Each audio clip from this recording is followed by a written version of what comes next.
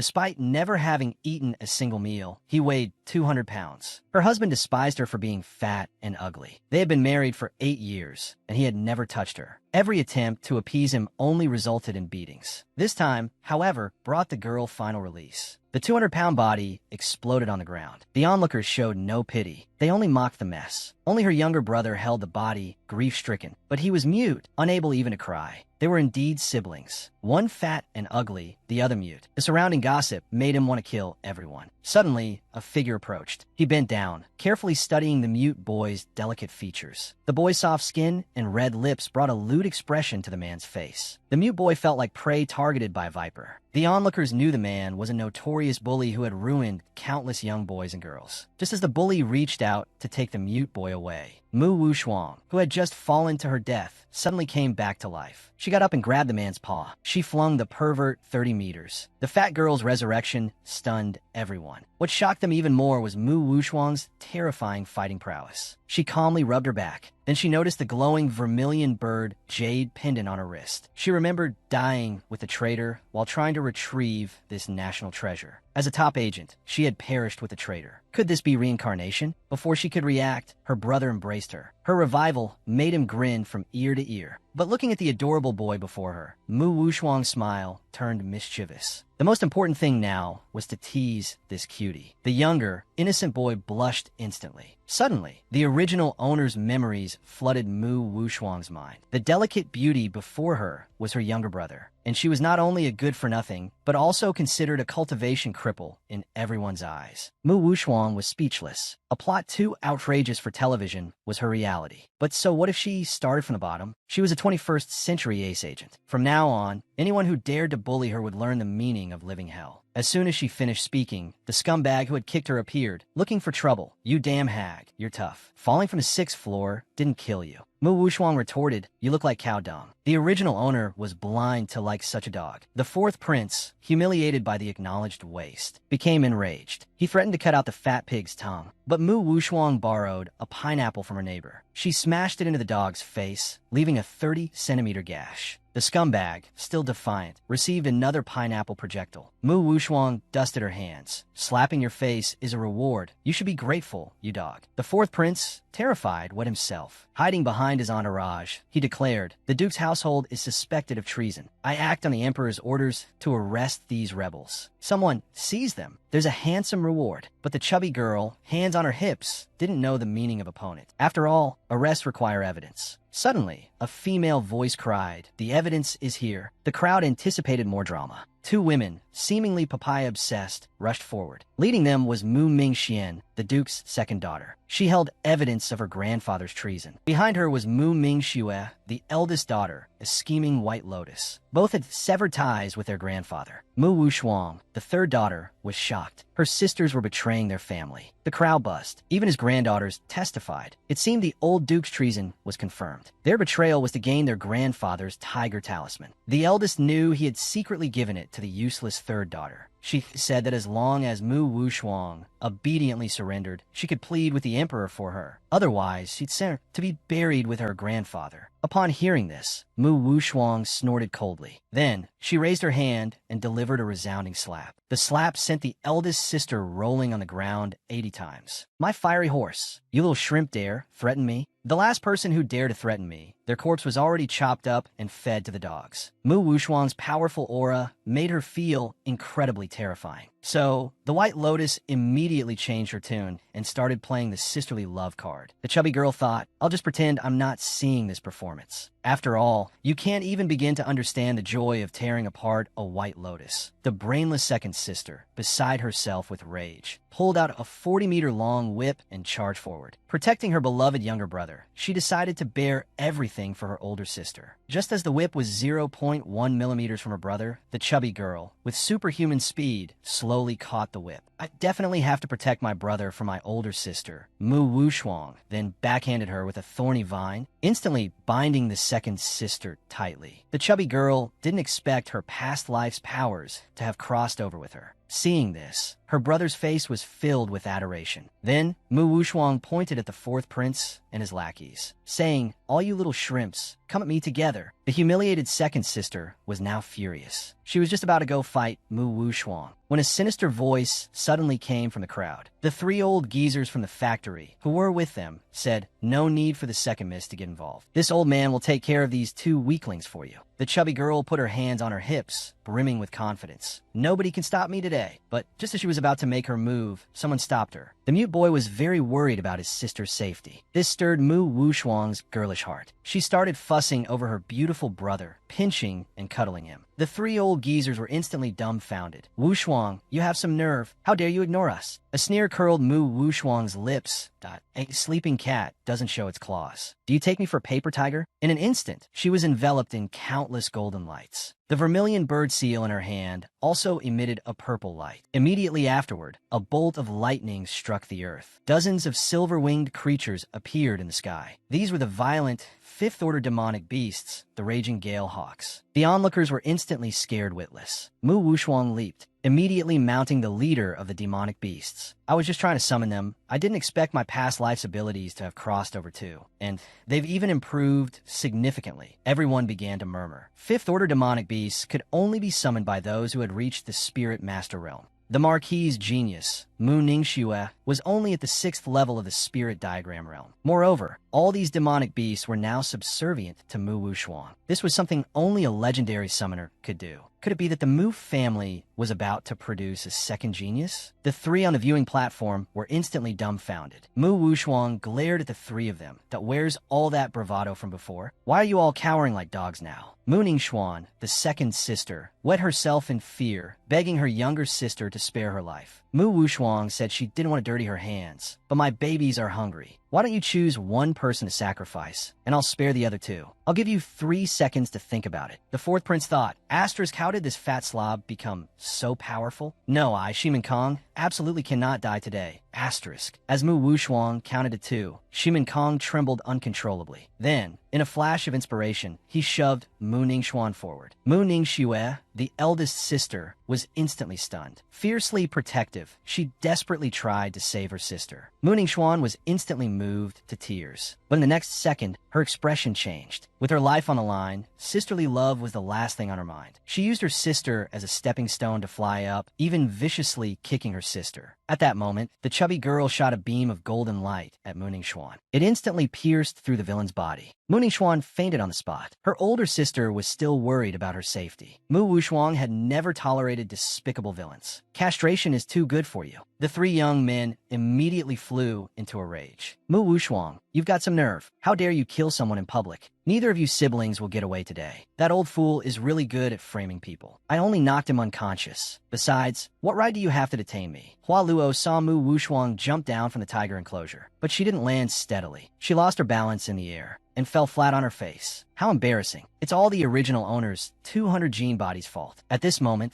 the three young men, disregarding any sense of honor, swarmed her while she was down. Mu Wushuang, prepare to die. Now you'll meet your maker. But suddenly, a golden light shot towards them, instantly striking the young men. A bewildered Mu Wushuang was stunned. She hadn't even made a move yet. A voice rang out from the distance. "Shijin Wangdao." It turned out that golden light was from him. Shijin Wang said coldly, "Who dares to cause such a commotion here?" Everyone's gaze turned towards the chubby girl. At this moment, Mu Wushuang began to recall the original owner's memories. The Regent King, Long Mo's hen, cruel and honest, was her little fiancé. "Wait, fiancé." Mu Wushuang suddenly revealed a wicked smile. Then, in front of everyone, she flirtatiously said, "Uncle Huang, I'm Shuang'er, your little fiancé." Everyone was shocked by her shamelessness. With her looks, she dared to seduce the Regent King? But as soon as Long Mo's hen heard the word Shuang'er, he began to look the chubby girl up and down. And her story goes back 20 years. Back then, the young Mu Wushuang and Long Mo's hen were childhood sweethearts. Mu Wushuang said that when she grew up, she would definitely marry him. Emperor Huang even promised to personally officiate their marriage. Now, Long Mo's hen became interested in this Shuang'er. He gestured for her to get into the carriage. However, Mu Wushuang started to tear up, saying she had been bullied and couldn't walk. She needed Uncle Huang to hug and carry her. Suddenly, Long Moshen's gaze was caught by something. He could actually see the figure of a secret agent within Shuang'er's body. But her 200 gene body was completely different. The Regent King frowned. Things seemed to be getting more and more interesting. He then took out a Yushin pill worth 100,000 from his sleeve and ordered the eunuch to give it to Shuang'er. Mu Wushuang, without hesitation, popped it into her mouth. A moment later, she felt her body filled with strength again. The Regent King's action undoubtedly acknowledged Schwanger. Things were unfolding beyond everyone's expectations. At this time, the Regent King's gaze turned cold. He coldly questioned everyone who injured her like this. The fourth prince, Shimin Kong, dropped to his knees with a thud. He explained that he was here to apprehend treasonous remnants. The Regent King's eyes flashed coldly. Fourth brother, you say my fiancé is a traitor? Explain yourself. Shimin Kong was speechless. At this moment, Mu Ningxue stepped forward and bowed to the Regent King. She stated that the evidence of her grandfather's collusion with foreign forces was conclusive. The fourth prince was acting on the emperor's orders. She brought up the emperor to prevent the Regent King from defying the imperial decree. This filled the Regent King with displeasure. Since when have I become your Uncle Huang? My fiancé calls me Uncle Huang as a term of endearment. Who are you? This frightened Mu Ningxue into silence. After all, the Regent King could end her life with a flick of his wrist. Calming down, Long Mo's hen asked her if she had an imperial decree. Mu Ningxue stammered that she didn't. Hearing this, Long Mo's hen secretly breathed a sigh of relief. In that case, I'll take Schwanger with me. He then extended his hand for Schwanger to enter the carriage. But just as Mu Wuxuang was about to take his hand, the emperor's edict suddenly arrived. Why the mandate of heaven, the emperor decrees. Muon Bong of the Duke's Manor has been found guilty of treason. Immediately apprehend the remaining traitorous conspirators. The two of them instantly smiled triumphantly. The edict arrived just in time. Now, how could Long Mo's hen save that wretch? Long Mo's hen pulled Schwanger close and held her in his arms. He gently told Schwang not to be afraid, that he would take care of everything. In this dynasty, any woman over 100 Jin had a social status lower than a dog. Walking on the street, she would be subjected to everyone's ridicule, until the Regent King fell in love at first sight with this woman, completely overturning the entire country's perception of fatness. It wasn't that the Regent King was blind or had some peculiar fetish. It was all because he could see what women would look like after they lost weight. This special ability made it incredibly easy for him to snag a wife. Even when the emperor decreed the arrest of the rebellious Yu clan, Long Mo's hen would tell Mu Wuxuang in a doting tone, "My darling, don't be afraid. This king's divine power will protect you." This moment made Mu Wuxuang understand what it meant to have her heart flutter. But amidst the might, a few snowflakes suddenly drifted towards them. Immediately after, the sky filled with swirling snow. For a moment, the entire crowd was in an uproar. Snow in June is a heavenly omen. Mu Ningxue couldn't believe it. Even the heavens were helping that fat pig. It seemed highly likely that the old Marquis's case was a miscarriage of justice. The Regent King then proposed a thorough investigation into this wrongful conviction to clear the old Marquis and his darling's name. The Emperor's eunuch dared not disobey in the slightest. The Regent King then caressed Mu Wuxuang's face. "Darling, I got my eye on you for life. Come back to the manor with me and freshen up." Love came too suddenly, leaving Mu Wuxuang somewhat bewildered. She wanted to escape, but there was no way out. The Regent King pulled her into his embrace. There had never been a woman he couldn't conquer. Mu Ningxue couldn't believe the Regent King was so fond of the fat girl. She gritted her teeth in fury. Mu Wuxuang saw her extreme reaction. At this moment, she suddenly knew what to do. Mu Wuxuang reached out and wrapped her arms around the Regent King's neck, giving him a loving hug right in front of Mu Ningxue. After all, a rich and foolish top benefactor falling from the sky was an opportunity she had to seize. Then, she gave her sister a look of utter disdain. Mu Wuxuang wasn't trying to anger her older sister unintentionally. It was deliberate. At this moment, Mu Ningxue wanted nothing more than to tear the fatty limb from limb. But Mu Wuxuang ignored her completely. With a call to depart, the two left for the manor under everyone's watchful eyes. But suddenly, Mu Wuxuang seemed to have forgotten something. She realized her beautiful younger brother was missing. It turned out that during the earlier fight, Baihu had hung him up to protect him. But when the sisters returned to the Marquis's manor, they found it on fire. Mu Wuxuang thought, those two sisters from the second branch are truly wicked. Not only did they falsely accuse our grandfather of rebellion, but they also set fire to the house. They want to completely destroy us. But now, this young lady is the reincarnation of a top-tier special agent. Don't blame me for being ruthless. But right now, the most important thing was to find a place to settle down. So, she cast an expectant glance at her top benefactor. Suddenly, a brilliant idea struck her. With tears in her eyes, Mu Wuxuang asked if she could stay at his place for a while and borrow 1,000,000 taels of silver to repair her throat. Hearing this, the Regent King agreed without hesitation. Mu Wuxuang was instantly dumbfounded. Why was such an outstanding man so good to her? Could it be that someone actually liked a fatty, or did he have ulterior motives? Mu Wushuang decided to test his sincerity. She immediately pouted her cherry lips. While he wasn't paying attention, she kissed him. If he truly had other intentions, he would definitely push her away. But to her surprise, the Regent King smiled. In a gentle voice, he whispered, "Darling, you're playing with fire." Mu Wushuang didn't expect his taste to be so unique. She decided to pretend to be half asleep. A moment later, she stretched and yawned, saying nothing about what had just happened. But when she turned to look at him, the Regent King gently lifted her chin. "Darling, why are you so restless in your sleep? Were you dreaming of me?" He then nuzzled his nose against hers, inhaling her sweet, yet not overpowering, fragrance. His handsome face made Mu Wushuang's heart race. As a player from the 21st century, she knew that men were natural hunters. Only by playing hard could she stimulate their desire to conquer. So, she placed a hand over his lips. By now, they were arriving at the gates of the Regent King's manor. He found the woman before him increasingly intriguing. The moment the palanquin landed, a delicate woman rushed forward. Rumor had it she was formerly from a brothel. Her frail body couldn't handle running for long, but she was willing to do it to greet her cousin, the Regent King. But she saw a chubby girl beside her cousin. With a seemingly friendly expression, she inquired who the newcomer was. Mu Wushuang explained she was staying for a few days, and immediately recognized the other woman's two-faced nature. Lu Jiaojiao exclaimed, "That's wonderful. Finally, a girl to keep me company."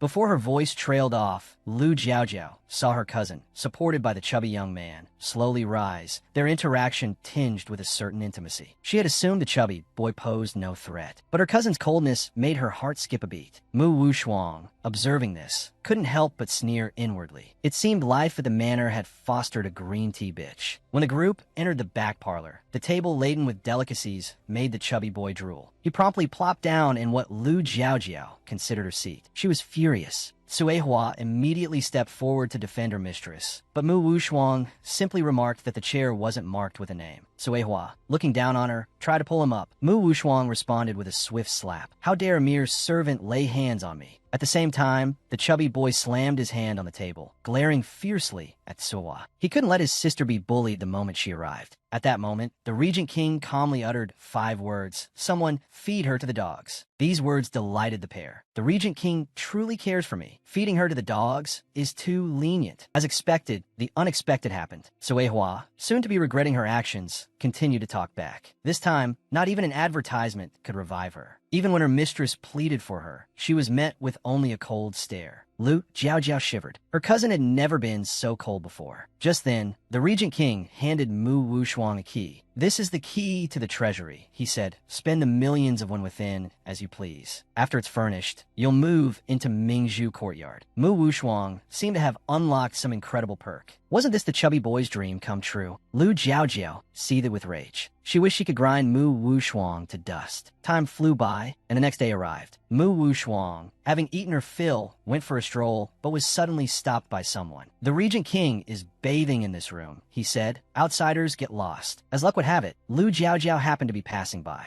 She coughed every few steps. The Regent King's personal guard immediately switched into fawning mode. It turned out he had a thing for the green tea bitch. Mu Wushuang found the people here quite amusing. Suddenly, she called out, "Uncle, can I come in?" The two smirked, waiting to see the fat slob humiliated. But the Regent King's response left them dumbfounded. Mu Wushuang smiled politely.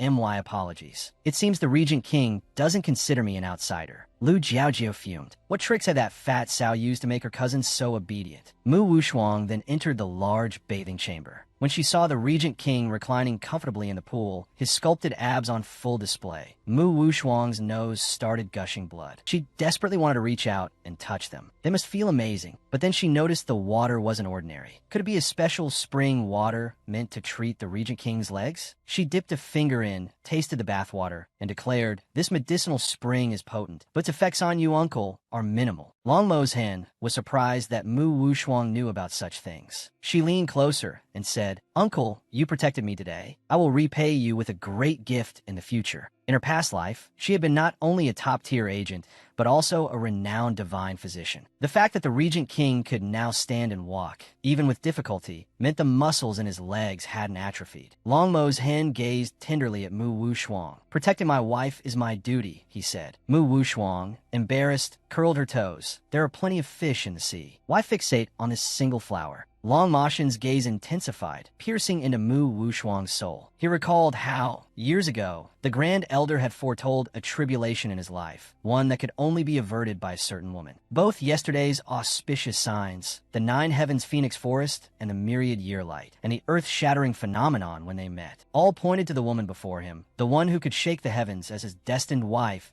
Of all the waters in the world, I desire only a single scoop. No other beauty can compare to even half your soul. Mu Wu Shuang, hearing that he could see her soul, thought he was quite the charmer. She still didn't quite believe him. "Then I'll prove it to you." He then tried to pull him down. But no matter how hard he tried, Mu Wu Shuang remained as steady as a mountain. Mu Wu Shuang, having played enough, gave him a kind smile. Then her expression suddenly changed. She immediately picked him up like a little chick. Limasheng wasn't wearing any clothes. The chubby boy awkwardly said he didn't see anything. While he was still stunned, the Regent King suddenly pulled him into the pool. Mu Wu Shuang thought, could he be so angry that he's lost his mind and wants to drown me? She used all her strength to get her head above water. At this moment, the Regent King made a decision that went against his ancestors. He wanted to give his family heirloom jade pendant to Shuang. Mu Wu Shuang was so scared she was gasping for air. She almost thought she was going to die. But Schwanger's neck was too thick, and the jade pendant wouldn't fit. The two were dumbfounded. Fortunately, the Regent King thought quickly and said that the jade pendant was actually a bracelet. "This is proof that you belong only to me." Mu Wu Shuang could see that it was a matching dragon and phoenix design, and it clearly had a significant history. It seemed the Regent King really wanted to marry her. But she had been reborn not to marry. So she leaned close to the Regent King's ear and said, "With all due respect, I'm currently severely poisoned and have even lost the ability to move my legs. I wonder if you're still capable." He grabbed Schwanger's small hand and made a decision that went against his ancestors. The girl had simply asked if his charger still worked. This made the Regent King immediately make a decision that went against his ancestors. He wanted to let the girl know that there was something in this world harder than a diamond. Just when the girl thought her virtue was about to be compromised, the Regent King's tears started flowing uncontrollably because his charger, along with his legs, had long been broken. It just so happened that Lu Jiaojiao brought the Regent King a tonic, the kind that could restore a man's virility. This was undoubtedly rubbing salt in the Regent King's wound. Just as Mu Wu Shuang, pouting her cherry lips, was about to excuse herself, the Regent King grabbed her firm arm. Mu Wu Shuang was stunned. At this moment, the scheming green tea bitch just happened to push open the bathroom door. She saw a scene that made her see red. Her cousin was actually bathing and playing with that fat pig. If this continued, her position as mistress of the house would be in jeopardy. So she made a decision that went against her ancestors. With a scream, she fainted and collapsed on the ground. The two in the bath were dumbfounded. It wasn't until the young doctor finished checking Lu Jiaojiao's pulse that they realized how frail she was. Her maids immediately started wailing and begging the doctor to save their mistress. Mu Wu Shuang thought to herself, she usually looks quite rosy-cheeked. She's clearly faking it. The young doctor said, "We must resolve the young mistress's inner turmoil, or else she cannot be bled for you when the full moon arrives, especially if she hasn't recovered by then." Hearing this, Mu Wu Shuang's face was filled with terror. Could this Regent King be the legendary vampire? But when she looked in his mouth, she didn't see any fangs. The Regent King explained that he just needed a little of her blood to detoxify himself. At this moment, Schwanger finally understood why the Regent King kept her in the manor, even though he clearly loathed her. Suddenly, a maid dropped to her knees. She said, "The young mistress has given so much, yet she hasn't received any recognition. This has caused her to become lovesick and heartbroken. Today, this servant dares to seek justice for my mistress." Her voice was filled with trepidation. Mu Wu Shuang sneered. So all this drama was for this. The Regent King said coldly, "I will only marry Schwanger in this lifetime." Hearing this, Schwanger looked at the Regent King in disbelief. The feigning Lu Jiaojiao couldn't believe her eyes either. Mu Wu Shuang didn't want to get involved in this rich people's drama, but seeing as the Regent King had shown her kindness, she decided to help him deal with that unruly green tea bitch. She picked up a chamber pot, intending to cool her sister down. The green tea bitch broke out in a cold sweat, thinking, "Is this fat pig trying to drown me?" Suddenly, Mu Wu Shuang accidentally bumped into the corner of a table and accidentally splashed the 100-degree liquid onto her. Suehua. So Mu Wu Shuang let her experience the taste of the soup as well. Seeing this, the Regent King couldn't help but chuckle, and why dear Schwanger is truly amusing. Suddenly, a hand landed heavily on the chubby boy's left shoulder. The green tea bitch grabbed the chubby boy by the collar, ready to put the fatty in her place. Mu Wushuang, pleased with her successful scheme, wore a smile. Lucha's strong right arm raised her hand, about to deliver a resounding slap. Just then, the director had the Regent King quickly stop her. Lu Jiaojiao, you have some nerve. How dare you act so presumptuously before this king? From now on, in this manner, if anyone dares to utter even half a word of this nonsense, or cause Shuang any displeasure, this king will severely punish them. With that, he flung her harshly to the ground. Lu Jiaojiao sprawled on the ground, blankly watching the two ambiguous figures depart. Mu Wushuang returned to her Mingzhu courtyard. Only then did she discover that her wrist had been scratched and was bleeding from that wretched servant girl's grip. She thought to herself, it's easy to lose your life in this world. I have to carefully consider how to survive. But with this physique of mine, I'm afraid it'll be inconvenient to do anything. Never mind fighting with others. Even running a few steps would tire me to death, let alone conquering the myriad handsome men of ancient times. So, the most important thing right now is to lose weight. Suddenly, her vermilion bird jade pendant emitted a bright light. Immediately after, countless golden rays of light surrounded her. When she opened her eyes, she discovered that the surrounding environment had completely changed. There were even two phoenixes soaring across the sky. Who knew that the moment the phoenixes landed, they transformed into two children? The boy was called Xiao Zhu, and the girl was called Xiao Quebec. Mu Wushuang, completely bewildered, picked up the two little ones, thinking she was dreaming. Xiao Ke immediately shook off Mu Wushuang's hand, her face cold as she declared, "This is the vermilion bird jade pendant space. We are the space's spirits." Xiao Zhu, on the other hand, enthusiastically explained a whole lot to her. At this moment, Xiao Ke brought over a dozen thick books, saying, "I'm too lazy to explain the rest. Read it yourself." Seeing this, Xiao Zhu hurriedly warned her, "You should be more enthusiastic to the master." Mu Wushuang then opened a setting explanation book. It turned out that this world was divided into 3 continents, and she was in the lowest ranked, the 9 Heavens continent. Only by leveling up could she go to other higher ranked continents to obtain more spiritual energy. And the cultivation levels here were also like the game Honor of Kings, from bronze all the way to king. Xiao Zhu added that one day here was equal to 2 days outside, and the environment would change according to the master's cultivation level. Mu Wushuang finally understood why she opened her eyes to a thatched hut. It turned out she was just a useless iron rank. Xiao Ke's sneer made her instantly visualize it. Xiao Zhu hurriedly covered Xiao Ke's mouth, again warning her that only by serving the master well could they get better. Then he told the master, "You are the child of divine favor, naturally able to summon all living things. With a celestial spirit body, your cultivation speed will be extremely fast." Mu Wushuang didn't believe it at all. With this body of mine,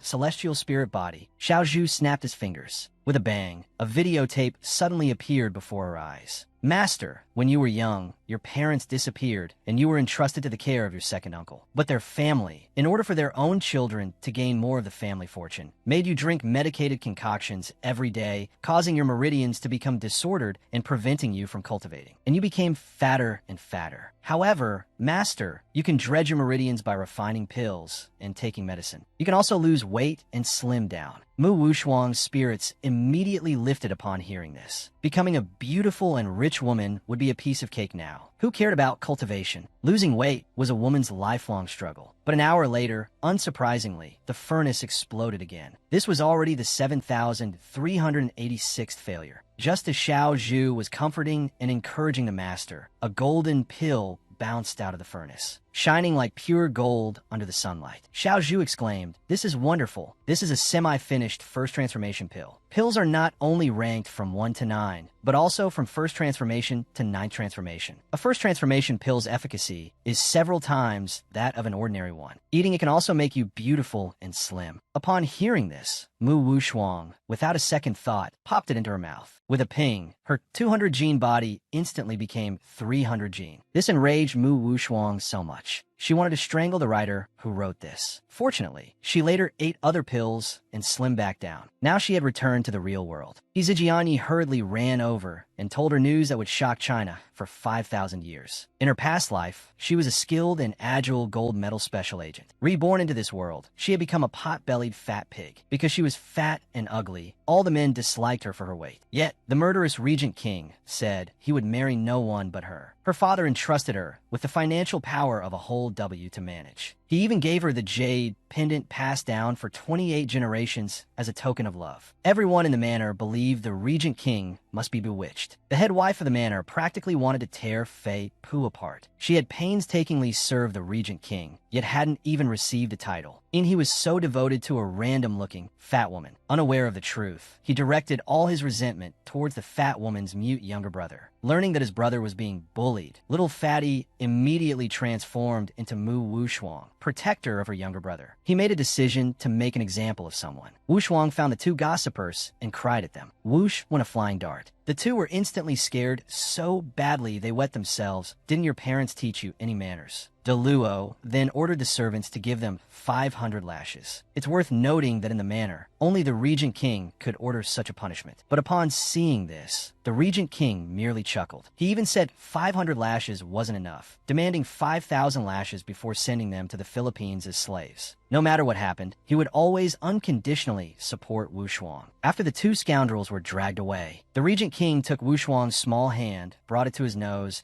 and inhaled deeply. Leave this kind of thing to me in the future. Don't dirty your precious hands. Although little Fatty didn't know why the regent king loved him, he was self-aware about his figure. Every night, he would do an hour, 60 minutes of yoga to lose weight. At this moment, the regent king personally came to apologize for what happened earlier and even brought his favorite Peking duck. The moment Wushuang opened the door, the regent king saw him again, the soul of a special agent within. This instant of heart-fluttering excitement made the regent king's heart skip a beat. Although the soul was a special agent's, the appetite belonged to the original owner of the body. He simply couldn't resist the temptation of a large drumstick. He ate and cried, saying today's weight loss efforts were all for nothing. Suddenly, Wushuang felt a shiver run through his body. The regent king pulled him into an embrace. Darling, you're not fat at all. Don't lose weight anymore. However, it was all a fantasy. The reality was that he couldn't even wrap one arm around Wushuang's waist. Because of his unparalleled appetite, Mu Wushuang finished all the midnight snacks. Now, he was even fuller than a pig. After thanking the regent king for his kindness, he urged him to go back to sleep early. The regent king didn't understand why Wushuang kept pushing him away. So, he made a decision that went against his ancestors. He lifted Wushuang's small, delicate face and softly said, I have something more important than sleep to do. Upon hearing this, Wushuang's face immediately flushed. The regent king slowly uttered two words, make piglets. Wushuang was instantly dumbfounded. He said, let me wipe the grease off my mouth with a diaper first. But the regent king suddenly pounced on him. Darling, why bother doing it yourself? I'll wipe it for you with the softest thing in the world. However, as expected, an accident was about to happen. Mu Wushuang actually broke his bed. Luckily, the regent king reacted quickly and caught him. Disregarding his own safety, he embraced Wushuang, and then they both fell heavily to the floor. The 200-gene Wushuang almost crippled him. Fortunately, Bing Nu promptly took him to the Imperial physician. Mu Wushuang was in tears. It seemed losing weight was imperative. The next day, this incident spread throughout the manor. Everyone was saying the regent king was impotent and had been kicked out of bed. Now the whole internet knew the regent king was the most incapable male lead. So, to compensate, he needed to quickly improve his cultivation to solve his leg problem. Moreover, his brother's body also needed pills to recover quickly. However, the pills he refined were all half-finished. Mu Wushuang couldn't help but suspect the quality of the pill furnace. Xiao Ke said coldly, you should look for the reason within yourself. Many alchemists merge with their natal flame before refining pills. Master doesn't have a flame, so naturally, you can't control the heat. Mu Wushuang asked where they could find a flame. Xiao Zhu suggested going to the auction house. So, Mu Wushuang took his brother to the auction house. Suddenly, a dog from his past life blocked their path. It was the sickly-looking Prince Gong Xian, the younger prince. Long ago, it was he who sent people to ambush his brother, causing him to become mute and unable to cultivate. Wushuang decided to teach him a lesson. Well, who do we have here? You're so frail, I almost didn't recognize you. These words infuriated Prince Gong Xian, but he was no match for little Fatty in a verbal sparring match. And at this moment, a young gentleman was quietly observing Mu Wushuang. The girl accidentally slimmed down to 200 gene, which made the regent king fall deeply in love with her. On this day, the crown prince merely glanced at the girl in the crowd, and he couldn't forget her face. His mind was filled with the girl's delicate features. His friend, seemingly noticing the crown prince's unusual behavior, remarked, don't tell me you've also fallen for Fatty. The crown prince immediately told him to shut his foul mouth. The term fatty was extremely jarring to the Crown Prince's ears. The friend was surprised by the Crown Prince's sudden change in taste. He was puzzled, saying, "During the selection for the Crown Princess, you chose a great beauty." The Crown Prince replied, "Beautiful faces are all the same, but an interesting soul is one in a million." Meanwhile, Mu Wushuang was sparring with the young lord. The young lord, with a smug look, Lo-jug his pregnant concubine, Mei Yuan, boasted about his undiminished virility and robust kidneys. Little fatty put his hands on his hips. "You don't even know what a real opponent is. Look at your receding hairline and dark circles under your eyes. You clearly have kidney deficiency, and you still managed to have a child? Congratulations on being a cuckold." The onlookers gossiped. "You really can't say for sure who the father is. I think the young lord should change his name to Young Cuckold." The surrounding whispers enraged him. He immediately drew his 40-meter-long sword, intending to stab Fatty. Just as he lunged forward, the Crown Prince made a decision that defied his ancestors. He jumped from the 6th floor to save the girl. But Mu Wushuang had already grabbed the young lord, restrained him, and flung him 30 meters. The Crown Prince, hanging in midair, was utterly dumbfounded. But at this point, he couldn't take back his ancestor-defying decision. Wushuang seemed to hear a man scream from above. She instinctively reached out her arms to catch him. But unexpectedly, it was the Crown Prince who fell from the sky. The Crown Prince nestled in Wushuang's arms, panting delicately. His heart pounded for a long time. The impotent young lord cursed, "You fat woman, you dare to throw me. Just you wait. I'll have someone deal with you sooner or later, including your crippled brother." Hearing this, Mu Wushuang immediately perked up. She threw the Crown Prince aside and said, "Last time, you used tricks to make my brother lose to you. If you have the guts, have another death match with him in half a month." Her mute brother broke out in a cold sweat, as he no longer possessed any martial arts skills. Mu Wushuang told him not to be afraid.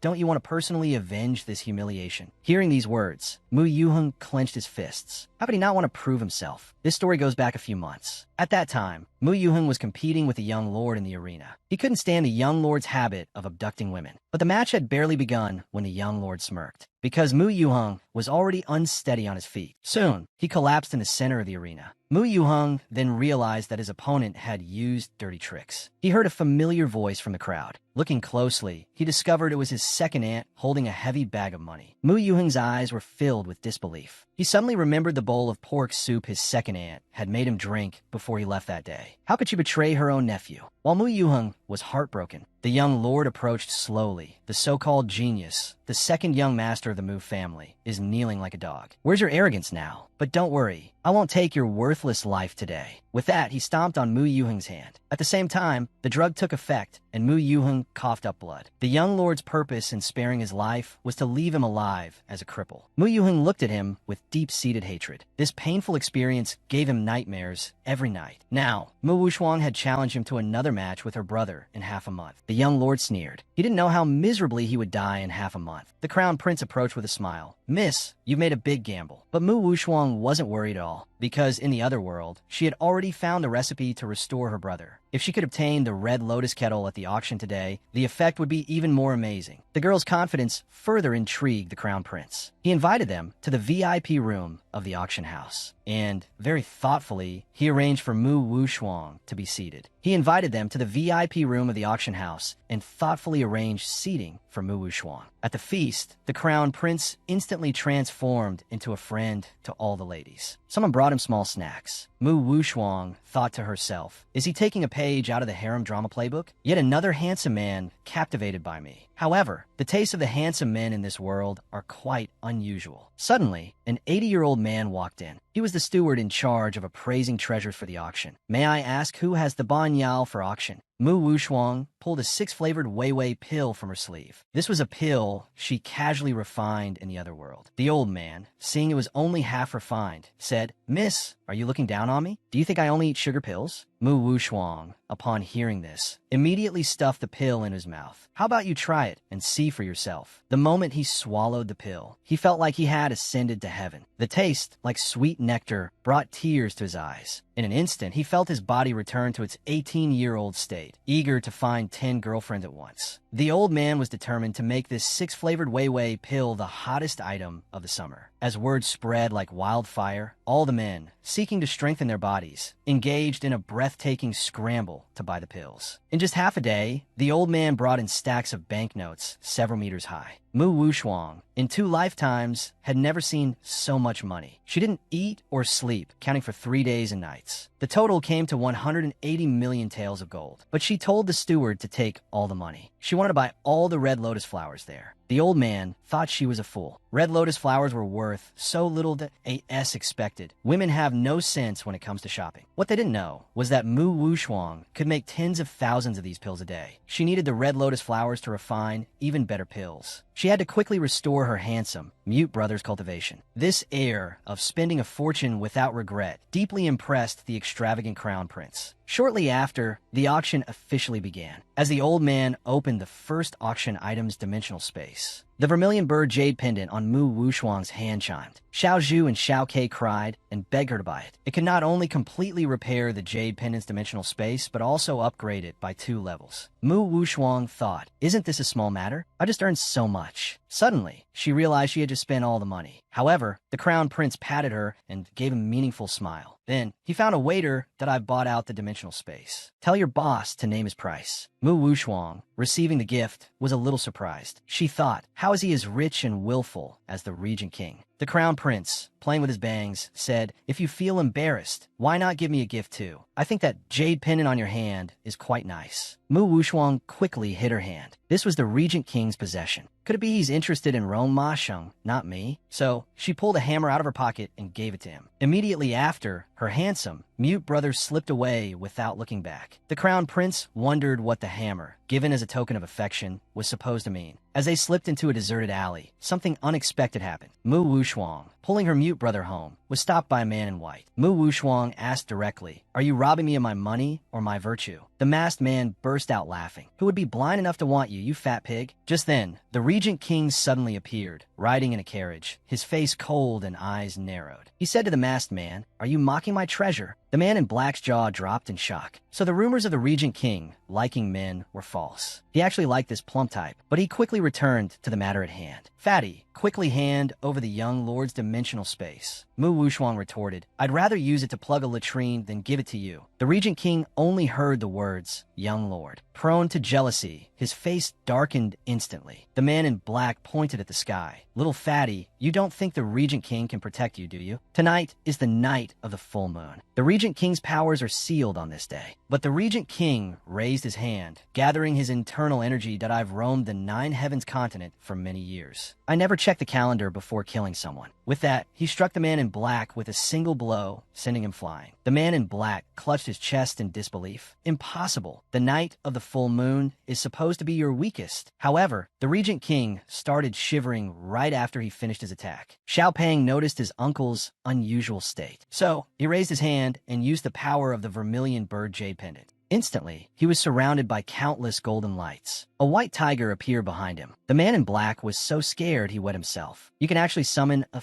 5th-order demonic beast. Who are you? Mu Wushuang sneered. She offered a friendly greeting to his entire family. At this moment, the man in black used the 36th stratagem, specifically the 38th, a diversionary tactic. Look, your husband seems to be in trouble. Sure enough, the potent poison started to take effect, and Long Mo Shun began coughing up blood. While Mu Wushuang was checking his pulse, the man in black stole his dimensional space from behind. Mu Wushuang was about to chase after him, but she was worried about Long Mo Shun. Long Mo Shun said he was fine, but Mu Wushuang said, you don't look too good to me. These words reminded Long Mo Shun of the last time Mu Wushuang said he was no good in the bathhouse. He immediately became furious and said, this king is angry. Mu Wushuang said that a mere stone was not as important as his safety. Upon hearing this, the Regent King blushed. At the same time, Xiao Pang urged his brother to go home. But Mu Yuheng felt useless, only able to watch his sister being bullied. Back at the manor, servants brought 3 rounds of dishes. But Mu Wushuang had no appetite. She was very worried about her uncle's health. The spirit within the jade pendant also blamed her for being useless. She had to find a way to get the dimensional space back. Meanwhile, a servant brought the Regent King blood to counteract the poison. It had been drawn from his cousin. But when the servant opened the door, the room was empty. It turned out the Regent King was contemplating life under the moonlight. He wondered when he would be able to overcome this tribulation. Then the servant found him and brought him the blood to neutralize the poison. Long Mo, Shun recalled the Grand Elder's words. To overcome this tribulation, he had to find his destined person. Long Mo, Shun's gaze turned cold. This troublesome blood was only a temporary solution. To fully detoxify, he had to bring Mu Wushuang home and consume her blood as soon as possible. The next day, Mu Wushuang entered the space within the vermilion bird jade pendant. She took out the red lotus she had bought at the auction. Xiao Zhu told her she needed to focus and absorb the different types of fire into herself. So, Mu Wushuang sat on the ground and began to meditate. But all she could think about was losing weight. The red lotus remained suspended in midair, motionless. Seeing this, Mu Wushuang was dumbfounded. She then offered a friendly greeting to Xiao Zhu's entire family. Xiao Ke said her foundation was too weak to resonate with the different types of fire. She needed to buy a cauldron as an aid. So, Xiao Pang went out again to buy a cauldron. But as soon as he opened the door, the green tea bitch blocked his way. She held up a bandage, looking smug that I detoxified the Regent King again yesterday. He'll never be able to leave me. Mu Wushuang retorted, that just proves you're a little milk cow. Nothing to be proud of. The Regent King's manor has plenty of feed for you. She then left without looking back. The humiliated green tea bitch went to the Regent King for comfort. Her feigned helplessness gave him a headache. Suddenly, a servant came to report that the mistress had just left. The Regent King wondered why Mu Wushuang had been going out so often lately. He decided to see what she was up to, leaving the green tea bitch sobbing on the floor. Mu Wushuang was choosing a cauldron, just as she was about to buy the best one in the shop. Someone else beat her to the punch and paid for it. The sickly young Prince Gong Xin looked at Xiao Pang, grinning. You fat, useless woman, buying a cauldron? Don't tell me you think you can actually absorb different types of fire. He then took out his own different type of fire. Looking smug, seeing this, Mu Wushuang almost burst out laughing. Your fire is small and green. It's a perfect match for you, but it's not surprising you'd have that kind of fire. After all, you're a rare species, a green-headed turtle, aren't you? These words infuriated the young prince. He was about to attack, but his housekeeper rushed over and delivered news that shocked the nation for 5,000 years. The girl had only accidentally slimmed down to 200 pounds, and the Regent King had already declared that he would marry no one but her. The Crown Prince fell in love with her at first sight, because they both knew interesting looks are a dime a dozen, but a beautiful soul is one in a million. The two were about to start their game of vying for this special girl. But just now, the impotent younger prince was on the street, harassing Xiao Pang's parents. The reason being, he just found out his concubine ran off to find love, taking her baby bump with her. And the 8-month-old fetus wasn't even his. So he took all his anger out on the fat woman. However, at this moment, a hand patted him. The Crown Prince picked him up like a chicken. The younger prince was so scared he peed his pants. The Crown Prince, with a benevolent look, warned him, cause any more trouble, and I'll fill up the bellies of all the women in your backyard. With 100 million on allowance every day, he was just worried he had nowhere to spend it. So the younger prince dropped some harsh words, saying he would kill his mute little brother in a martial arts competition a month later. Then he went crying to his parents to find his runaway concubine. At this time, the Crown Prince pretended to run into Xiao Pang and greeted her. But in reality, he stalked her on the streets every day. Mu Wushuang gave an awkward and polite, reciprocal smile. Unexpectedly, the Crown Prince pulled out the love token Xiao Pang had given him. He really wanted to know what a hammer represented. Mu Wushuang didn't like being pestered. It seemed she had to get rid of them quickly. So she had them both sit on small stools and listen to her story. A long, long time ago, a prince defeated an evil dragon and married his childhood sweetheart princess. But less than 6 months after their wedding, the prince fell for a homewrecker and showed off his affection for her right in front of the princess. The poor princess was left with nothing but a hammer. At that moment, she came to a sudden realization. All men are pigs, and love is worthless. After saying this, she bowed and disappeared, leaving her name unsung. But the Crown Prince became deeply moved. He believed some scumbag must have hurt Xiao Pang, and he had to find a way to heal her. Meanwhile, Mu Wushuang was thinking about where to buy another building when she was suddenly attracted by a delicious aroma. Looking up, she saw it was Shaxian delicacies. She swore this would be her last meal before dieting. She then called the waiter and asked for 1 book's worth. The waiter wondered, we don't have any dishes sold by the book. The exasperated owner smacked him upside the head. Are you stupid? 1 book means everything on the menu. He then rushed over to Xiao Pang and said, honored customer, you are now our supreme VIP member. Any requests, just ask. In no time, the waiter brought out a feast of dishes. Mu Wushuang picked up a piece of 82 golden fish and a bowl of aged pickled mustard greens. Combining the two, she stuffed them into her Kazalan small mouth. Unexpectedly, the Regent King suddenly appeared behind her. He looked at Xiao Pang affectionately, hoping his darling would feed him a bite. The bewildered Mu Wushuang blushed and her heart raced. The Regent King thought his darling was captivated by his handsome face. But to his surprise, Xiao Pang handed him a bowl of something unknown, saying, "Royal uncle, since you're out and about, it seems you've recovered in that aspect." She then diligently handed him chopsticks, urging him to help himself, leaving the Regent King sighing. Meanwhile, the Crown Prince and his friend also sat down nearby. Suddenly, the Crown Prince's attention was caught by a familiar voice. He discovered his beloved was also dining at Shaxian Delicacies. But why was there a strange man sitting next to her? At the same time, the ever-vigilant Regent King also noticed him. They had both seen each other before. The Crown Prince assumed the scumbag Xiao Pang mentioned was him. Long Mo Shun also knew the Crown Prince must have some ulterior motive. So he picked up the 200 gene Xiao Pang and picked up a piece of fatty meat to feed her. This sudden change of attitude left Xiao Pang bewildered. There must be something fishy going on. And then, in the moment she looked back, she unexpectedly saw Hammerbro was also there, with a blush on his face. Based on her past experience reading cheesy novels, she seemed to understand something. A few days ago, Hammerbro was so nice to me, just to get the jade pendant Long Mo Shun gave me. Now Hammerbro has come looking for me, and Long Mo Shun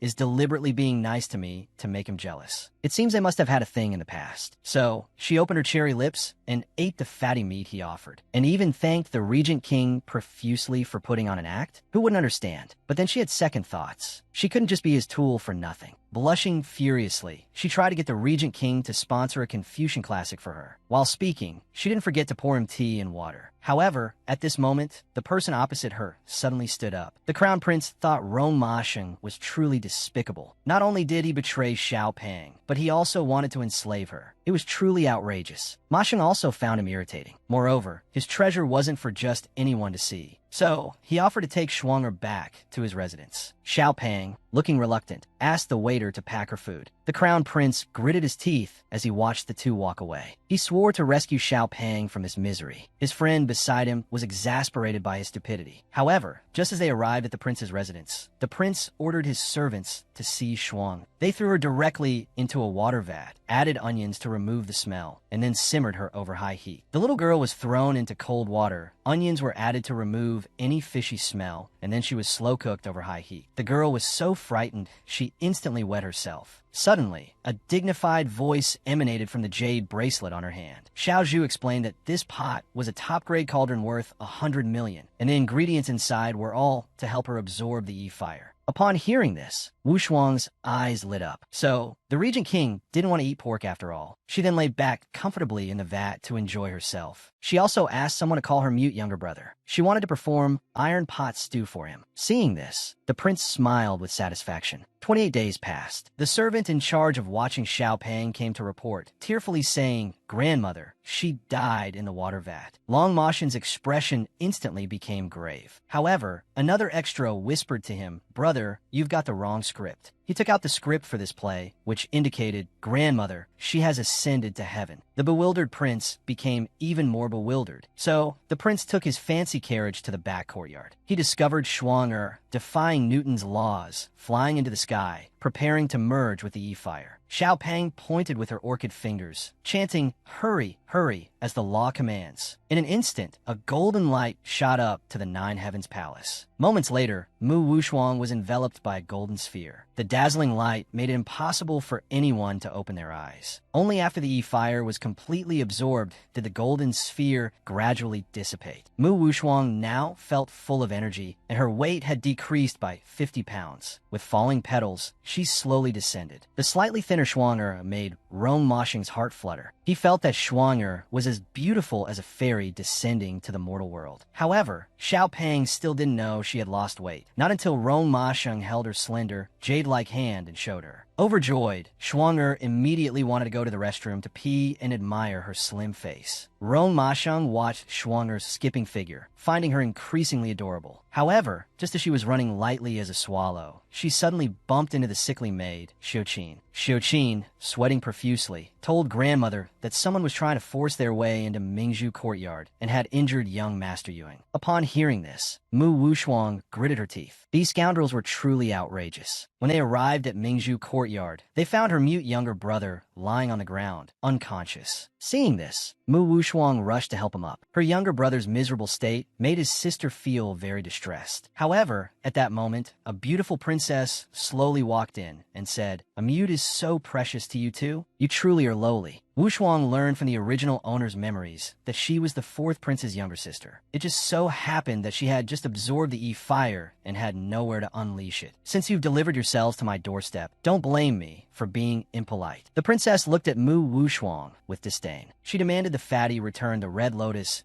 fire to her. Mu Wushuang retorted, "I bought the fire with my own money. Since when did it become yours? You bitch." The princess, however, said, "Anything this princess sets her eyes on must be mine. Everything in this world belongs to this princess. If you submit to me, perhaps you can suffer less." But as soon as she finished speaking, a ball of flame rushed towards her. It gave the princess a free, trendy new hairstyle. The burned princess was furious. Schwanger gathered the power of the fire in her dantian. Countless flames swirled around her. The princess hadn't expected that she had already absorbed the red lotus fire. Now the princess had lost all reason. She ordered her subordinates to seize her. So, two lackeys recklessly charged forward. Seeing this, Mu Wushuang couldn't help but sneer. She raised her hand and flicked her wrist. The two lackeys immediately sneered. "Princess Jiuquan, what kind of useless trash did you bring? They're utterly pathetic." However, the princess's face darkened, and she let out a malicious chuckle. Because, at some point, the mute younger brother had become their hostage. They tried to escape with the mute younger brother as a hostage, but the regent king blocked their path. The princess immediately rushed forward, playing the victim. The regent king doted on Mu Wushuang so much that he naturally wouldn't give the princess a pleasant look. The princess was forced to have her men release the mute younger brother. The more she thought about it, the angrier she became. Consumed by rage, she felt humiliated by this lowly commoner. So, she viciously struck Mu Yuhong, the mute younger brother, in the back. He immediately coughed up what looked like 3 pints of blood. Mu Wushuang, her eyes flashing with fury, rushed over to him. After striking him, the princess's expression changed drastically. That blow had severed the little life force her brother had left. She glared at the princess with uncontainable rage that "I was going to spare your life, but today, I'm going to kill you." However, at this moment, the regent king took out a red pill, saying it could temporarily extend her brother's life for a day. The princess stared at the regent king in disbelief that a 6-tier pill? You'd use it on a useless mute. But the regent king glared at her coldly. "Don't think that just because you're royalty, I won't dare touch you." Mu Wushuang also issued a harsh warning. "Once my brother is healed, I'll settle the score with you." It was the first time the regent king had seen Mu Wushuang like this. So he let her handle the matter. "I'll take care of the body," he said, then had his men forcibly drag the princess away. Mu Wushuang said, "I owe you for this 6-tier pill. When I'm stronger, I'll repay you with something even better." The regent king naturally replied, "Your brother is my brother."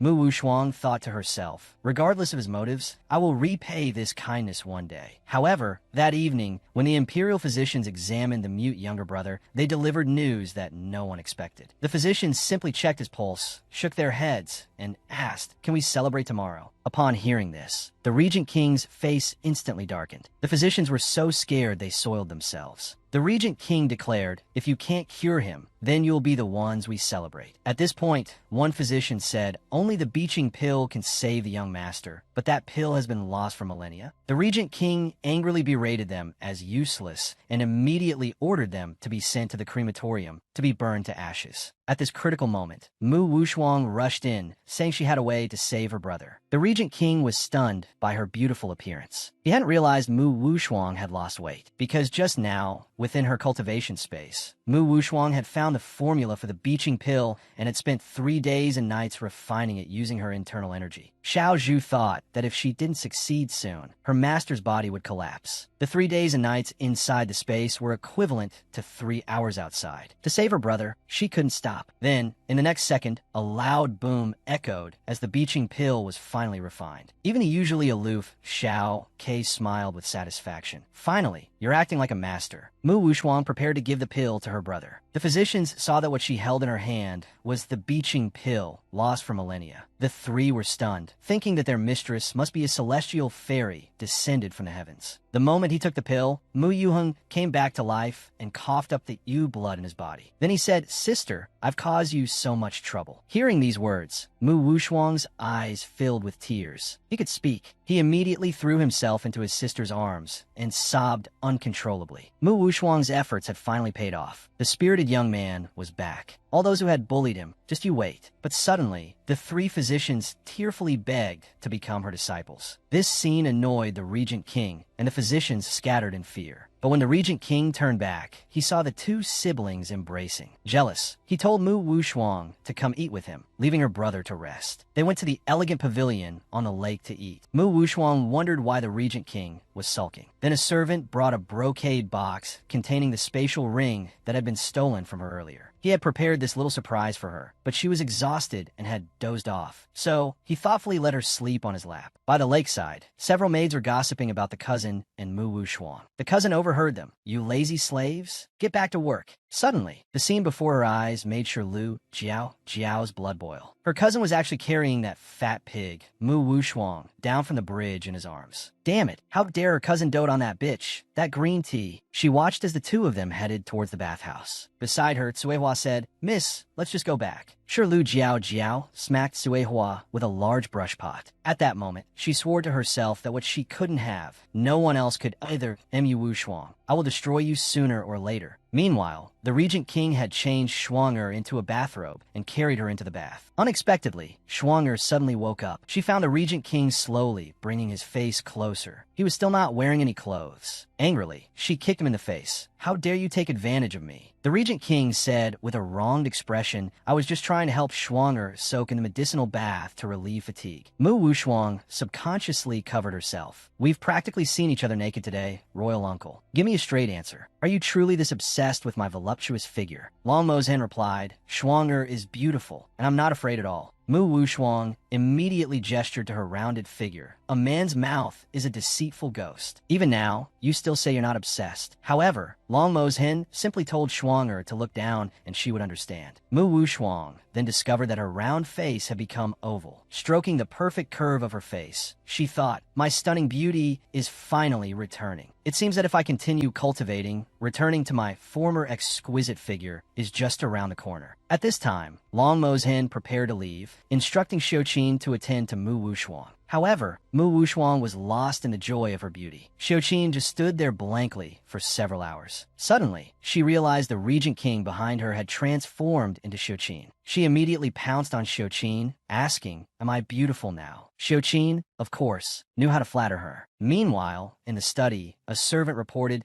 the spatial ring was retrieved with great difficulty, but unfortunately, it wasn't given away today. The Regent King replied, "There will be opportunities in the future." His mind was filled with Schwanger's delicate figure. He then ordered someone to make new clothes for Mu Wushuang overnight. He then took out a jade pendant and held it in his hand. The Regent King hadn't been this happy in a long time. Mu Wushuang didn't wake up until noon the next day. She had been dreaming about herself becoming thin. Opening the door, she saw a room full of beautiful clothes. Xiuqin explained, "The Regent King knew you had lost weight, so he had these made for you overnight." When Mu Wushuang changed into a magnificent ceremonial dress, she looked incredibly beautiful, a vision that could topple empires. Xiuqin said, "You must dazzle everyone at the palace banquet tonight, madam." Hearing this, Mu Wushuang immediately perked up. Xiuqin continued, "The Crown Prince of Dongsheng is visiting, and His Majesty is holding a banquet specifically for him." Mu Wushuang thought, "That nasty princess will be there too." Ensure Lu Jiao. She knows that the princess injured my brother, yet she still visits her every day. While I can't take her life right now, I should collect some interest for my brother's suffering. So she quietly told Sang Lan to buy something. Meanwhile, Shirlu Jiao suddenly sneezed. At that moment, Suewa entered. I just found out that Xiuqin withdrew a large sum of money from the treasury. She must be running errands for that fat woman. Hearing this, Shirlu Jiao immediately grabbed Suehua's hand. She decided to see what unspeakable secret was hidden behind this. In just 3 days, she went from 200 pounds to 120. Those who had mocked and insulted her as a fat pig. She would get her revenge at tonight's palace banquet. But first, she had to set a trap for her revenge. She thought of a plan to turn the tables. So, she first had Xiuqin pretend to buy medicine from the pharmacy and spread the news. That green tea bitch, in order to catch her in the act, would definitely follow her. Sure enough, they saw Xiuqin coming out of the pharmacy with a package of medicine. As soon as Xiuqin left, they went in and questioned the old man. The old man told them that he had just sold Tanhuazue. Sure, Lu Jiao's expression changed drastically. That isn't that the legendary medicine that can make someone instantly slim for a whole night. The old man nodded with a wicked smile. Sure, Lu Jiao secretly rejoiced that, "So, you fat pig, you want to show off at the palace banquet with Tanhuazue, huh?" She immediately went to Tianxiang Palace. She planned to join forces with the princess to set a trap for the fat woman. They didn't expect that the green tea bitch would fall for it so easily. Later, in the evening, Mu Wuxuang was about to leave the manor with the regent king when they bumped into the elaborately dressed Shirlu Jiao. She sarcastically complimented Mu Wuxuang. "Miss Mu, you look so beautiful today. What beauty methods did you use?" Mu Wuxuang retorted, "None of your business." She added, "Are you wearing white for a funeral?" This infuriated the green tea bitch. Immediately, she turned into a drama queen, sobbing to the prince. Then, she warned the fatty not to get too cocky. "Just a bit of Realgar wine, and your mask will be ripped off." However, Mu Wuxuang wasn't fazed at all. She even declared she would share the prince's sedan chair to the palace banquet. Jealous much, green tea bitch. Lu Jiao watched them leave, her blood boiling. "Don't be so arrogant, you fat pig. Princess Tianxiang has already set a trap." Later, Mu Wuxuang sat obediently in the sedan chair, admiring the moon. Suddenly, the prince made a decision that defied his great-grandfather. He pulled Schwanger into his arms. He was about to take advantage of the beautiful moonlit night and do what a man and a woman alone together might do. He kissed Schwanger's forehead, whispering sweet nothings. His affectionate words made Mu Wuxuang blush and her heart race. But suddenly, the prince turned serious and warned her, "This palace banquet is not simple. Don't leave my side." Mu Wuxuang fell into deep thought. Could there be others besides Princess Tianxiang plotting against me? The guests had all taken their seats for the banquet. When the regent king finally arrived with Shuang, faced with the emperor's questioning, Long Mo's hen remained as arrogant as ever. As one of the culprits behind the Marquis Manor's downfall, the emperor immediately recognized the third miss of the Marquis Manor beside his royal uncle. Mu Wuxuang stepped forward calmly and gracefully. Her lotus-like beauty caused a stir. Everyone remembered how ugly she used to be. The fourth prince was stunned. Holy shit, this woman has become so beautiful. I should have accepted her confession back then. The emperor looked at Mu Wuxuang with a sinister gaze and asked how she was doing at the regent king's manor. The prince responded coldly, "She's fine. Your majesty needn't concern yourself." Sparks seemed to fly between their eyes. It was unclear what the relationship between the prince and the emperor truly was. Suddenly, Princess Tianxiang and the green tea bitch appeared, hypocritically apologizing for their previous offense. Then, Princess Tianxiang offered a cup of Realgar wine as a peace offering. "Third miss, you are truly stunning today, but I'm afraid your true form will be revealed soon. Today, I will expose your ugly face in front of everyone." She presented the cup of Realgar wine, but Mu Wuxuang didn't take it. The princess smirked. "Are you afraid to drink it?" Schwanger calmly retorted, "Why wouldn't I dare to drink?" "Because you took the ephemeral bloom intoxicant." The entire room erupted in gasps. "Isn't that the priceless, beautifying elixir?" Princess Tianxiang pointed at her and accused, "Do you know that using the elixir in front of the emperor is a crime of deceiving the emperor?" The emperor glared at Mu Wuxuang. However, Mu Wuxuang remained unfazed. "Show me the proof." The princess argued, "You not drinking the Realgar wine proves you took the elixir." Mu Wuxuang turned the tables. "Then why don't you drink the Realgar wine?" The princess broke out in a cold sweat. She had also secretly taken some of the elixir to enhance her beauty, but she was determined to humiliate the fat pig today, so she flew into a rage. Mu Wuxuang coldly challenged her, "If it's proven that I haven't taken the ephemeral bloom intoxicant, you will kneel and apologized to me. The princess laughed. She didn't believe the fat pig could lose weight and become beautiful so quickly without drugs. So Mu Wushuang asked her royal uncle to be a witness, and the emperor himself also offered to witness. Mu Wushuang thought,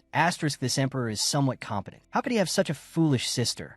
She then downed the entire cup of Realgar wine in one gulp. The princess and Lu Jiaojiao laughed smugly. But even after drinking every drop, Mu Wushuang remained unchanged. This shocked them. She must not have drunk enough. They demanded another jar of Realgar wine. Mu Wushuang once again drank it all in one go. When Mu Wushuang slammed the empty jar down, the two were utterly dumbfounded. The princess rushed to her brother for protection. How can I kneel to such a lowly person? But with everyone watching, the emperor couldn't protect her. He thought, as expected of Long Moshen's woman. She's both a threat and a pawn I can use against him. At this moment, Princess Tianxiang was forced into a corner. Mu Wushuang knelt and apologized. The once haughty princess had now become the lowly person she herself had spoken of. Princess Tianxiang gritted her teeth and said, I'm sorry, Miss Mu. Please forgive this lowly one. The princess knelt to the plump Mu Wushuang in front of everyone. The magnanimous Mu Wushuang naturally didn't pursue the matter further. She also warned the princess not to be instigated by villains again. The princess then glared fiercely at Lu Jiaojiao. Lu Jiaojiao was so scared she wet herself. Suddenly, a figure walked into the palace. The crown prince of Dongsheng walked in with a playful smile, apologizing to the emperor. He was carrying the hammer Mu Wushuang had given him on his back. Mu Wushuang thought, hammer bro is actually the crown prince of Dongsheng. But why did he bring a hammer to the banquet? The crown prince was exceptionally excited to see Mu Wushuang. He said that he hugged the hammer every night to sleep, feeling as if she were by his side. Suddenly, a cry was heard. The two's conversation ignited Long Moshen's fury. A tempest raged within his heart. The crown prince continued to flirt with Mu Wushuang, making her very uncomfortable. Long Moshen warned the crown prince with a cold face, don't tease my fiancée. But the crown prince said, who I like is my freedom. Don't take offense, your highness. The two, like fire and ice, were about to start a major confrontation. This chaotic scene gave Mu Wushuang a headache. Knowing Long Moshen's jealous nature, she decided to appease him first. She pulled 2 lychees from her sleeve and tried to feed him in a cute and coquettish manner. Seeing him ignore her, she offered him a grape. Through Mu Wushuang's persistent efforts, she finally moved the proud Long Moshen. The crown prince thought, he's the regent king with incredibly deep influence. It won't be easy to steal a woman from him. Just as Long Moshen and Mu Wushuang reconciled, they didn't expect the emperor was also interested in Mu Wushuang. As the banquet ended and the two were preparing to return home, a servant said that the emperor wanted to see Miss Mu Wushuang. Mu Wushuang was bewildered. Long Moshen asked coldly what the matter was. The eunuch said it was to discuss the Marquis Manor's treason case. So Long Moshen gave him the time it takes half an incense stick to burn. He said he had to go back and eat Mu Wushuang's grapes. The emperor, learning he was only given half an incense stick's worth of time, was furious. I'm the emperor. Do I have to listen to you, a mere regent king? Then, with a sinister smile, he thought, you care about this woman, Long Moshen? Then I'll take her from you. I'll make you die at the hands of the woman you love.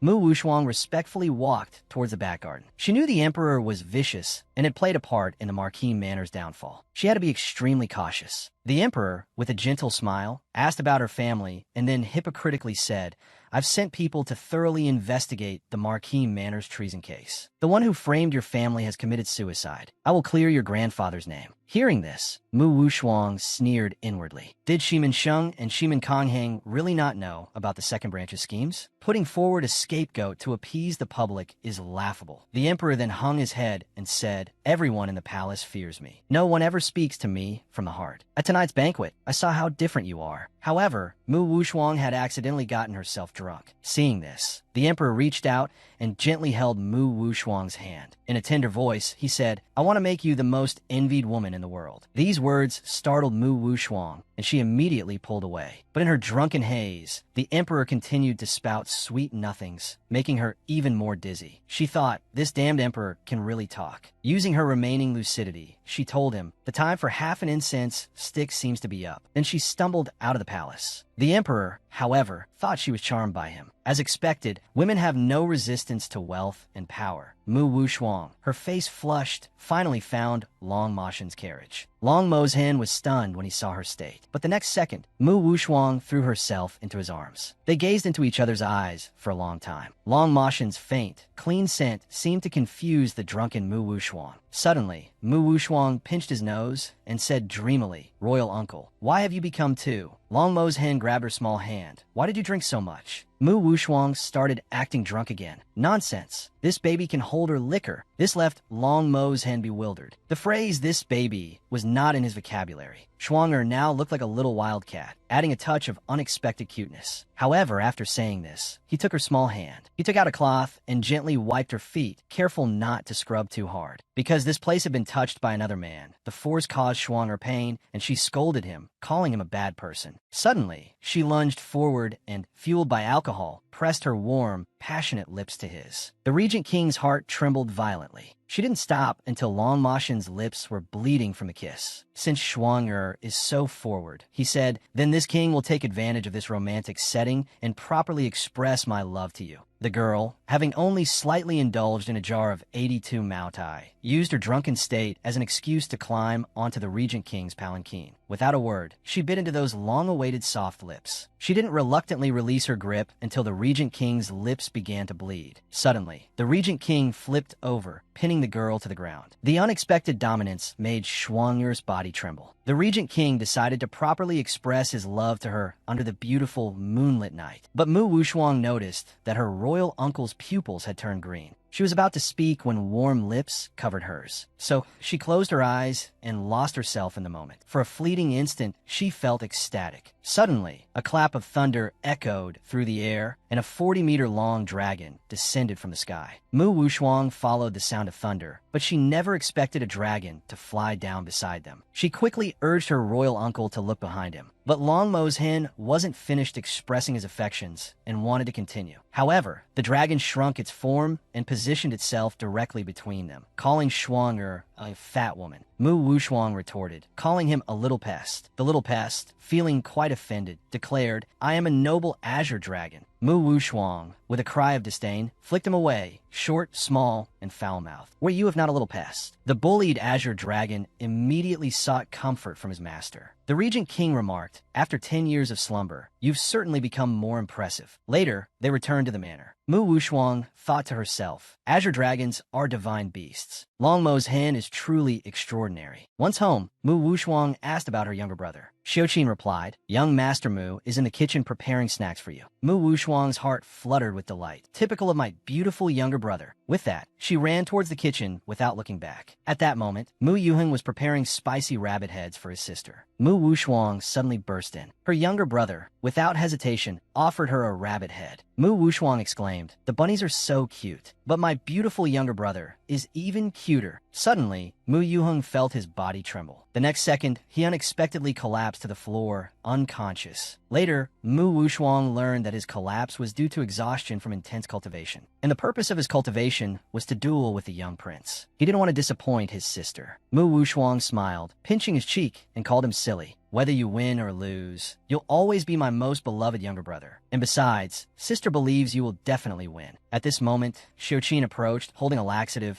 and said, "Look, I secretly had someone inquire. The young prince has already reached the 5th level of spiritual diagram, but young master is only at..." Mu Wushuang thought to herself, "It will be difficult for my brother to catch up if he has to start cultivating again." Suddenly, a faint ringing came from the jade pendant on her hand. Piggy told its owner, "Using a formation will allow for rapid cultivation. It can gather the spiritual energy from a 100-mile radius in a short amount of time." Mu Wushuang's eyes lit up instantly upon hearing this. The next day, the Azure Dragon anxiously sought out the Regent King. That woman from yesterday was setting up the 100 Spirits Gathering Formation. That's a formation lost for 10,000 years. That woman is no ordinary person. Long Mo's hen, upon hearing this, immediately decided to investigate. Meanwhile, Mu Wushuang was setting up the formation under Piggy's guidance. Only after placing the final formation stone did Mu Wushuang stand up and wipe the sweat from her brow. She then instructed her brother to sit cross-legged, preparing to absorb the spiritual energy. Suddenly, an unprecedented sensation surged through his body. This was because Mu Wushuang was infusing the formation with spiritual energy. At this moment, the Regent King arrived at the scene. The sudden appearance left the two dumbfounded. As the stones continuously absorbed the surrounding spiritual energy, the formation displayed a hexagonal rune. Suddenly, a violent wind erupted, and countless golden lights surged towards the sky like a whirlwind. At this moment, a man in black was silently watching everything. Azure Dragon didn't expect him to actually be able to perform the giant spirit tremor, and urged his master to capture and interrogate him, because this giant spirit tremor was quite rare, even in the High Street continent. But Longmo's hen said he would send someone to collect the Emperor's seal. The exasperated Azure Dragon instantly snapped, "Master, are you truly bewitched by this woman?" Mu Wushuang gave a faint smile in return.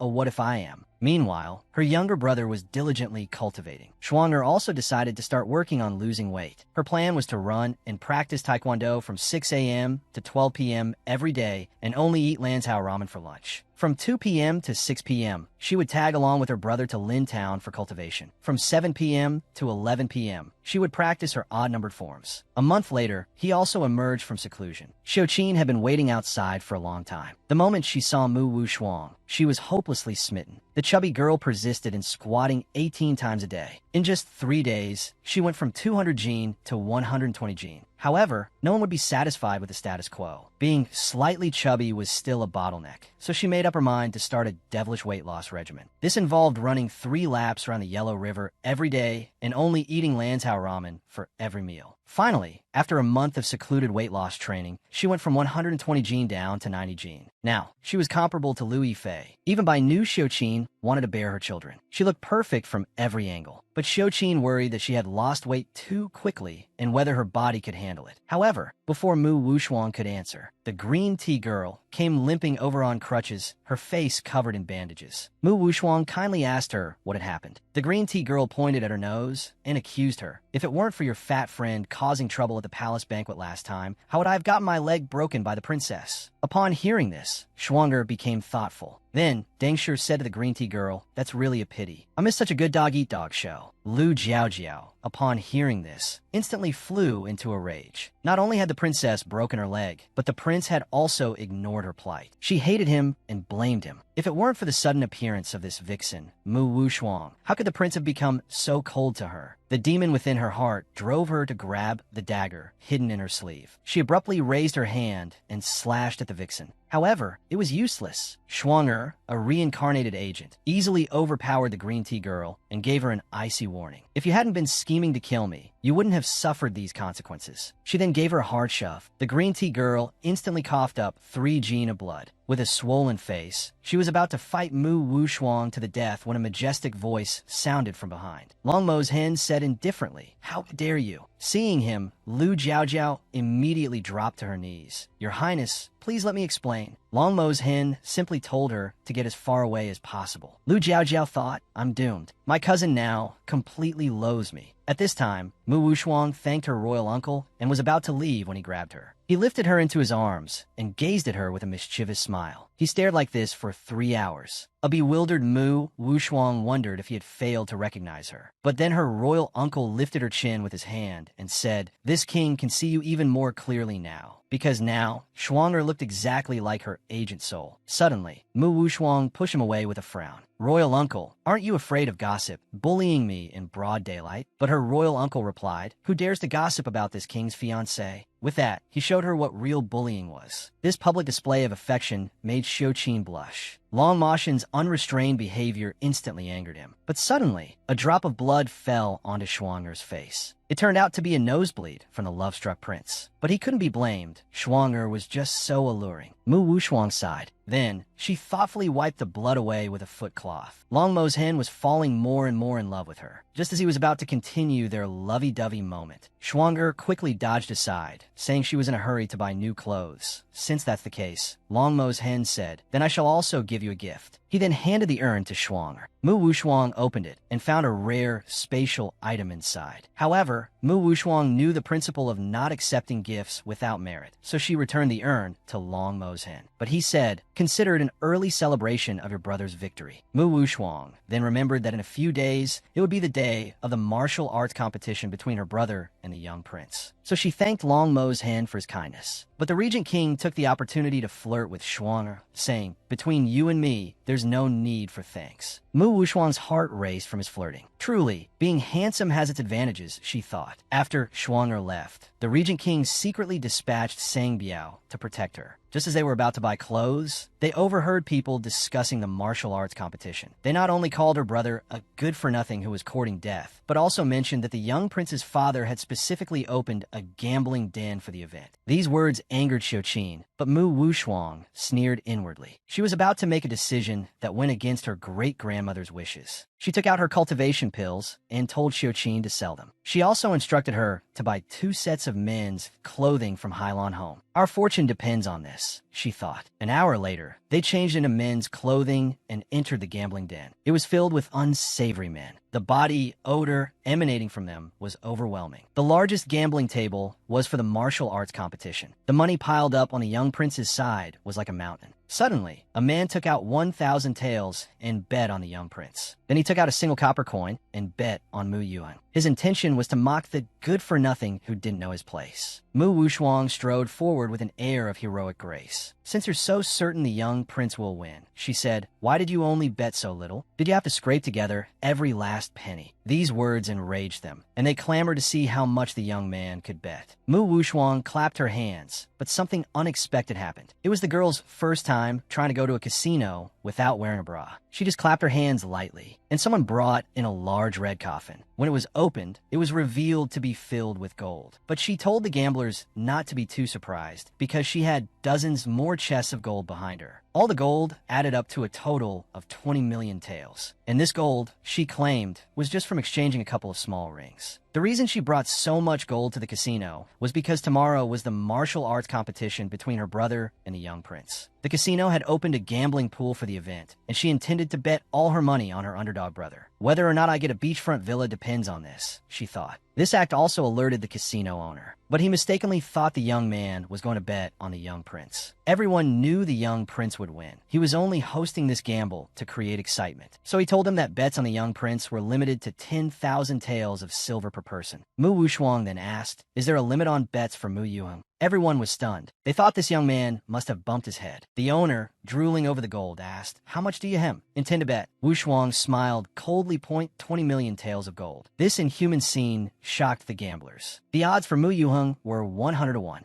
The owner grinned from ear to ear, thinking that heaven had sent him a fortune. Mu Wushuang stared coldly at the fat. She point 20 million times 300 is 2 billion. "I hope you can still smile tomorrow," she thought. Later, the two returned to the Regent King's residence. As soon as they entered, a servant girl brought a bottle of something from Long Mo's hen. The Regent King wanted Shuang'er to bathe today. While Shuang'er was still confused, the servant girl brought a straw hat. "Isn't this what ancient people used to cover their faces?" she thought. "Long Mo's hen, United Heaven's King, are not only forcing me to wash away the sin of those men from the gambling den, but you're also making me wear a hat so no one else can see me." She kicked the table in frustration. Meanwhile, Sang Biao reported to the Regent King, "Your Highness, I have seen the young miss bathing. That little pest, I don't know what master sees in her. She's ugly, has low cultivation, and is so restless. Have you forgotten what Shang Shi said? You're supposed to be looking for a woman with natural elegance. Developing feelings for that smelly woman will only break your heart." Long Mo's hen, disgusted by him, directly sucked Qing Long into his ring. Because Long Mo's hen had already set his sights on Shuang'er, even if she wasn't his destined one, he was willing to defy fate for her. Time flew by, and the day of the martial arts competition arrived. Father and son were planning how to celebrate their victory. Suddenly, they heard the crowd below exclaim, "That trash is here." Mu Yuheng appeared, bathed in spiritual energy, carrying a chilling aura as he slowly approached. But suddenly, a fat woman made a hard gesture at him, saying, "Young master, don't duel. Wouldn't it be better to marry into my family and be a wealthy husband?" These words caused the entire audience to laugh at the good-for-nothing freeloader. "What a perfect match," they jeered. Mu Yuheng clenched his fists, his spiritual energy surging. At this moment, the young prince came to taunt the mute, saying, "Kneel down and kowtow 10 times now, and I'll spare your life." Mu Yuheng, however, directly spoke, "Cut the crap. Today, I will take back everything that was taken from me years ago." These words instantly shocked the father and son. The audience was also puzzled that he could speak after being mute, but some still believed he was doomed. The young prince pointed at his nose and cursed. "Even if you can talk, you're still trash. Taking back everything is just a pipe dream." But Mu Yuheng's eyes flashed with coldness. His entire being instantly erupted with a powerful killing intent. "How is this possible? Your cultivation has recovered. So what? Today, you'll still be trampled under my feet, because my father prepared 3 minor returning pills for me. I have plenty of spiritual energy." Mu Yuheng couldn't help but laugh. If he knew my sister gave me hundreds of minor returning pills, I wonder how he would feel. "Sister, I won't disappoint you." At this moment, Dr. Yunjun signaled with his hand. 1:5 begin. Xiuqi in the audience was very worried that Mu Yuheng would get hurt, but Mu Wushuang wasn't worried at all, because the young prince's cultivation was all piled up from pills. Her brother could crush him in minutes. At the same time, her cousin, Mu Ningxiu, was also present. She recognized Mu Wushuang at a glance. But when did she become so beautiful? Suddenly, Mu Wushuang felt a pair of eyes staring at her. She immediately looked back. Unexpectedly, it was Guoshi Yunjun. Mu Wushuang thought, "He's the emperor's honored guest. We clearly have no interaction, so why do I feel strangely familiar?" At this moment, Mu Ningxiu ran to her sister's side, feigning concern for Mu Yuheng. Mu Wushuang lied and said that the duel could be fought by a relative that you're so heartbroken. Why don't you go up and fight? Her older sister was so scared she wet herself. Suddenly, a bang came from the stage. Mu Wushuang broke out in a cold sweat. The stage was now enveloped in thick smoke. The gamblers all thought the young prince had won. And this arena is made of second-grade black gold. He actually managed to break it. Those who bet on the young prince are lining up to collect their winnings. Mu Ningxiu, the wretch, was also overjoyed. But then she tearfully went to Mu Wushuang and wailed, "It's all your fault for setting up the duel and killing grandfather. He'll be heartbroken when he comes back." Mu Wushuang immediately told the idiot to shut up. Suddenly, a figure walked forward. Unexpectedly, the crown prince appeared again, and he believed that Mu Yuheng was more likely to win this time. The scheming White Lotus became infatuated upon seeing the crown prince. Mu Wushuang was surprised that he recognized her, even though she was wearing a veiled hat. Suddenly, the White Lotus blushed and intentionally fell towards the crown prince. But the crown prince dodged to the side with lightning speed. Mu Ningxiu fell flat on her face. At the same time, the smoke on the stage began to dissipate. The audience below erupted in commotion. When Mu Ningxiu looked back, something unexpected happened. Mu Yuheng had only used 30% of his power, and had already beaten the young prince to a pulp. His 9.99 bought half-sleeve shirt was torn to shreds. Seeing this, his father rushed up to kill Mu Yuheng. Mu Yuheng glared at him disdainfully. Then, right in front of him, he Hun stepped on his son. The young prince was so scared he wet himself. While Mu Yuheng wanted to kill him, he wouldn't let him die so easily, because scum like him deserved to live a life worse than death. With that, he kicked him down the stairs. Then, with another kick, he sent him flying. Seeing his son covered in injuries, the second prince immediately sent someone to call a veterinarian. But after checking the pulse, the veterinarian said, "The deceased is most likely dead." The second prince was instantly enraged. He immediately ordered his good-for-nothing subordinates. He grabbed Mu Yuheng and was about to tear him apart. However, Mu Wushuang produced a duel agreement. She hoped the second prince would handle the matter fairly. But the enraged second prince ordered his men to seize Mu Wushuang as well. At the critical moment, the crown prince came to her rescue. The second prince was surprised that the crown prince of Dongsheng would help this lowly woman. The imperial preceptor, Yunjun, acting as referee, told him to stop causing trouble. The second prince was furious. He thought the imperial preceptor was on his side. Mu Wushuang was puzzled as to why a stranger would speak up for her. But the next second, she was stunned. The imperial preceptor vanished into thin air. The second prince gritted his teeth. 2 powerful figures he couldn't afford to offend were both siding with this lowly woman. He threatened the siblings, saying, "Just you wait and see. I will have my revenge." Mu Wushuang then produced the betting slip from the previous day at his casino, where she had wagered 20 million on her brother's victory. With odds of 100 to 1, the payout was 2 billion. The second prince finally recognized Mu Wushuang as the foolish young master from yesterday and coughed up blood in shock. After the father and son were carried away by veterinarians, Mu Wushuang asked Xiuqin to fetch something she had prepared. Xiuqin returned with a flower wreath. This was the victor's crown. Mu Yuheng felt embarrassed to wear it, but his sister said she had spent all night making it. He reluctantly put it on. While Mu Wushuang was reveling in her beautiful brother's victory, the crown prince was captivated by her beauty. He wished the intriguing Mu Wushuang could be his crown princess. He invited them for drinks to celebrate. The foodie Mu Wushuang was instantly delighted and, without hesitation, dragged her brother along. When the regent king, Longmo's hen, learned that Mu Wushuang had gone drinking with the crown prince, he angrily crushed his teacup. The jealous regent king's fury was not to be trifled with. However, he had already planned for this. When they arrived at the private room in Tianxiang restaurant, Mu Wushuang's mouth watered at the sight of the delicious food. However, the crown prince excused himself to use the restroom, promising to join her shortly. Just after he left, a frightening man from the regent king's residence suddenly appeared from under the table, startling Mu Wushuang. Sang Biao informed her that the regent king forbade her from drinking outside. Mu Wushuang thought, it was just that one time I accidentally got drunk, and that was a special circumstance. Why is Longmo's hen so controlling? Suddenly, Sang Biao produced a spatial stone, offering it to her if she obeyed the regent king. Mu Yuheng immediately stood up to defend his sister. How dare your regent king try to control my sister's freedom with such a paltry bribe? Sang Biao then increased the offer to 100 spatial stones. Mu Wushuang's attitude instantly changed. Spatial stones could upgrade her cultivation space. She told him as long as she got the stones, her royal uncle could ask for anything. Just as the crown prince returned from the restroom, Sang Biao quickly hid under the table again. In a short time he was gone. The crown prince, not seeing Mu Wushuang, was once again captivated by her beauty upon her return. So, a beautiful face and an interesting belly can truly coexist. Mu Wushuang told him her belly was long gone.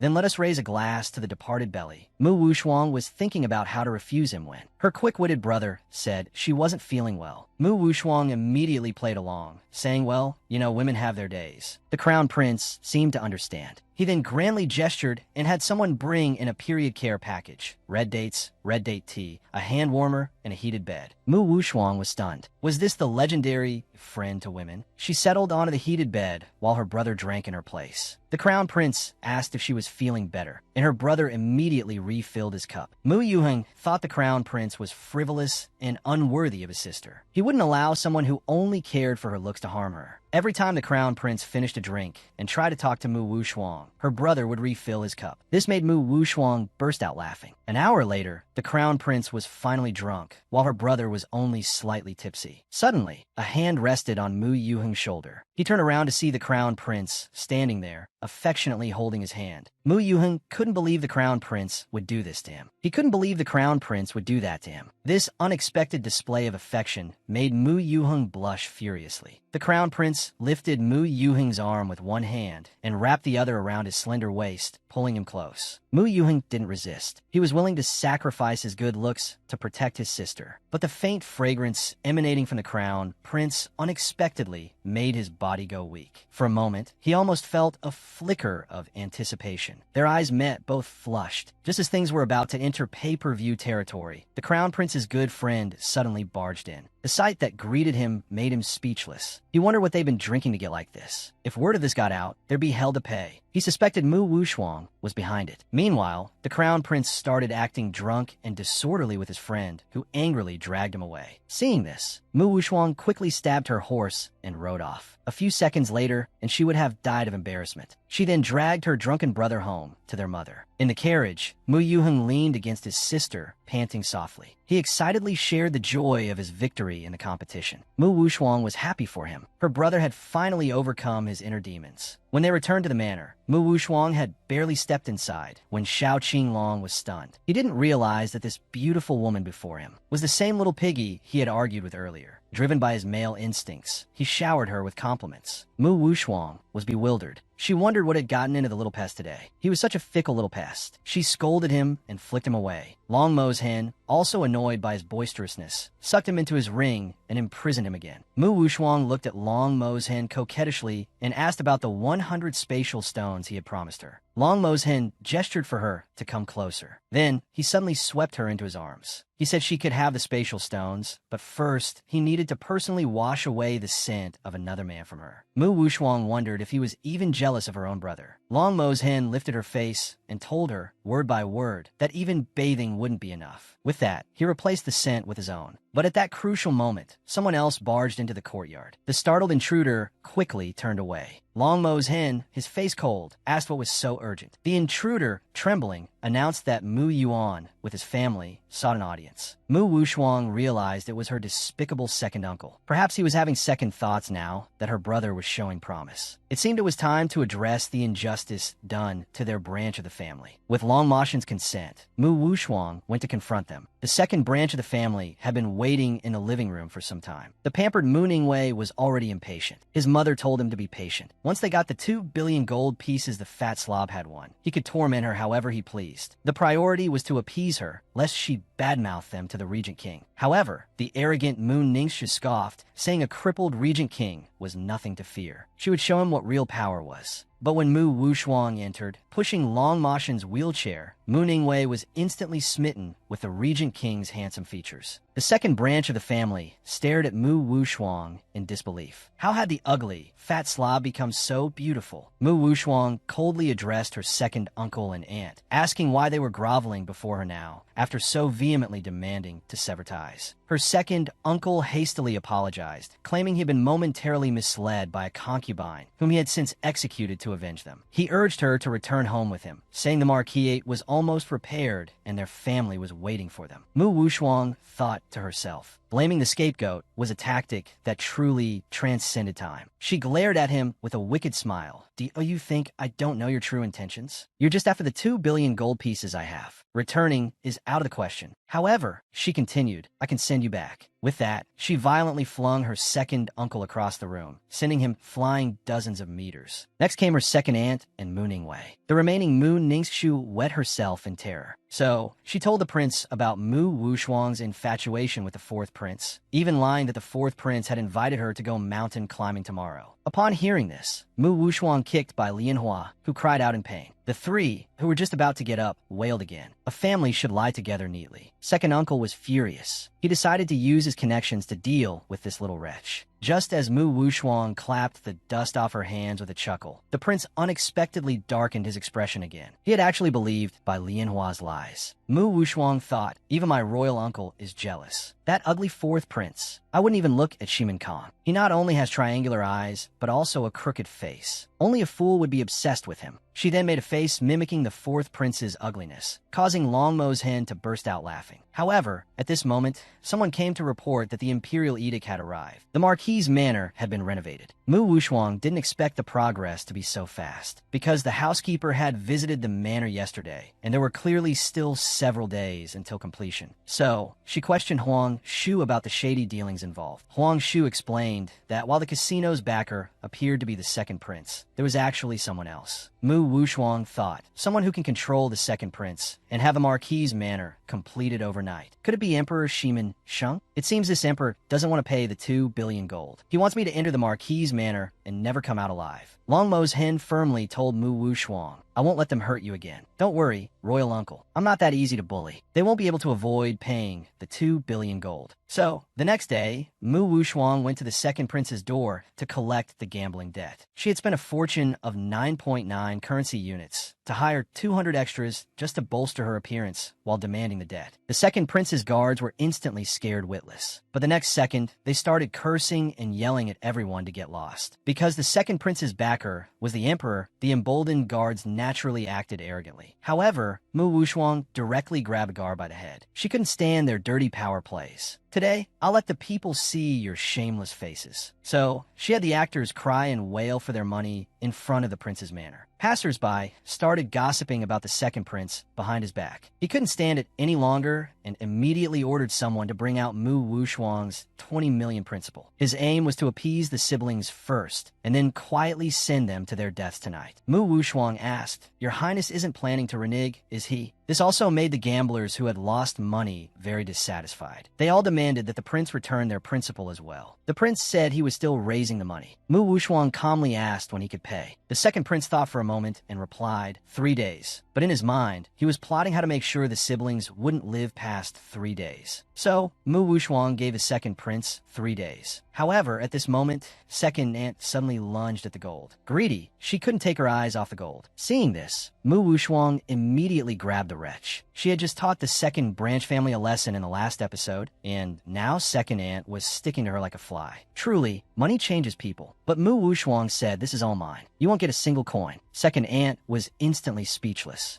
The next second, she started putting on a pitiful act. Mu Wuxuang sneered coldly. "I remember it was you, second aunt, who kept giving me medicine since I was young, causing my meridians to be blocked and turning me into a fatty. And before, in order to betray Mu Yu Hung, you poisoned him, making him mute and crippled. Since we're family, and considering how much you've cared for us, second aunt, I'll teach you a good lesson today." With that, she shoved a pill into her mouth. Second aunt started trembling all over. "You little wretch. What did you give me?" "It's just a pill to help you reflect, second aunt." The next second, under the effect of the pill, second aunt started slapping herself hard across the face. With crisp slapping sounds, she kept rewarding herself, left and right. Soon, her face was swollen, and she had lost a dozen teeth. Crying and wailing, she begged Mu Wuxuang to let her go. But Mu Wuxuang wouldn't easily miss this opportunity to teach her a lesson. Only after 3 hours, when second aunt finally collapsed, did Mu Wuxuang stop. Suddenly, the Regent King appeared behind her. He immediately started teasing her, saying he had intended to help, but it seemed his little darling had everything under control. Mu Wuxuang declared that she was a modern, independent woman, not some delicate, pampered face in his manor who relied solely on a man's protection. The Regent King stated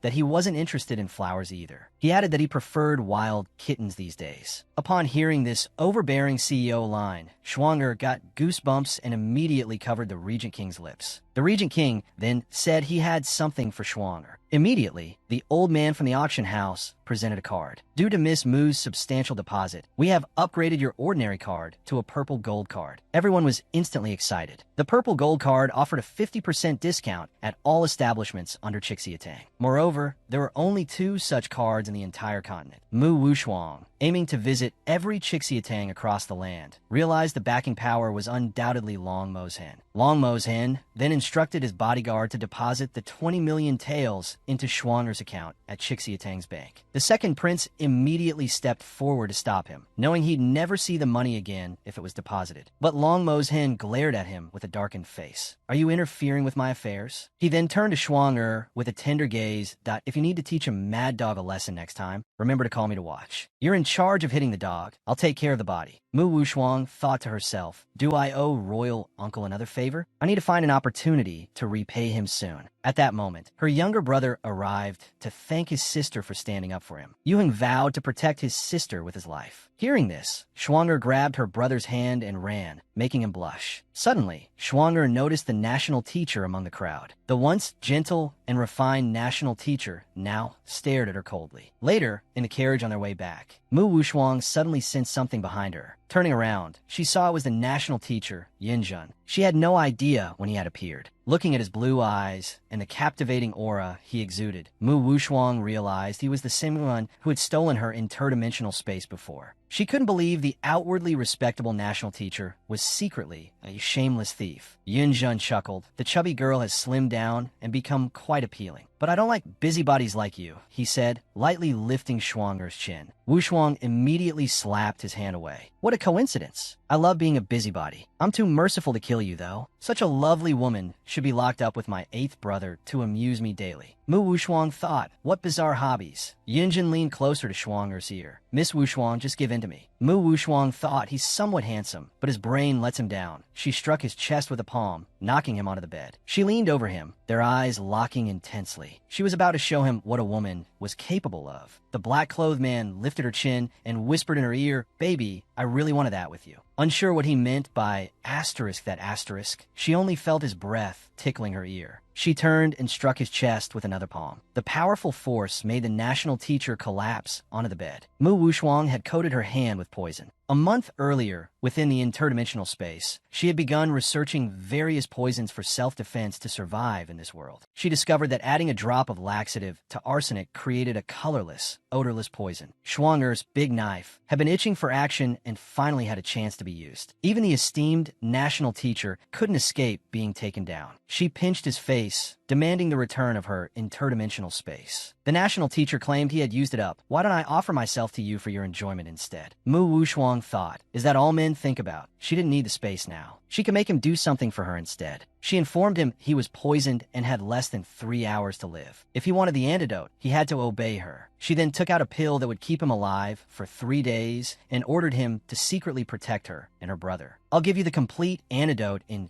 3 days, along with an additional reward. The national teacher swallowed the pill without hesitation. He instantly recovered and leaned in with a mischievous grin. I wonder what kind of reward my beauty has in mind. Hearing this, Mu Wushuang promptly slapped him. The national teacher cried, "You're playing dirty, hitting me in the face." But Mu Wushuang suddenly asked his real name. The national teacher smirked and said he had no surname, just the name Wuming. Annoyed by his Wei Soa smile, Mu Wushuang immediately kicked him out of the carriage. A moment later, Mu Wushuang arrived at her marquee estate. Suddenly, she heard second aunt's curses from behind. It turned out she had chased the carriage all the way back. Mu Wushuang calmly got out of the carriage and remarked, "Why is the marquee estate so decorated? Whose happy occasion is this?" Her cousins rushed out, telling their mother, "Something terrible's happening. Father's holding a wedding ceremony while you were gone." Their mother's eyes widened in shock. She wanted to see which hussy was courting death. Little did she know, this was all orchestrated by Mu Wushuang. She even told her younger brother, Mu Yuheng, to bring snacks and a stool to watch the show. At that moment, second uncle was gazing lovingly at his concubine when his wife and daughters burst through the door. His wife, bruised and swollen, started cursing at him and then raised her fist to attack the concubine. However, the concubine nestled in second uncle's arms, looking pitiful with tears in her eyes, saying, "I couldn't help but fall in love with you." Second uncle backhanded his wife hard. Then he kicked her in the stomach. He was completely infatuated with the concubine. Yuheng asked where he found such a powerful woman. Mu Wushuang told him to look closely. He realized the concubine looked a lot like Wen Yinyang. The maid's second uncle had forced her death. Mu Wushuang confirmed it was her. Men are cold-blooded creatures who love to deceive themselves. One moment they harm their loved ones for profit. The next they welcome back a true love. But our Yuheng is different. He's a true man. Enough melodrama. Sister will show you a good one. We're taking back the main house second uncle stole from us. With that, she walked into the house. Mu Linwei quickly told his father to stop her and throw them out. Mu Wushuang sneered. "Since when was this house yours?" Then second uncle came over, telling Wushuang not to be impudent. He then told the siblings to stay, saying they were still family. But inwardly, he plotted how to get rid of them. Suddenly, Yuheng stepped forward and yelled, "Mu Yuenda, we don't have a despicable relative like you who harms his own nephew's family." Mu Yuenda was furious that Yuheng dared address him by name. He raised his hand to strike him. Mu Wushuang caught his hand with lightning speed. With a slight squeeze, she made him cry out in pain. "Who do you think you are, daring to hit my brother in front of me?" While second uncle was speechless, second aunt charged at her with a 40-meter iron rod. Mu Wushuang smirked and sidestepped, letting the rod hit second uncle squarely in the head. Seeing him collapse, bleeding profusely, second aunt was terrified. Wushuang declared, "Anyone who touches my family will lose an arm. Anyone who looks down on us will lose their eyes." Second aunt swung her rod at Mu Wushuang, but accidentally hit her husband again. Now he'd either have a bump on his head or be dead. Mu Wushuang demanded they vacate the main house within an hour. Her cousin, Mu Ningxue,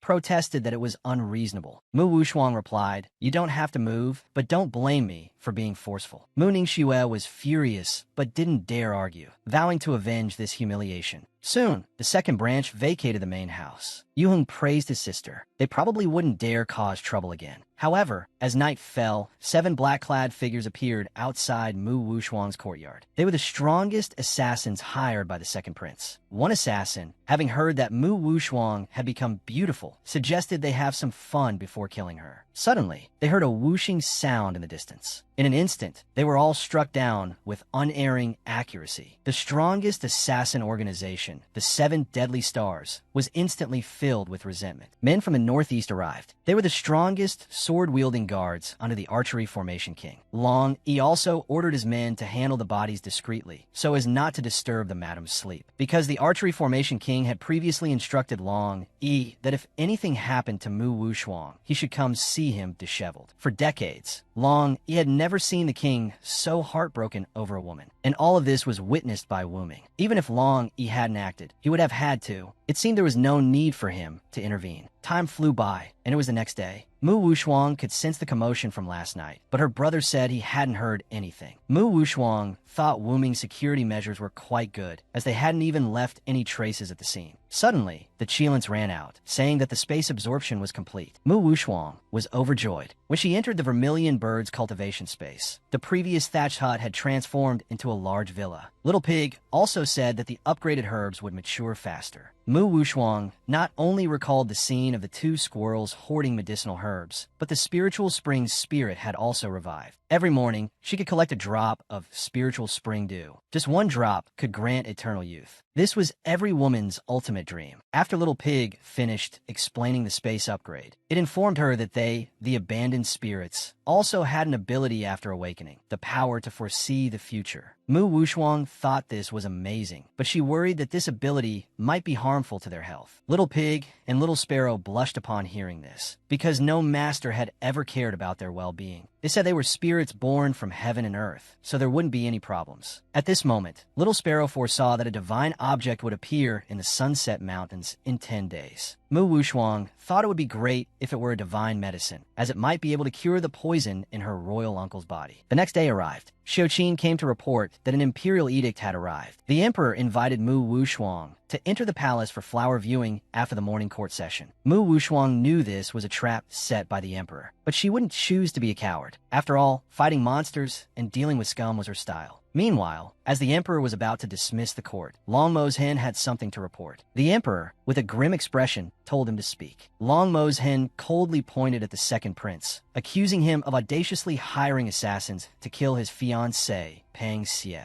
The two princes were instantly dumbfounded. The emperor immediately said, "Isn't there some misunderstanding?" Long Mo's hen said he had evidence of the second prince paying a deposit and signing a contract. The emperor thought to himself, this idiot second brother is hopeless. Moreover, Long Mo's hen had 600,000 troops under his command. He immediately ordered the second prince to be imprisoned. Long Mo's hen knew imprisonment wouldn't be enough and requested to handle the matter personally. The emperor gritted his teeth. However, a eunuch informed him that Mu Wushuang had already entered the palace. The emperor immediately beamed with delight. Long Mo's hen, you dare to be arrogant in front of me? You'll only be able to watch your woman descend to the underworld later. He then waved his hand, allowing Long Mo's hen to deal with the second prince, and invited him for a stroll in the Imperial garden. Upon hearing this, Long Mo's hen was struck as if by lightning. Could something have happened to Shuang? When they arrived at the Imperial garden, Mu Wushuang had already taken a bite of the Dalian pastry on the table. Seeing this, the emperor smiled triumphantly.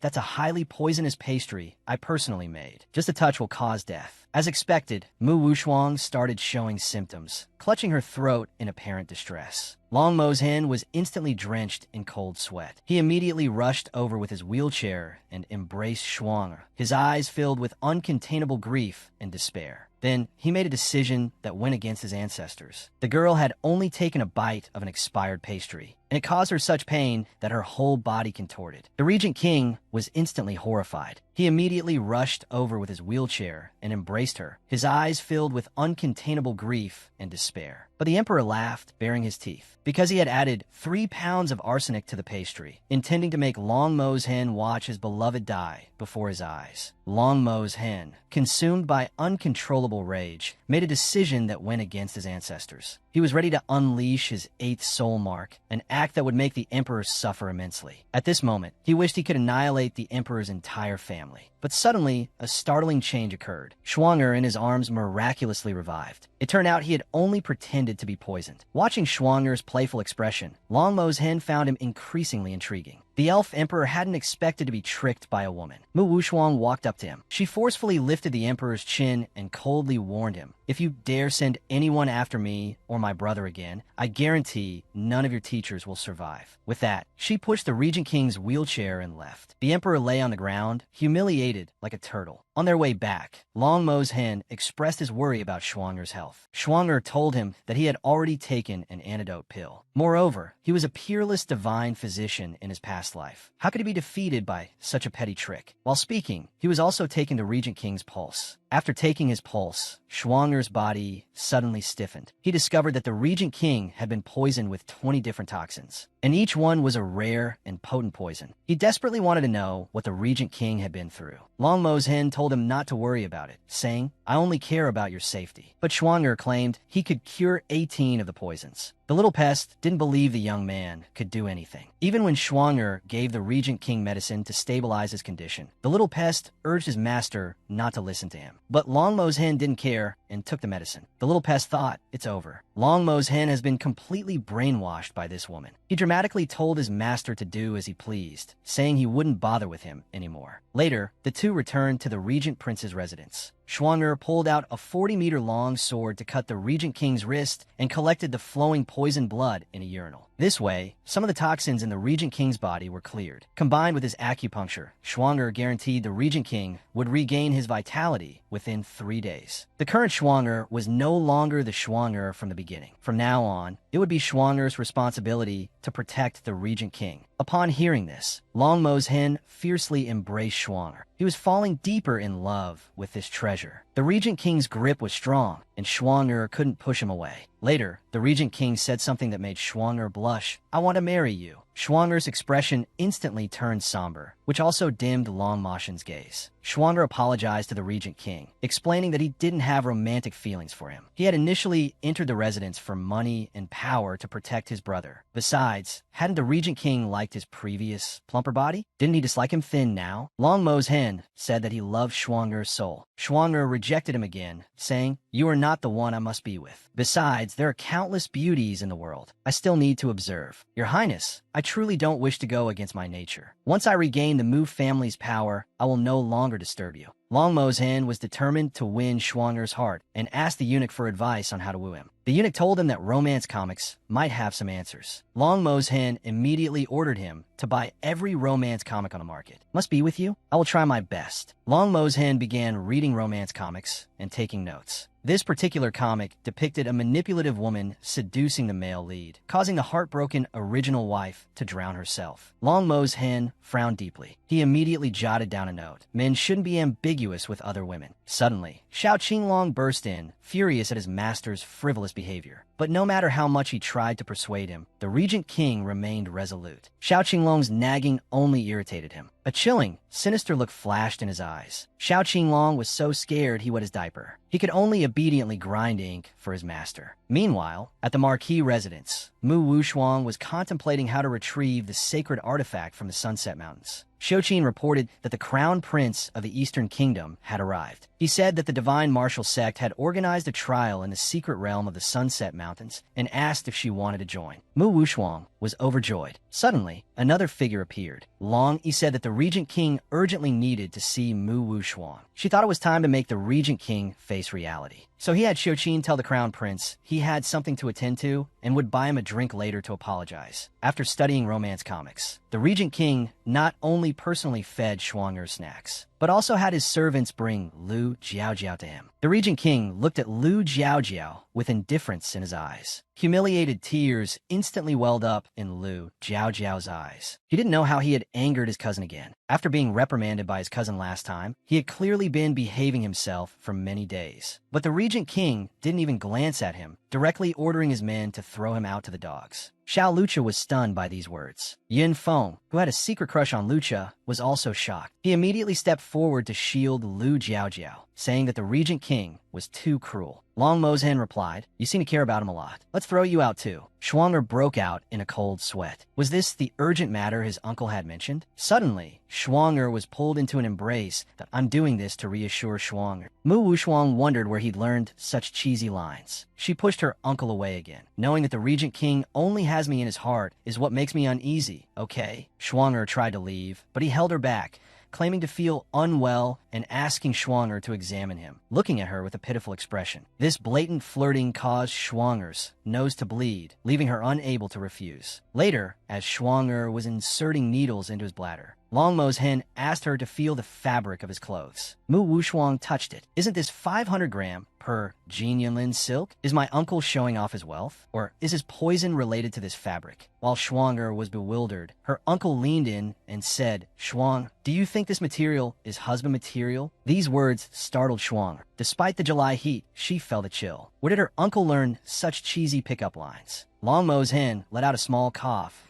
"It's Schwang, who doesn't like sweet talk." Her uncle's strange behavior left Schwanger speechless. She thought he must have suffered some kind of shock, so she quickly tried to leave. Her uncle asked, "Are you going to see Song Yang?" Mu Wuxuang wondered how he knew. Her uncle said, "I've already invited him. Let's the three of us have a heart-to-heart talk at my residence." Mu Wuxuang had rejected the Regent King's confession, but he was obsessed with the idea of having children with her. He vowed to make Schwanger his wife, so he went into seclusion to learn how to capture a woman's heart. He read romance comics for 25 hours a day before sleeping. 28 days later, he finally emerged from his seclusion. The first thing he did was throw the other women out of his residence to demonstrate his devotion. Then he tricked Schwanger into his bed and whispered sweet nothings to her. But Schwanger only felt goosebumps all over. Besides, she had arranged a drink with the Crown Prince today, so she wanted to find an excuse to leave. But the Regent King, worried that Schwanger would get drunk and act recklessly, decided to hold a banquet at home and invite the Crown Prince over. The Regent King glared at him. "Crown Prince of Dongsheng, if you have anything to say, say it here." This murderous atmosphere made Schwanger shudder. The Crown Prince was smiling on the outside, but cursing internally. "It was clearly Miss Wuxuang who invited me alone." So he poured Mu Wuxuang some wine without hesitation, saying, "This is the Imperial wine of the Dongsheng Palace. It's not something a mere Xiao Dynasty Regent King could possess." The Regent King snatched the wine cup. "I indeed do not have such common wine, and it's not fit for my fiancée to consume." Sparks flew between their eyes. This gave Mu Wuxuang a headache. She had sought out Song Yang because of the sacred artifact of the Sunset Mountains. So she stood up in front of her uncle, wanting to discuss the Sunset Mountains with the Crown Prince first. The Crown Prince took out a purple token.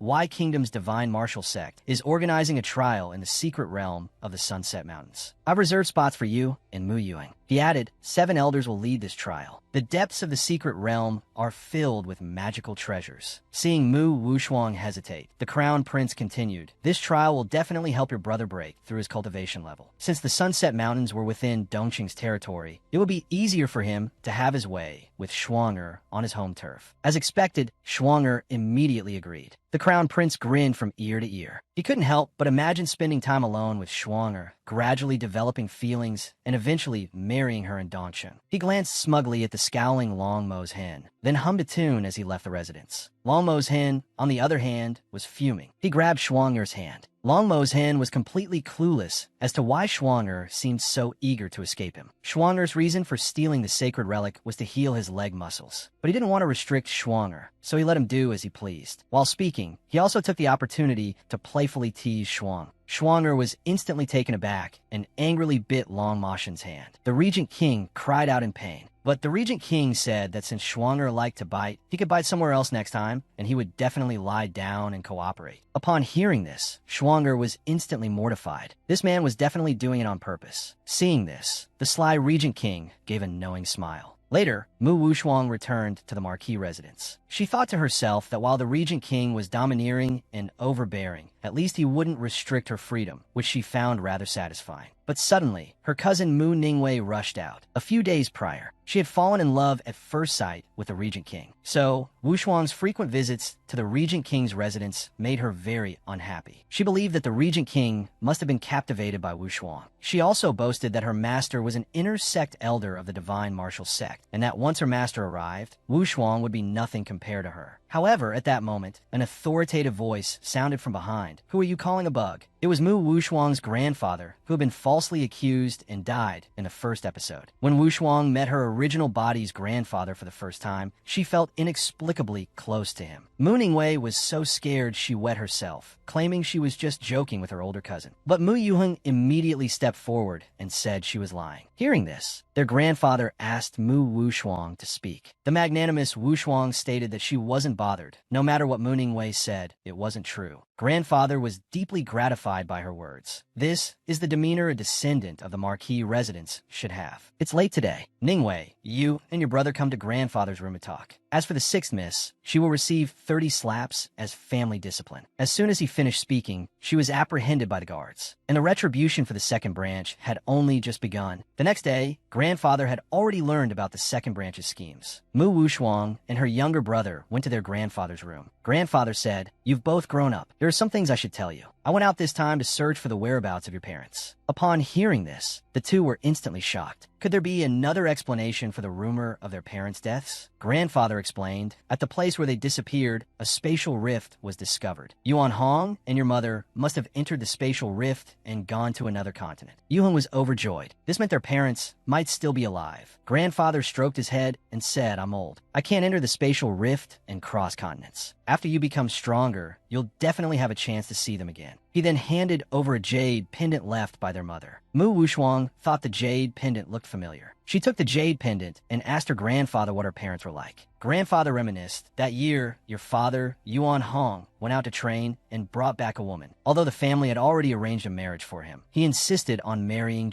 Bai. Eventually, I relented. Soon after, Bai gave birth to the two of you. But one day, assassins suddenly attacked the residence. Bai led the assassins away to protect you children. Yuan Hong, worried about Bai, chased after them. I sent people to search for them, and only heard that they had been seen in the Sunset Mountains. Everyone said they were dead, but I didn't believe it, until the spatial rift was discovered at the place where they disappeared. The siblings told their grandfather to rest well from now on and leave the matter of the spatial rift to them. Later, from Qilin, they learned that the jade pendant their mother left behind was a very special storage jade pendant. Moreover, this type of jade material only existed on higher-level continents. Mu Wushuang suddenly remembered. The ring the Regent King used to hold the little bug was made of the same material. It seemed that both the Regent King and her mother came from a higher-level continent. Their true identities seemed extraordinary. But the most important thing right now was to prepare for the trial in the Sunset Mountains. Once her cultivation level was higher, wouldn't she be able to uncover the truth behind these matters? But suddenly, Xiuqin arrived, saying that the Regent King had been waiting for her at the Marquis residence since early morning. At this moment, Mu Ningwei brought the Regent King a cup of tea. The Regent King said he only drank the tea Shuanger made. Mu Ningwei moved closer to the Regent King and said, "My master is an elder of the divine martial sect. He'll be arriving in the capital soon. My master said he is confident he can heal your leg. Why don't you come to my room first? We can have an in-depth discussion." As she spoke, she slowly slid her hand into the Regent King's clothes. Damn, this woman is so shameless. She actually took the initiative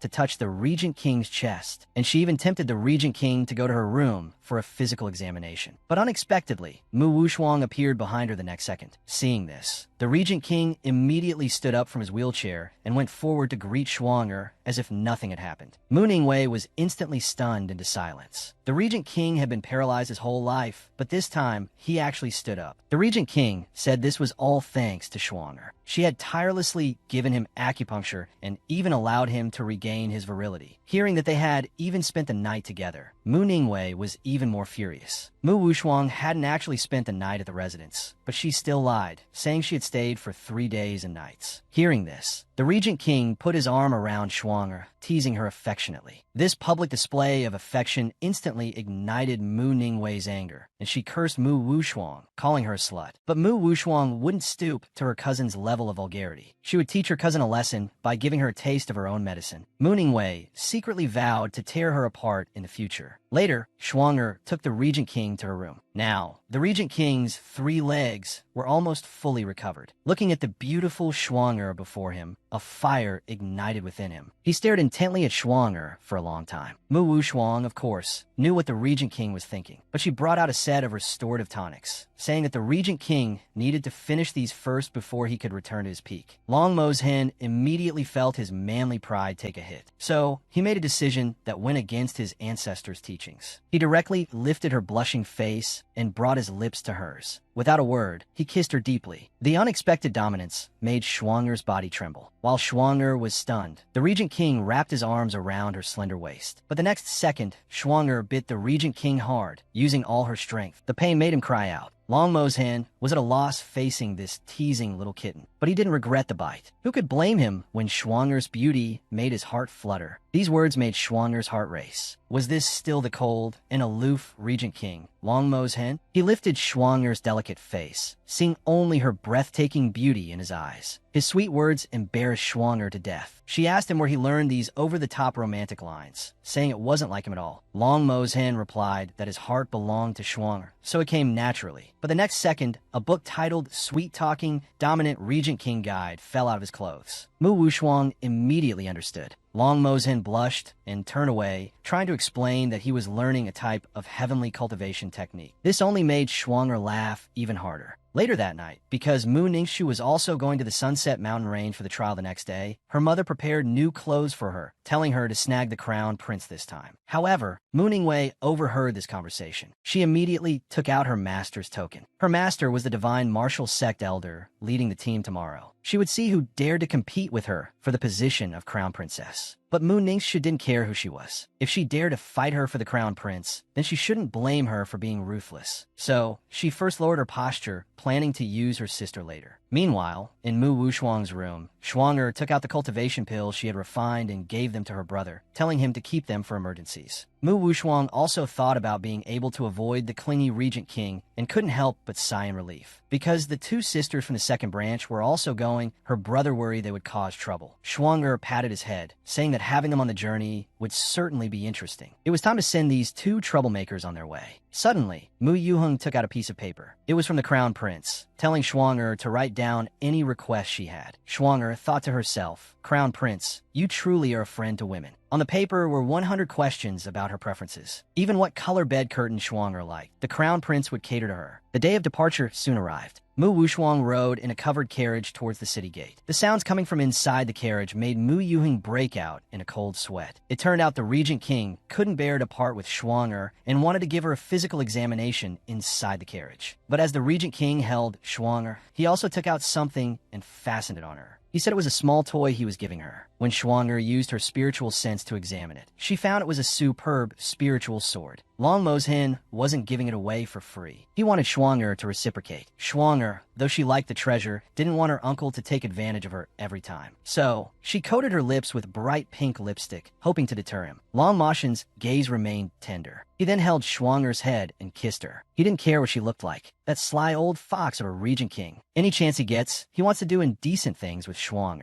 So, Shuang made her lips outrageously bright, thinking it would disgust him. But the Regent King didn't mind. He even kissed her more passionately than before. 30 minutes later, Shuang finally pushed him away. Her face was burning. It felt like all the blood in her body had rushed to her head. Long Mo's hen wasn't satisfied and wanted to continue, knowing he wouldn't have the chance once she left. Meanwhile, outside the city gates, the carriage bound for the Sunset Mountains had been waiting for a while. Mu Ningxu and her sister were eager to depart. The Crown Prince, however, said 2 more people were yet to arrive. Mu Ningwei, upon hearing this, seductively approached the Crown Prince. You never mentioned this to me, brother. The Crown Prince, looking disgusted, told her to stay away. He didn't want to be misunderstood by Miss Wushuang. Mu Ningwei was instantly enraged. Who dares to put on such airs? But the next moment, Mu Wushuang stepped out of her carriage, looking valiant and heroic. The Crown Prince's eyes lit up at the sight of her. The 4th prince was instantly dumbstruck. He was filled with regret. He should have accepted Mu Wushuang's confession back then. Seeing that the spotlight had been stolen by Mu Wushuang, Mu Ningwei publicly insulted her, calling her a slut who seduced men. Mu Wushuang retorted, like last time, another slap for your insolence. You're just a noisy chicken. Keep talking and I'll kill you and feed you to the dogs.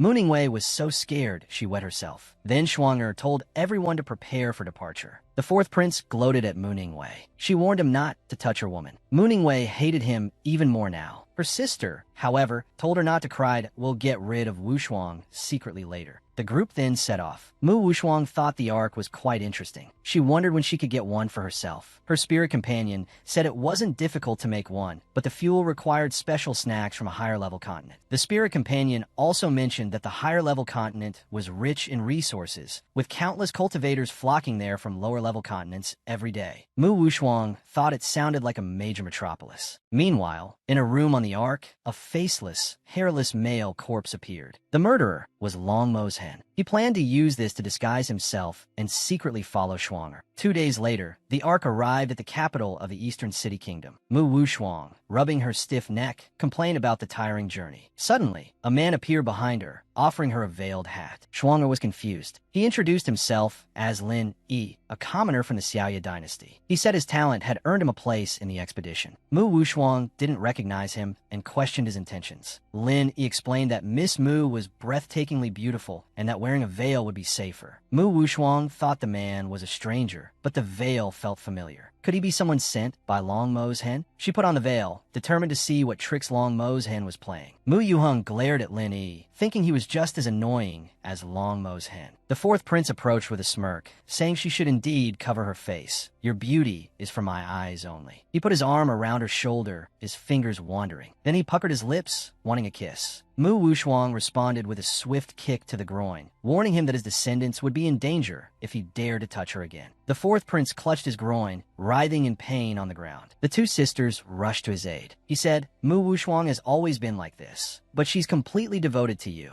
Last time we spoke of you, she was overjoyed. The fourth prince beamed at this, his words overheard by Long Mo's hen, who was instantly displeased. Mu Ningwei then foolishly added, Mu Wushuang has had a crush on the fourth prince since childhood. She was willing to die for him. Before she could finish, Long Mo's hen sent her flying with a slap. He then went to find Mu Wushuang without looking back. Mu Ningwei thought, Lin Yi has only known Mu Wushuang for 2 days, and he's already chasing after that slut. Men are all fools. As the siblings went shopping, Long Mo's hen secretly followed them. Suddenly discovered by Yu Heng, he questioned Luo Mashin's intentions. Luo Mo's hen claimed he was there to protect Mu Wushuang, but Yu Heng insisted he would protect his own sister. Luo Mo's hen retorted that his sister protecting him was more likely. These words infuriated Yu Heng, who found Luo Mo's hen even more annoying than Lin Yi. He immediately told his sister about being followed. Mu Wushuang declared she didn't need protection, much less a tag-along. Seeing his sullen face, she thought he resembled the Regent King, but doubted someone with the Regent King's personality would secretly follow her. Suddenly, a sight made her jaw drop. She spotted Long Yi hiding behind Lin Yi and immediately understood. Approaching Lin Yi, she caressed his face. Unexpectedly, young Master Lin is so composed and calm. You're truly my type. I've heard the Eastern City Kingdom has open customs, and I should follow suit. Would you be interested in accompanying me shopping? It would be my honor. They then arrived at a spiritual artifact shop. The shopkeeper introduced the items as low-grade spiritual artifacts capable of automatic defense and reflecting attacks. Shuang'er asked Lin Yi for his opinion. Lin Yi chose the most conservative dress, saying, This yolk-yellow long dress complements your fluffy hair, making you look dignified and elegant. Shuang'er had already anticipated he would choose the one with the most fabric. However, she pointed to another dress, the most revealing one with the least fabric. That I want that one. Lin Yi was displeased. You can only buy this one. Shuang'er pushed him against the wall. Young Master Lin, aren't you being a bit too controlling? Don't think I don't know who you are. Tell me now, or you'll regret it. She then grabbed the purple dress and went to the fitting room. Long Yi asked the Regent King, Your Highness, what are you doing? The Regent King replied he was concerned for her safety and didn't want her to get the wrong idea, thinking he couldn't live without her. Long Yi was dumbfounded that who's getting the wrong idea here. When Mu Wushuang emerged in a new outfit, a pink miniskirt, both her brother and the shopkeeper blushed. Only the Regent King was furious. He pulled out 40 meters of tape and bound her on the spot. He was about to explode in public, unable to tolerate his fiancée's revealing attire. Arriving at a private room, the Regent King removed his mask. Shuang'er had worn the revealing outfit to force Long Mo's hen to reveal his true self. Long Mo's hen frowned at her words. He flipped her onto the floor. Shuang'er, you're playing with fire. Shuang'er pushed him away, pouting. This isn't appropriate in broad daylight. Luo Mo's hen suggested, Then I'll come find you tonight for a heart-to-heart. Shuang'er got up to change. The Regent King pulled her back, wanted to spend more time with her like this, but he pulled too hard and ripped her dress. Shuang'er's face flushed crimson. The The Regent King's heart skipped a beat. He quickly used his sleeve to cover her, lest he have a nosebleed. Later that night, Mu Ningwei complained to her master about being bullied by Mu Wushuang. She showed him a portrait of Mu Wushuang, asking him to help her get revenge. The master, leering at the portrait, declared such a beauty should be locked up in his home. Mu Ningwei added that Mu Wushuang was trained in martial arts from a young age and was very flexible. The obese man held up 3 fingers, promising 30 snacks as a reward. The master had a secret chamber. He captured 800 women a year, and none who entered his backyard ever left unscathed. Mu Wushuang, you will pay for your arrogance. Mu Ningwei asked how he planned to proceed. The master instructed her on the plan, promising to teach Mu Wushuang a lesson once she was captured. The next day, Mu Wushuang and her companions arrived at the Sunset Mountains to investigate clues about a divine artifact. Due to the danger, Mu Ningwei recommended her master's assistance. The 9th elder greeted the crown prince with a lecherous smile, but his gaze quickly shifted to Mu Wushuang. His lecherous expression practically screamed pervert. The crown prince excused the 9th elder from formalities, but Shuang'er, noticing his lascivious stare, sensed something was amiss. Suddenly, a hand abruptly pulled Shuang'er over. It was Luo Mo's hen, wearing a rabbit mask. He then took out a fox mask and put on Shuang'er. Because not just anyone can look at my woman. If that 9th elder dares to look at you again, I'll gouge his eyes out. But Shuang'er was puzzled. Why are you a rabbit and I'm a fox? Long Mo's hen explained, foxes eat rabbits, meaning I'm destined to be eaten by you. Shuang'er found this cheesy pickup line incredibly corny. Suddenly, the 4th prince stormed over, angrily berating Shuang'er. Shameless. How can you lean on another man? Don't want to be my woman anymore. Shuang'er ripped off her mask and threw it at him, crying out, watch your filthy mouth. What do you mean you're woman? Take a look at yourself. The 4th prince, enraged, started insulting Shuang'er's family. But all that awaited him was another beating from Luo Mo's hen. Luo Mo's hen declared, Miss Wushuang belongs to Luo Mo's hen. You'd better watch out or she'll take your life. By now, the 4th prince was beaten unconscious. But the crown prince was also furious. He wondered how Lin Yi seemed to have become a different person. And how dare a commoner speak up for the Regent King? Suddenly, a monstrous sound echoed through the forest, scaring everyone witless. The 9th elder, feigning seriousness, told everyone to stay put while he sneakily went to investigate. Shuang'er saw right through this. She immediately understood that the commotion was definitely the creepy guy's doing. The show was about to begin. She told her younger brother to stick close to Lin Yi, no matter what happened. Don't worry, sister, he replied. The next second, with a roar, dozens of 5th-level demonic beasts swarmed towards them. At this critical juncture, the crown prince and Luo Mo's hen both grabbed Shuang'er's hand. Vying for her, sparks flew between them. Mu Wushuang, caught in this tug of war, was sweating profusely. Suddenly, Mu Ningwei took advantage of the chaos and snatched her away. The crown prince tried to follow, but was blocked by Luo Mo's hen. Luo Mo's hen trusted Shuang'er's abilities and knew this was all a setup. Mu Ningwei brought her to a secluded spot. While Shuang'er was distracted, she suddenly threw the aphrodisiac she had hidden in her hand onto her face. Then, the 9th elder appeared. The sight of the exquisite beauty before him made him drool. Looking at Miss Wushuang's seemingly shy demeanor, he could barely control himself. But suddenly, Shuang'er's eyes flashed coldly. She pulled out a small knife and slashed it across his lower abdomen. You idiot. I thought you'd have some iron skin. Turns out you're this weak. The fat pig could only squeal in pain, unable to speak. Then, Mu Wushuang summoned her little darlings. Since you like playing games so much, I'll indulge you. The sight of the giant crabs terrified the 2 men, who fled in terror, soiling themselves. Seeing the demonic beast closing in, the fat pig kicked his disciple away as a shield. Mu Ningwei instantly became a meal for the 9-tailed fox. Now he knew he was wrong, pathetically begging his sister for forgiveness.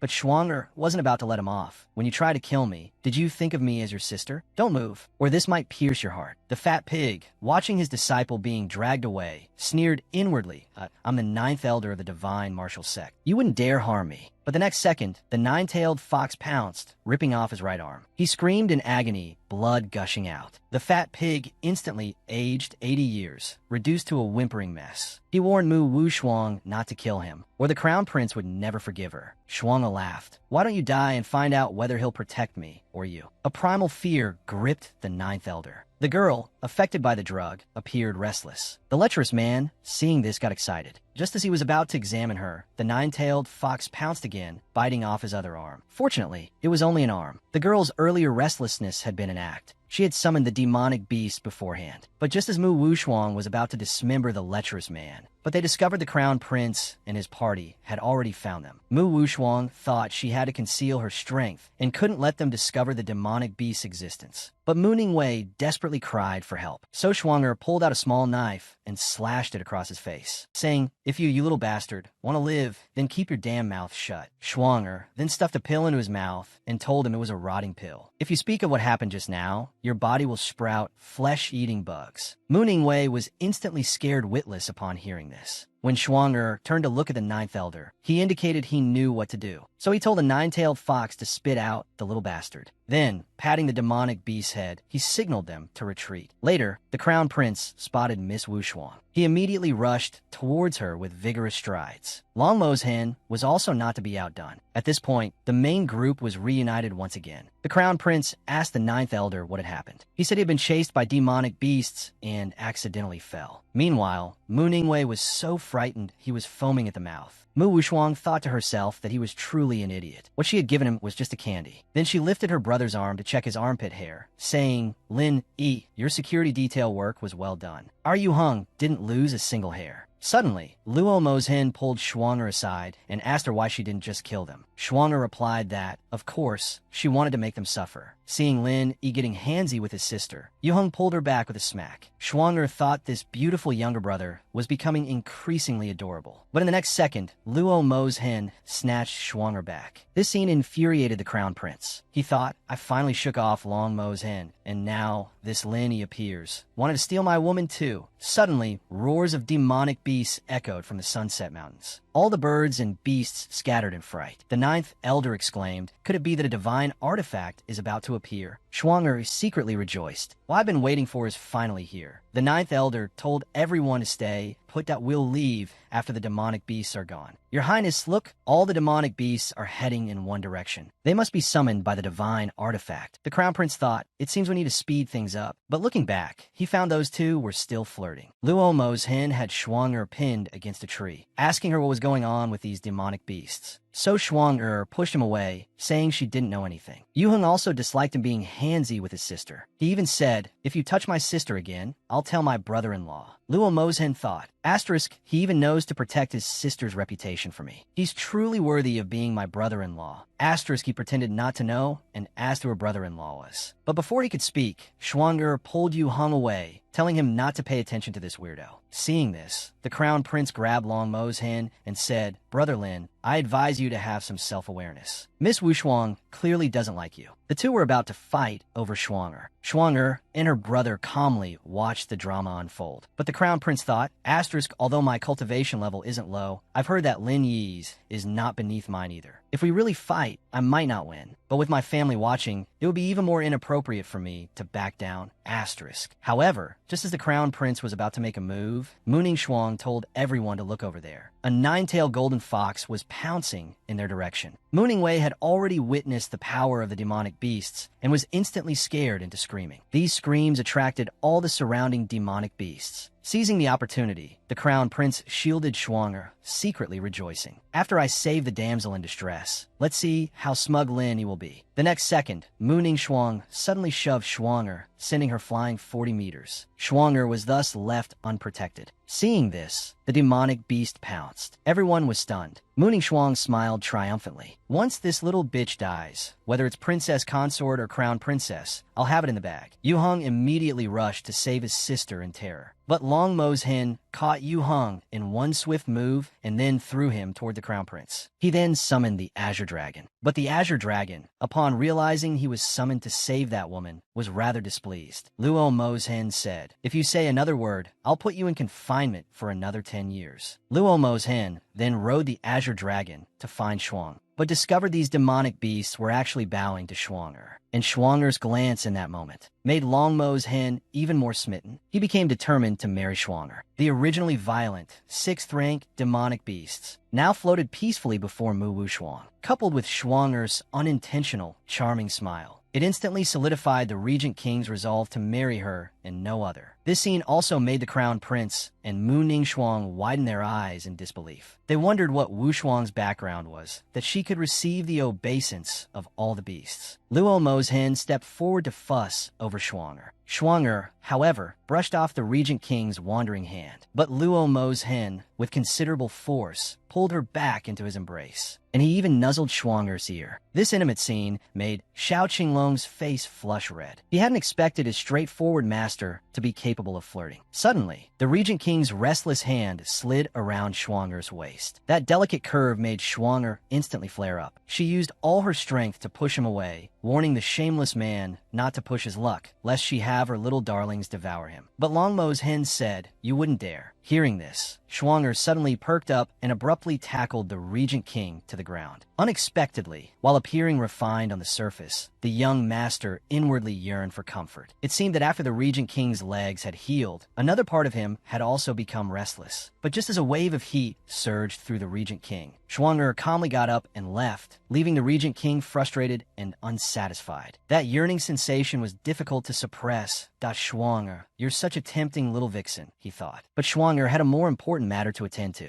That was to teach her dear older sister a lesson. Mu Ningxuang was so frightened she wet herself. Without a second thought, she took off running. Seeing this, Wu Shuang sneered. She immediately summoned a 6th-rank little darling. In the blink of an eye, it reached Mu Ningxuang. Yu Heng, learning that Mu Ningxuang had harmed his sister, furiously charged at her, intending to tear her apart. But when people are angry, their intelligence is often at its lowest. Unsurprisingly, Yu Heng was taken hostage. So, Shuanger calmly negotiated with her. She said, "As long as you admit you pushed me, I'll spare you, seeing as you're my sister." Mu Ningxuang was overjoyed. Her grip on the knife loosened. At that crucial moment, the nine-tailed fox pounced on Mu Ningxuang at lightning speed. She instantly met her demise. Mu Ningwei, standing nearby, was so shocked he actually laughed. Shuanger hadn't intended to kill her, but she had taken her brother hostage. At this point, the Crown Prince rushed over, full of guilt, apologizing, "It's all my fault for not taking better care of Yu Heng." Hearing this, Shuanger immediately put on a cute, charming expression. "Just be more careful next time," she said playfully, making the Crown Prince blush. Such a domineering, yet adorable woman truly left him yearning. Seeing this, Luo Mo's hen, the Regent King, pulled Shuanger towards him, telling her not to smile so beautifully at others. The Crown Prince was instantly enraged. Compared to Luo Mo's hen, this Shuanger seemed even more of a threat. Suddenly, a loud rumble echoed through the forest, causing the ground beneath their feet to tremble. The spirits rushed out. "Master, a divine beast is being born." Shuanger wondered how a divine beast could be born on a low-level continent. She suddenly had a bad feeling. At that moment, a pair of eyes were watching Shuanger from the grass. Shuanger seemed to notice the movement in the bushes. Suddenly, someone pulled her into an embrace. It was Longmo's hen, wanted to take them to see the divine beast. To avoid his touch, Shuanger clung tightly to her younger brother, Yu Heng, leaving the poor Crown Prince to stamp his feet in frustration. Longmo's hen secretly slipped Yu Heng a bottle of medicine, saying, "Any man who takes this will become very charming." Yu Heng glared at him, believing he was trying to curry favor to get closer to his sister. "I won't let you succeed," he thought. "I will protect my sister's safety." Longmo's hen then wrapped his arm around Shuanger's slender waist, saying, "You're so good to your sister. I'll accept this kindness on her behalf." But even with all his might, Yu Heng couldn't pull his sister away. Shuanger, being used as a pawn, was absolutely furious. Turning around, she jabbed Luo Mo's hen hard. "Are you done yet? If you keep this up, I'll kick you off." Her younger brother said earnestly, "I know you like sister, but she already has a fiancé, and he's the Regent King." Luo Mo's hen suddenly became interested. He asked her brother what was so good about the Regent King. Her brother said, "He's not only more handsome than you, but he's also more handsome than you.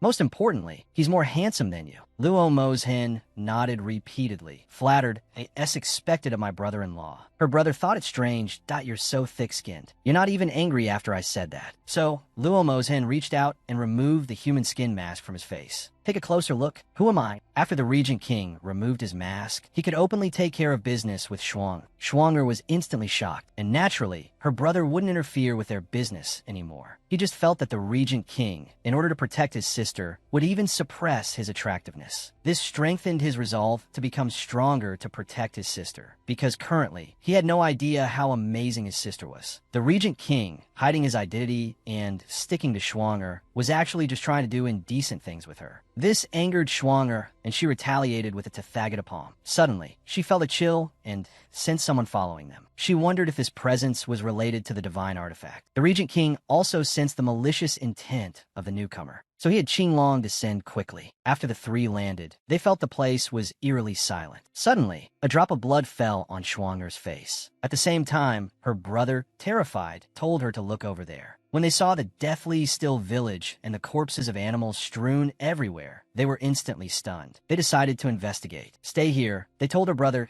If there's danger, blow this whistle. Luo Mozhen felt this wasn't safe, so he shouted behind him. Long E, his strongest guard, Long E, instantly appeared. Then Schwanger felt at ease and went to explore the village. She discovered that none of the corpses had bite marks, and the fatal wounds were all in the same spot. Luo Mozhen guessed that the creature must kill for pleasure. Suddenly, they heard a child crying. The Regent King immediately grabbed Schwanger's hand. He had to protect her. He couldn't let her leave his side, so they walked forward hand in hand. Under a large tree, they found a small boy covered in blood, crying, and he was surrounded by animal carcasses. The poor child instantly awakened Schwanger's maternal instincts. She went forward, patted his head, and comforted him, softly asking what had happened. But looking up, the boy saw a man staring fiercely at him. He was so scared he wet his pants and started wailing. This displeased Schwanger, who scolded the man for being so fierce. Then she gently soothed the boy. Don't cry, don't cry. Tell me, what's your name? The boy said, my name is Danju. I'm lost. Can you take me home? Luo Mozhen found it strange that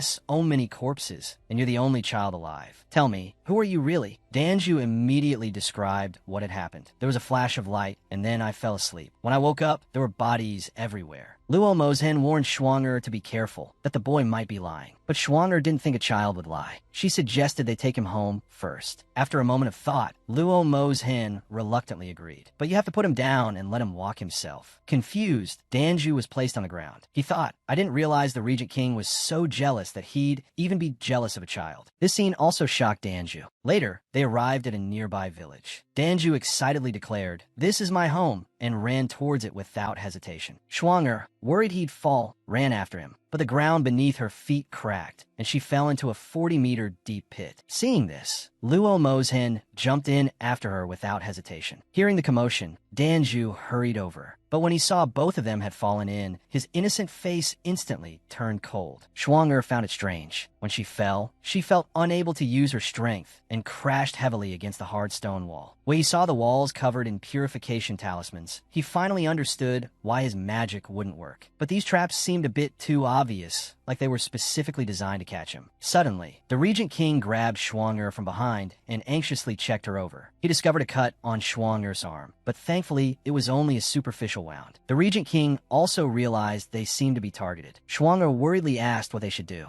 The Regent King told her that this trap had a major flaw, and that flaw is me. There's nothing this king can't do. With that, he raised his hand, and with a few casual swipes, all the talismans turned to ash. Schwanger stared in awe, as expected of the Regent King. Afterward, the Regent King looked at Schwanger smugly. He then turned and embraced Schwanger, saying, if you're afraid I'll drop you, just say so. Without waiting for an answer, he jumped up, carrying her, making Schwanger blush and her heart race. As soon as the two returned to the ground, Danju arrived with his mother to help. The grandmother first thanked them for finding her son. She then explained that the trap was meant to protect the village. Were you two benefactors injured when you fell? Schwanger said it wasn't a big deal and that she wanted to investigate the area for a few days, asking if they could stay at her place. The grandmother serenely agreed and led them to her room, mentioning that the bedding was all new. Seeing only one bed, Schwanger broke out in a cold sweat and asked if there were any other rooms. The grandmother said there was an outhouse. Schwanger was about to say the outhouse would do, when Luo Mozhen grabbed her, saying, my wife, the outhouse is too gloomy. Let's just squeeze in together. He whispered to Schwanger, we need to conceal our identities for the investigation, but I won't let my wife be wronged, will I? Schwanger thought, Luo Mozhen, you're ruthless. At that moment, Danju gave a chilling smile and said, Auntie, you and sister should rest well, or you won't have the energy to play games with me. The next second, he switched to an adorable expression as he looked at Schwanger. Schwanger was instantly captivated and nodded vigorously. Only Luo Mozhen Hen noticed his previous coldness. This child is definitely not simple. Later, the two faced each other, looking at the single bed. Schwanger wanted to decide who slept on the bed with a game of rock, paper, scissors. But the Regent King said he was used to being pampered and couldn't sleep on the floor. So, Schwanger grabbed her bedding, puffed up her cheeks, and prepared to sleep on the floor. Seeing this, Luo Mozhen quickly grabbed Schwanger and, losing control, pushed her onto the bed. Schwanger's face instantly flushed crimson, shyly pushing Luo Mozhen away. However, in the chaos, she used too much force and ripped a large piece of the Regent King's clothing. The Regent King only wanted to be affectionate with his fiancée, but was met with Schwanger's fierce resistance. Because he had just arrived in Kishi last night, Schwanger, struggling too hard, ripped the Regent King's clothing. Schwanger's face immediately turned bright red. The Regent King didn't expect Schwanger to be so forward. Just as he was about to take advantage of the situation, Schwanger told him to wait. She said, "Imperial uncle, you're so boring. You don't understand what a woman wants at all." She then brought out a 40-meter-long rope, leaving the Regent King dumbfounded. Schwanger licked her lips and explained, "This isn't an ordinary rope. This is the King Wei's special rope." Long Mozhen thought it sounded rather intriguing and looked at Schwanger expectantly. The next second, however, he found himself tied up. Moreover, this rope had been soaked in a special potion. Anyone tied with it would become weak and powerless. Schwanger then mischievously lifted his chin and said, "Imperial uncle, you'll have to suffer a bit tonight." With that, she jumped onto the large bed, now all to herself. The Regent King's face darkened. 3 seconds later, Schwanger was fast asleep and dreaming. Seeing Schwanger asleep, the Regent King smiled slyly. With a flick of his wrist, he broke free from the ropes. Such a small trick couldn't possibly hold him, the Regent King. Luo Mozhen gently kissed Schwanger's forehead, then quietly left the room. Arriving in the small woods, he summoned Long Yi. "Long Yi, I've sent my brother to safety, and the matter you asked me to investigate, I've nearly completed it." However, their entire conversation was overheard by a young woman hiding behind a tree. Time flew by, and morning arrived. Murong Shuang hadn't slept so soundly in a long time. She suddenly noticed the rope from last night lying beside her and looked around for the Regent King. Suddenly, she heard the grandmother calling her for breakfast. As she stepped into the living room, Danju happily rushed into Schwanger's arms. "Sister, why did you wake up so late? Are you feeling unwell?" Luo Mozhen, having overheard, chimed in, "It's all my fault. I'll be gentler with my wife from now on." Schwanger, still annoyed about the previous night's drawing incident, glared at him. Luo Mozhen was completely bewildered. Just then, the grandmother brought in 2 bowls of pork soup. Schwanger, hungry after a night without food, her eyes lit up. But suddenly, Luo Mozhen grabbed the grandmother's hand. He declared that since the grandmother had made the soup, she should be the first to have some. The grandmother was so startled, she wet herself. Schwanger sensed something was amiss. She took one of the bowls and stirred it, noticing a dark object inside. She fished it out and saw it was a venomous centipede. Seeing this, Luo Mozhen backhanded the old woman, sending her flying. He then grabbed her throat, demanding an explanation. The grandmother pleaded her innocence. Danju was terrified by the scene. Schwanger found it strange if she wanted to harm us. Why would she serve us the soup herself? But Luo Mozhen ignored her, tightening his grip, as if wanting to strangle the old woman on the spot. He explained that his investigation the previous night revealed that no one else lived in the village besides the grandmother and Danju. Schwanger was stunned into silence. Luo Mozhen turned to Danju, demanding he reveal his true identity and the whereabouts of the divine beast phoenix. Suddenly, the door behind them was kicked open. "Hold it right there." 2 people from the Hellion family of the Zhongja continent had arrived. They had also come to the Dijia continent seeking the phoenix and looked down on its inhabitants. Luo Mozhen scoffed, "Just small fry from a backwater continent." The Hellion family's second daughter flew into a rage at the insult. Her brother restrained her, reminding her they were there for the phoenix. The grandmother suddenly let out a sinister cackle,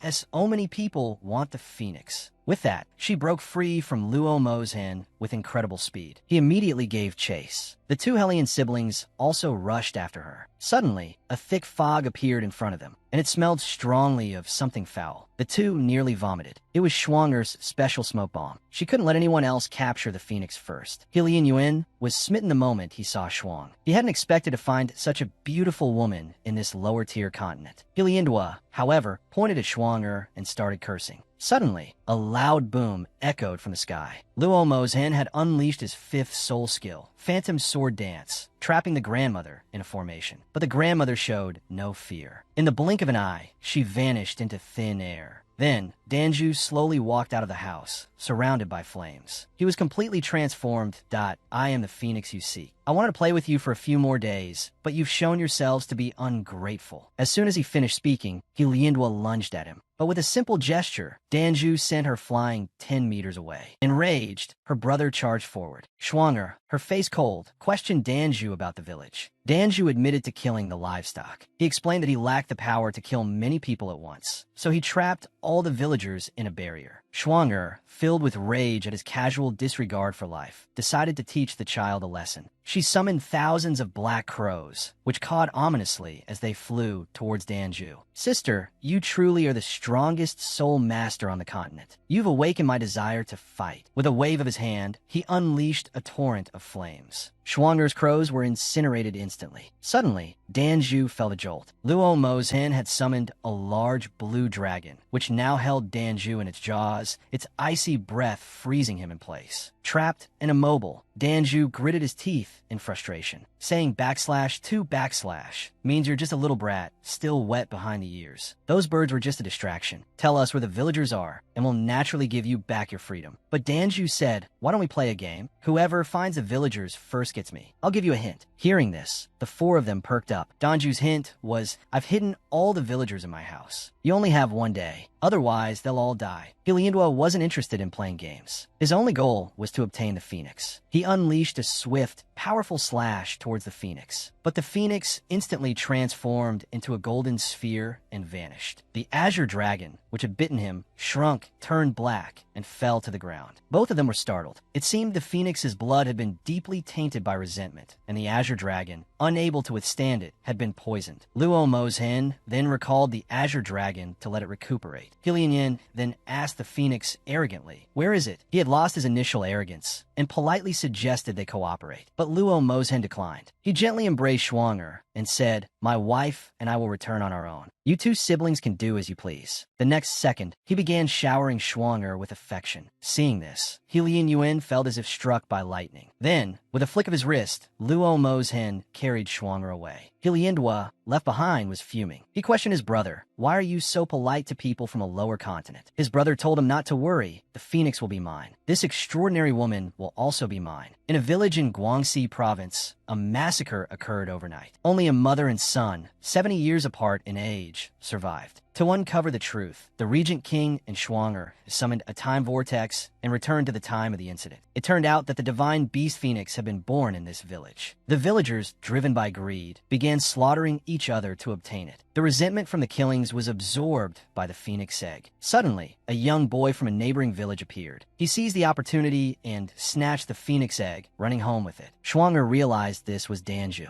Danju was a kind-hearted boy. His mother had told him that every egg contained a baby, so he took the phoenix egg home to hatch. At first, his mother thought it was a bird egg that Danju had found in the forest. Until one night at midnight, a group of cultivators attacked their village. They had come for the phoenix egg. Danju's mother was tragically killed. No matter how the bandits threatened him, Danju insisted he knew nothing. But the bandits quickly found the phoenix egg. Danju clung to the bandit's leg, pleading desperately. The bandits simply kicked him away and killed him with a single slash. The blood splattered onto the phoenix egg. The phoenix egg absorbed the blood. Schwanger was enraged by these villains. But this was only a dream. She couldn't interfere. Just as the greedy bandit reached for the phoenix egg, there was a sudden bang, and the eggshell cracked. Luckily, he was only severely injured internally, not fatally. Danju, for moments before, hatched from the egg. He wanted to make these villains pay for their greed. With a flick of his wrist, he soared into the air. Wherever he went, people were consumed by flames. Danju smiled with satisfaction. Schwanger felt a mix of emotions. She didn't know whether Danju was good or bad. However, the Regent King noticed that the villagers were already dead. Danju had lied about them being alive. Just then, Danju jumped down from a tree. That I didn't expect you to find me so quickly. The Regent King said coldly, you deliberately let us win. Did you bring us here to reveal the truth about the village massacre? Danju shook his head. I said it was a game. Whoever finds my home first wins. And you haven't won. You've only found my dream, not my home. The next second, time reversed in this space, replaying the previous scene, that it's an endless loop. As long as I don't end it, they'll never truly die. Isn't that the same as killing them yourself? Schwanger retorted, interrupted. What makes you any different from them? They deserve to die. They kill my good friend to get me. And you want me too, so you deserve to die as well. But in the next second, the barrier above suddenly cracked. The Regent King, realizing someone was attacking it from outside, urged Schwanger to leave quickly. But Schwanger looked back and saw Danju using his power to hold up the barrier, clearly on the verge of collapsing. Schwanger immediately rushed back without hesitation. She wanted to fight alongside Danju.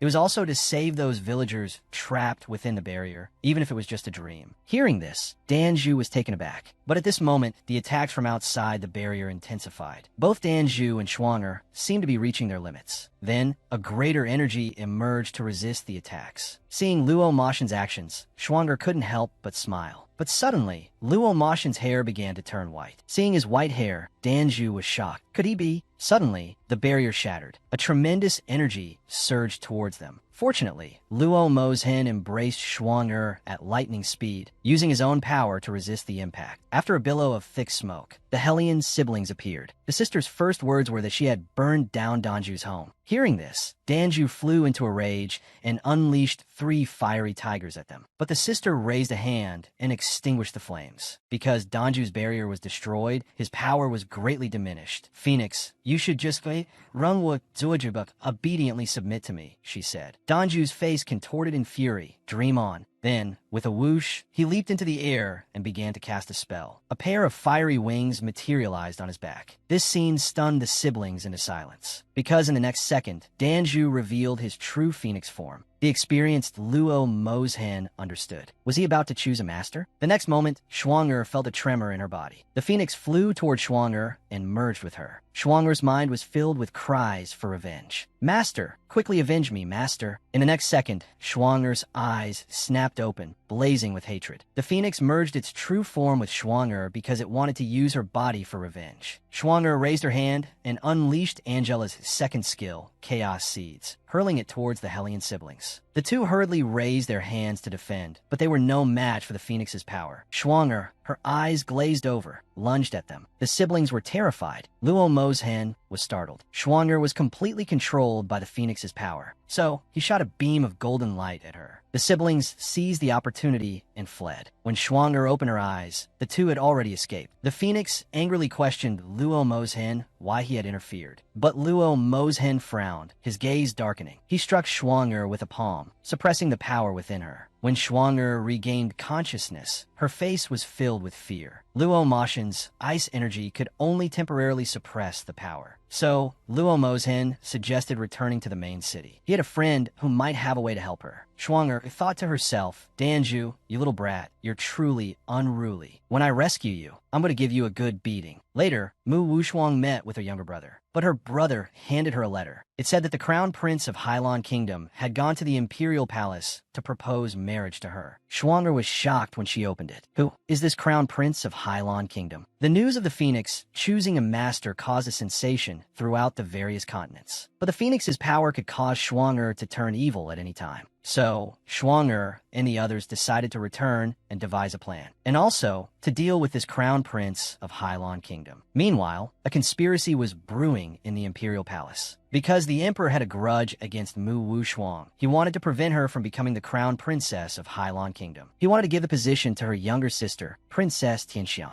Upon hearing this, the princess was overjoyed. She had long heard that the Crown Prince of Hailon Kingdom was very handsome. The Emperor's actions would not only gain him a powerful ally, but also promote good relations between the two countries. But Princess Tianxiang said the Crown Prince was here to propose to Mu Wushuang. She was too embarrassed to confess her feelings to the Crown Prince. The Emperor suddenly grinned mischievously. Silly sister, I've arranged everything for you. Upon hearing this, the princess was overjoyed. She then went off, dancing, to buy new dresses, determined to make that stinky Mu Wushuang feel inferior. But the Emperor didn't actually have much hope for his sister, because even if she couldn't snag the Crown Prince, there was still Luo Mozhen returning to compete for Wushuang. He could reap the benefits when they reached an impasse. Meanwhile, at the market, Wushuang's younger brother was accompanying her on a shopping spree. He thought his sister was in a bad mood, hence the shopping frenzy. But Wushuang denied it. She declared, girls love to shop till they drop, anytime. The only difference is how much money they have in their pockets. Aren't you even a little bit worried about the Hylon Kingdom's proposal? Wu Shuang said, it's just a lousy proposal. I'll just reject it. As for tonight's banquet, I'm not interested in attending. But if that Luo Mozhen fellow were there, it might be a bit more interesting. But the thought of Luo Moshen's clingy nature made Wu Shuang feel both shy and annoyed. Better not go, she thought. Suddenly, a sound came from behind her. Turning around, she saw a carriage parked there. Princess Tianxiang lifted the curtain and sneered at Mu Wu Shuang, saying, "Isn't this the rare palace poodle? Why do you come to the common folk to relieve your needs?" Wu Shuang instantly retorted, "How dare you call me a dog?" Wu Shuang replied, "I didn't say it was you. You seem to have a pretty clear understanding of yourself, princess." She then pulled her brother away with a look of disgust. Seeing this, the princess was furious and blurted out her brother's plan. Wu Shuang thought,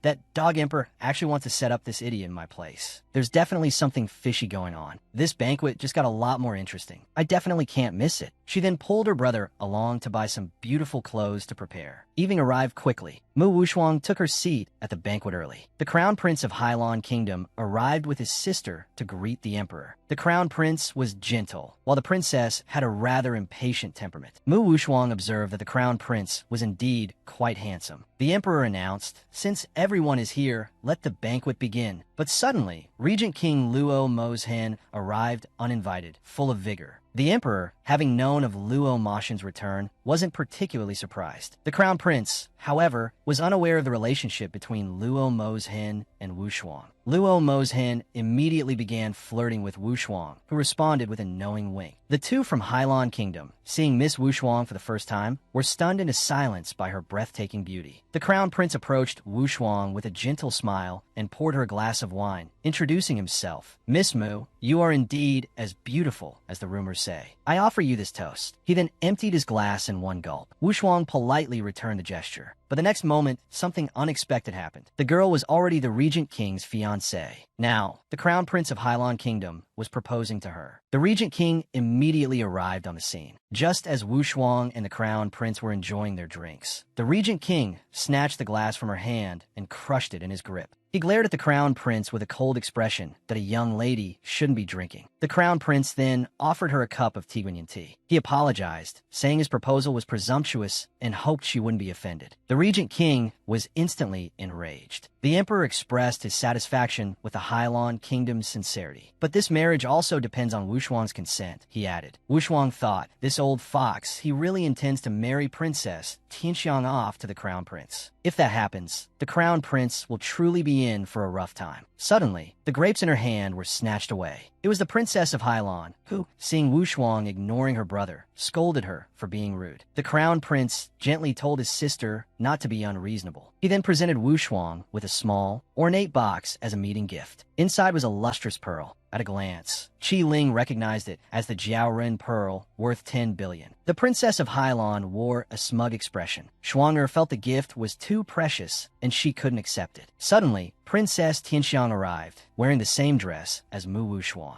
The guests immediately erupted in a flurry of whispers and commotion. But hey, bumping into someone with the same outfit isn't scary. The uglier one is the one who's embarrassed. Our Shuang'er looks the best in it. So, the princess angrily tried to snatch the Jiao Ren pearl. But Princess Hylon told her to get lost and said that she was so ugly wearing that kind of dress. "A princess? How embarrassing," she added. These words humiliated the princess. She felt everyone was laughing at her. Shuang'er, witnessing Princess Halen's blunt yet charming personality, decided to ask her the real reason for this marriage proposal. The princess said their high priest had divined that Shuang'er was destined to be the next queen of Hylon. But Shuang'er said she'd never trusted fortune-telling. Besides, she added, "I have a prior engagement with the Regent King." The Crown Prince said, "Even if you have an engagement, you aren't married yet. So I want to try and make an effort." Princess Tianxiang smiled slyly, thinking Mu Wu Shuang, "You're refusing such a gift from heaven." She then fawningly put her arm around the Hylon Crown Prince, suggesting they go and do something fun to deepen their bond, like an archery competition. The Crown Prince turned and invited Mu Wu Shuang to join them. Luo Mozhen also wanted to go along and watch. Later, they all arrived at the Imperial Garden. The game was simple. Everyone formed pairs and competed. Each person stood 10 meters away with an apple on their head. Whoever shot the apple won. But Shuang'er said that was too childish. she suggested the archer should be blindfolded. The person being shot would be tied to a spinning wheel and hold a grape in their mouth. Whoever hit the grape would win. Upon hearing this, the princess was instantly terrified. She thought, I'm only at the second level of spiritual chart. How dare she suggest this? Is she trying to assassinate me?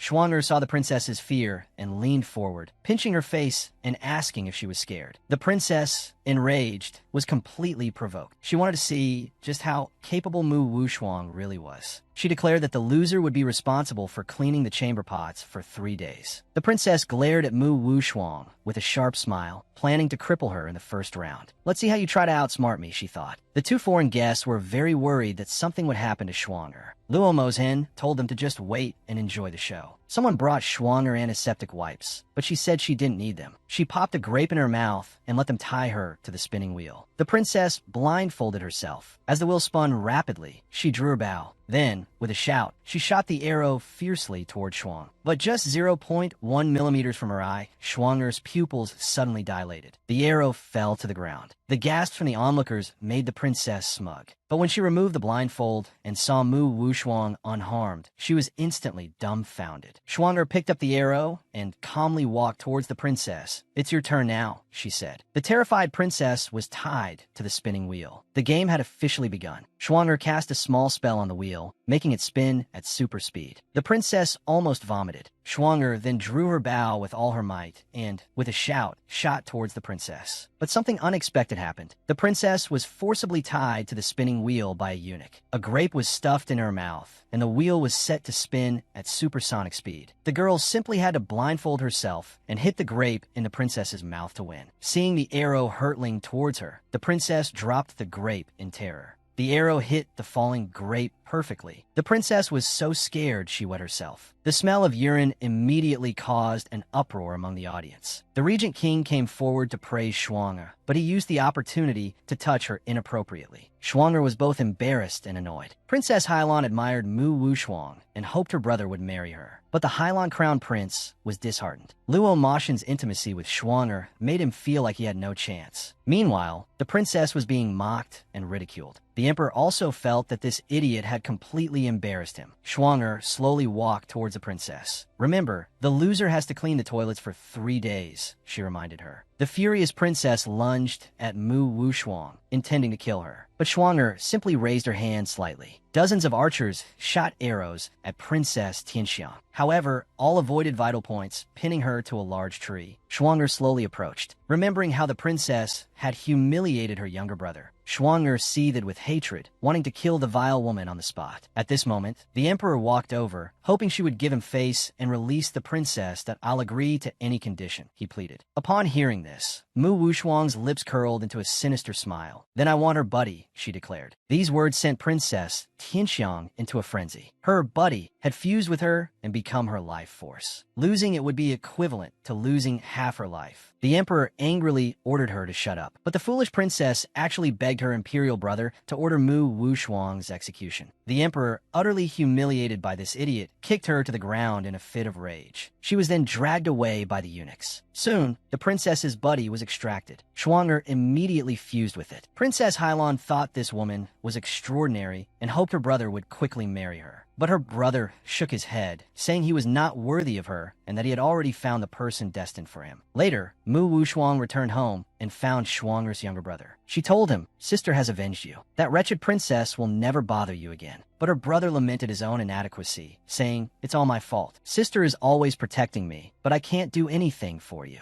Mu Wuxuang knocked him on the head, saying, "Do you think your brother-in-law is just for show? When is it your turn to protect anyone? Call me brother-in-law." Yu Heng blushed and called her brother-in-law. Then Luo Mozhen presented him with an urn as a meeting gift. Schwanger thought, this sly fellow must have prepared this beforehand. So, she also called him brother-in-law. But Luo Mozhen said, "You have to call me husband to get a gift. However, I do have a gift for you." He led Schwanger to a glowing tree. Schwanger thought the place was beautiful, and it was indeed something Luo Mozhen had prepared especially for her. Then he brought out an exquisite box and gave it to Schwanger as a gift. Schwanger opened it and found 2 diamond rings. They were a matching pair. Schwanger was both surprised and delighted. Luo Mo's-hin lifted Schwanger's small hand and was about to put a ring on her finger. But Schwanger felt it was too sudden. She feared Luo Mo's-hin had ulterior motives, like imbuing the ring with a spell to bind her to him. But Luo Mo's-hin said with a melancholic expression, "Schwanger, quite the opposite. This is my farewell gift. Because I'm leaving." Schwanger froze, her eyes filled with disbelief. Luo Mo's-hin continued, "This ring will allow me to sense your location and if you're in danger. So Schwanger, don't take it off no matter what." "All right." Seeing his serious expression, Schwanger laughed. "Uncle, your acting is getting more and more realistic." But Luo Mo's-hin told her he was serious. "There are some things I need to attend to personally." With that, he put the ring on Schwanger's finger. "Take care of yourself while I'm gone." Schwanger thought that Luo Mo's-hin didn't seem to be joking. He was always reserved, and the fact he was deliberately explaining this meant it wasn't an ordinary separation. So, she asked, "Where are you going, uncle?" Luo Mo's-hin replied, "Songming continent." Schwanger was startled. So, Luo Mo's-hin really was from the higher realm continent. She worried that this departure would be a long one. For some reason, she felt a pang of sadness in her heart that, "Oh, you really have to go." Suddenly, Schwanger became flustered. I mean, if you're not in a hurry, Uncle, you could wait for me to finish dealing with family matters, and we could go together. Besides, I was planning to go to the higher realm continent anyway. If that doesn't work, I can think of other ways. Luo Mo's-hin, upon hearing this, pulled Schwanger close and embraced her tightly. Under the moonlight, he kissed her. Schwanger's heart trembled. This time, she didn't resist, but closed her eyes submissively, as if it were all meant to be. Luo Mo's-hin was leaving Schwanger for the higher realm continent. This parting would be for an unknown length of time. Schwanger stared at the matching diamond rings on her finger, lost in thought. An inexplicable sadness welled up in her heart. Suddenly, the Regent King pulled Schwanger into his embrace, pouring all his complex emotions into a kiss. This time, Schwanger didn't push him away. Instead, she closed her eyes and deepened the kiss. After a while, the two reluctantly parted. Luo Mo's-hin gazed tenderly at Schwanger. "You do care about me, don't you?" he asked unexpectedly, making Schwanger suddenly realize something. She now understood that everything the Regent King had said was a test. He wasn't actually going to the Gaoji continent. Luo Mo's-hin kissed Schwanger's hair with a mischievous smile. Schwanger raised her small fists, ready to hit him in anger. Luo Mo's-hin then dropped his playful facade and confessed that although he was the Regent King, he felt insecure in front of her. "I felt like every man in the world would desire you. I was afraid you didn't have me in your heart. But after today, I won't be afraid anymore, Schwanger." Schwanger thought, "I never imagined that he, usually so calm and composed, will be so anxious because of me. Thinking back, he's pampered me so much along the way, but I've been stringing him along. It's a bit much." But then again, she mused, "I'm pretty amazing to make the aloof Regent King so hopelessly infatuated. Still, this whole testing me thing needs to be punished." She demanded he reveal his true identity. Luo Mo's-hin revealed he was the young emperor of the Qinglong divine sect and also from the Songming continent, one of the 4 great superclans. Schwanger found it amusing. How can a young emperor be in such a miserable state? He was not only poisoned, but also short-lived. Luo Mo's-hin explained that his father had indulged his concubine, allowing her to poison his mother. "My poison is congenital. My mother died shortly after giving birth to me. After I was born, a prophecy foretold that I would bring calamity to the divine sect. My father tricked me, took me to a cliff, and pushed me into a spatial storm. That's how I ended up in the Jiuxiao continent." Hearing his story, Schwanger gritted her teeth in anger. Luo Mo's-hin explained that for the past 20 years, he had been searching for a way to break the prophecy's curse. "And you're the key to breaking it. The first time I reached out to you, it wasn't because of the prophecy, but because of love. I have an innate ability to see through people's souls. When I first met you, your soul hadn't fully merged with this body. I'm indifferent to everyone, but you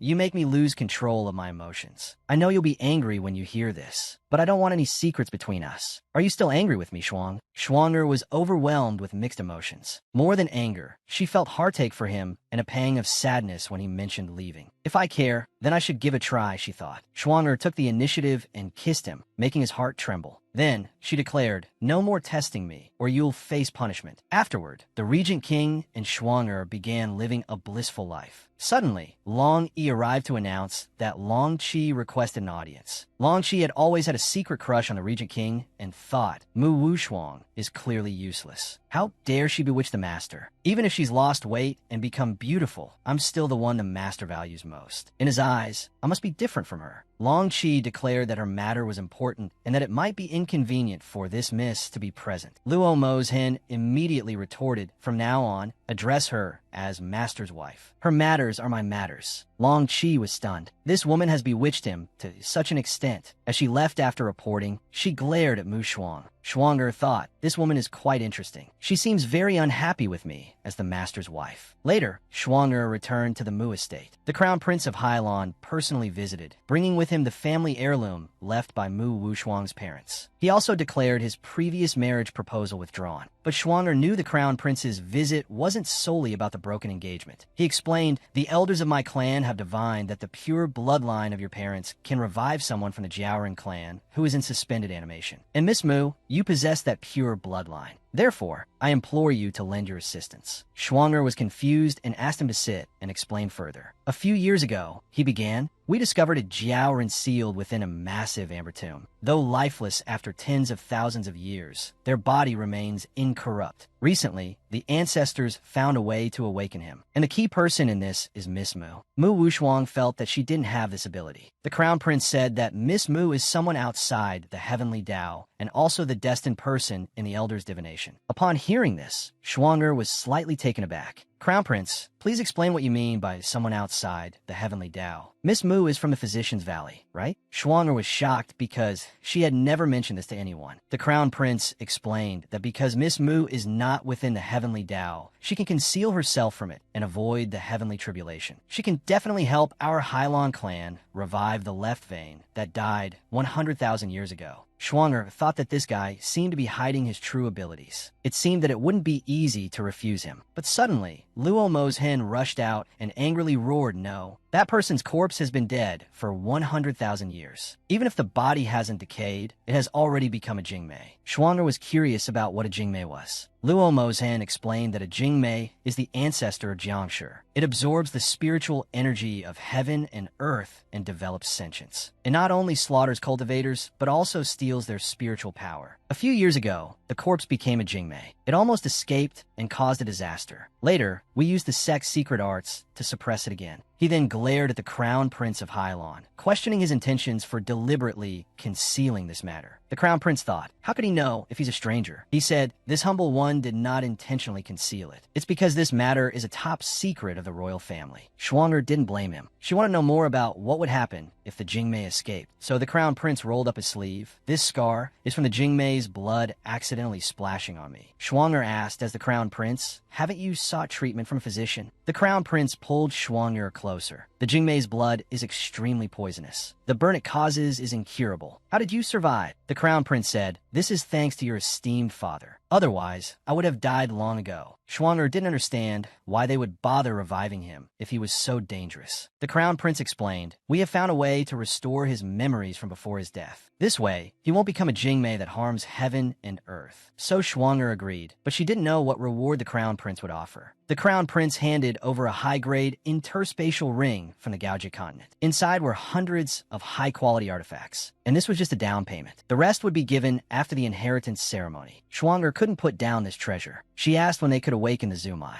When Miss Mu advances to the Lin Zun realm, the Crown Prince replied. With that, the Crown Prince took his leave. Luo Mo's hen didn't understand why Shuanger would take such a risk and why Qi Shaohou doesn't lack any treasures. Shuanger said she had another purpose, because the Crown Prince said my father had appeared in Hailan Valley and even saved him. So, I want to go to the Hailan Kingdom to search for clues about my parents. Luo Mo's hen said, I will go with you, and he embraced her. Shuanger took the opportunity to tease him. Shuanger pushed him away, saying she needed to bathe first. But Luo Mo's hen swiftly picked her up and flew into the air, intending to take Shuanger for a bath in the hot springs. The love-struck Regent King finally got together with Shuanger. That day, he carried Shuanger to a hot spring filled with ice. He decided to personally bathe and dress Shuanger. Now that his body had recovered, he wanted to try with Shuanger to see if they could have a child. Upon hearing this, Shuanger pushed the Regent King away, but her leg ended up straddling him. Then, blushing, she gazed into his eyes. Unexpectedly, Shuanger had become so proactive, even declaring she would eat him. Shuanger's behavior was undoubtedly playing with fire. The Regent King kissed her fiercely and then grabbed her hand. He decided to have an intimate moment with Shuanger in the steamy atmosphere. His unexpected dominance made Shuanger feel intoxicated, her heart racing uncontrollably. As the Regent King's nose grazed every inch of her skin, Schwanger felt an involuntary sense of contentment and satisfaction. But just as they were about to get down to business, Long Yi's shouts rang out from the door. Luo Mo's hen roared furiously, "Get lost!" But Long Yi insisted that young Master Mu had urgent business with Mu Wuxuang. Schwanger told the Regent King to be good and that she would be back with him later. But the Regent King refused to let her go, even though it was an urgent matter. He held Schwanger's head and kissed her deeply, only stopping when she was breathless. Only then was he somewhat satisfied. Later, they dressed and left the bathroom. As soon as the Regent King came out, he glared at Long Yi and punished him by making him run 500 laps.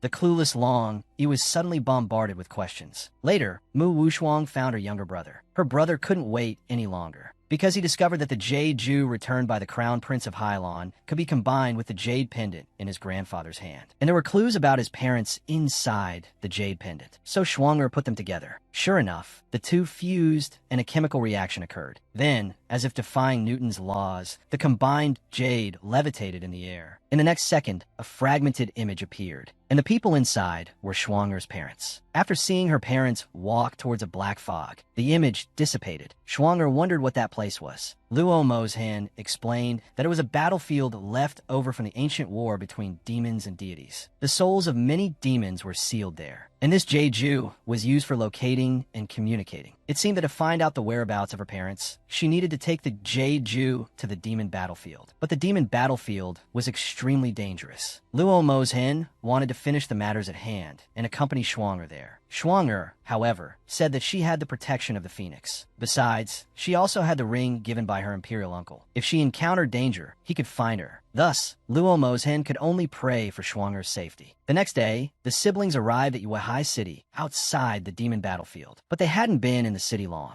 before they were stopped by 3 delinquents. The short one was the captain of the Fire Cloud Squad. Main Yang was the vice captain, skilled in using ancient trees. As for the guy with yellow hair, he was the simple-minded but strong member of the squad. Main Yang saw that the two were from out of town, coming to the demon battlefield to hunt for treasure, and wanted to recruit them. But these 3 were notorious in the area for being a scam gang. They specialized in tricking people into going to the demon battlefield as bait. Schwanger clearly heard the whispers of those around them, so she declined their invitation to join their team. The yellow-haired guy immediately got angry, telling them not to be ungrateful. But then her brother pulled out his 40-meter-long blade. The yellow-haired guy also pulled out his 80-meter giant sword, saying that since they wouldn't join, he would kill them. But Main Yang stopped him, because Main Yang noticed the rich spiritual energy emanating from the two, perfect for attracting demonic souls. So she apologized to Mu Wuxuang. But actually, while Schwanger wasn't paying attention, she secretly placed something on Schwanger. Later, Mu Wuxuang left with her brother. The dim-witted guy asked Main Yang why she let them go. Main Yang told him to just wait and see. Later that night, the siblings arrived at the outskirts of the demon battlefield. Suddenly, Schwanger's Jade Ju began to glow, and when she took it out, a beam of light appeared. Schwanger didn't expect the Jade Pendant to have a navigation function. Her brother was completely confused. Schwanger explained that navigation meant showing the way. The Fire Cloud Squad was hiding behind them, secretly following. As they walked, the red light suddenly disappeared. Looking up, they saw a blood moon. And directly below the blood moon, a palace appeared. An oppressive atmosphere suddenly descended. Suddenly, a rush of footsteps and shouts came from behind. Schwanger quickly pulled her brother to hide under some skeletal remains. The group of people were there for the demonic treasures. They too had been tricked by the Fire Cloud Squad. Schwanger thought to herself, so this is the demonic palace. Could this be where her parents went? Suddenly, the skeletal remains Schwanger touched emitted a burst of malevolent energy. Schwanger felt a jolt through her body. In the next second, the phoenix within her awakened. Schwanger gently held her brother, who was covered in cold sweat. Her brother immediately sensed something was wrong, but Schwanger pushed him away forcefully, telling him to stay back. Because the malevolent energy of the demon battlefield was too strong, she couldn't suppress the turmoil within her. She was then enveloped by the malevolent energy of the demon battlefield. At the same time, her brother was also entangled by the malevolent energy and couldn't move. Main Yang, watching from the side, sneered, because the demonic energy would corrode the heart and mind. If one wasn't careful, they would be controlled. She could use these outsiders, corrupted by the malevolent energy, to kill them. So she shouted for everyone to kill the woman, claiming she had the treasure to enter the demonic palace. In the next second, the treasure hunters, corrupted by the malevolent energy, charged towards Schwanger. Suddenly, her brother broke free from the malevolent energy and stood in front of his sister. "With me here, no one can hurt my sister," With that, she fiercely lashed out at those people. But suddenly, a loud rumble came from behind her. Schwanger's brother immediately stopped what he was doing, his face filled with terror. When he looked back, his sister had completely transformed into an unfamiliar figure. Because of these lowly and greedy humans, the phoenix within Schwanger had fully erupted. At this moment, only the word kill filled Schwanger's mind. Her brother shouted at her, "Sister, snap out of it." But Schwanger pointed her sword at him. She was actually going to kill her own brother. Schwanger was being controlled by the phoenix within her. She couldn't suppress it at all with all her strength. She uncontrollably raised a 40-meter broadsword and fiercely swung it down towards her brother. But just 0.1 millimeters away from her brother, she stopped. Using her remaining rationality, she forcefully suppressed the phoenix within her, and she asked her brother to protect her. Immediately, a surge of energy flowed into Schwanger's body. The next second, she entered the phoenix's inner world. Around her was a scene of arson and murder. Suddenly, she saw Danju being chased by a strong man. Schwanger,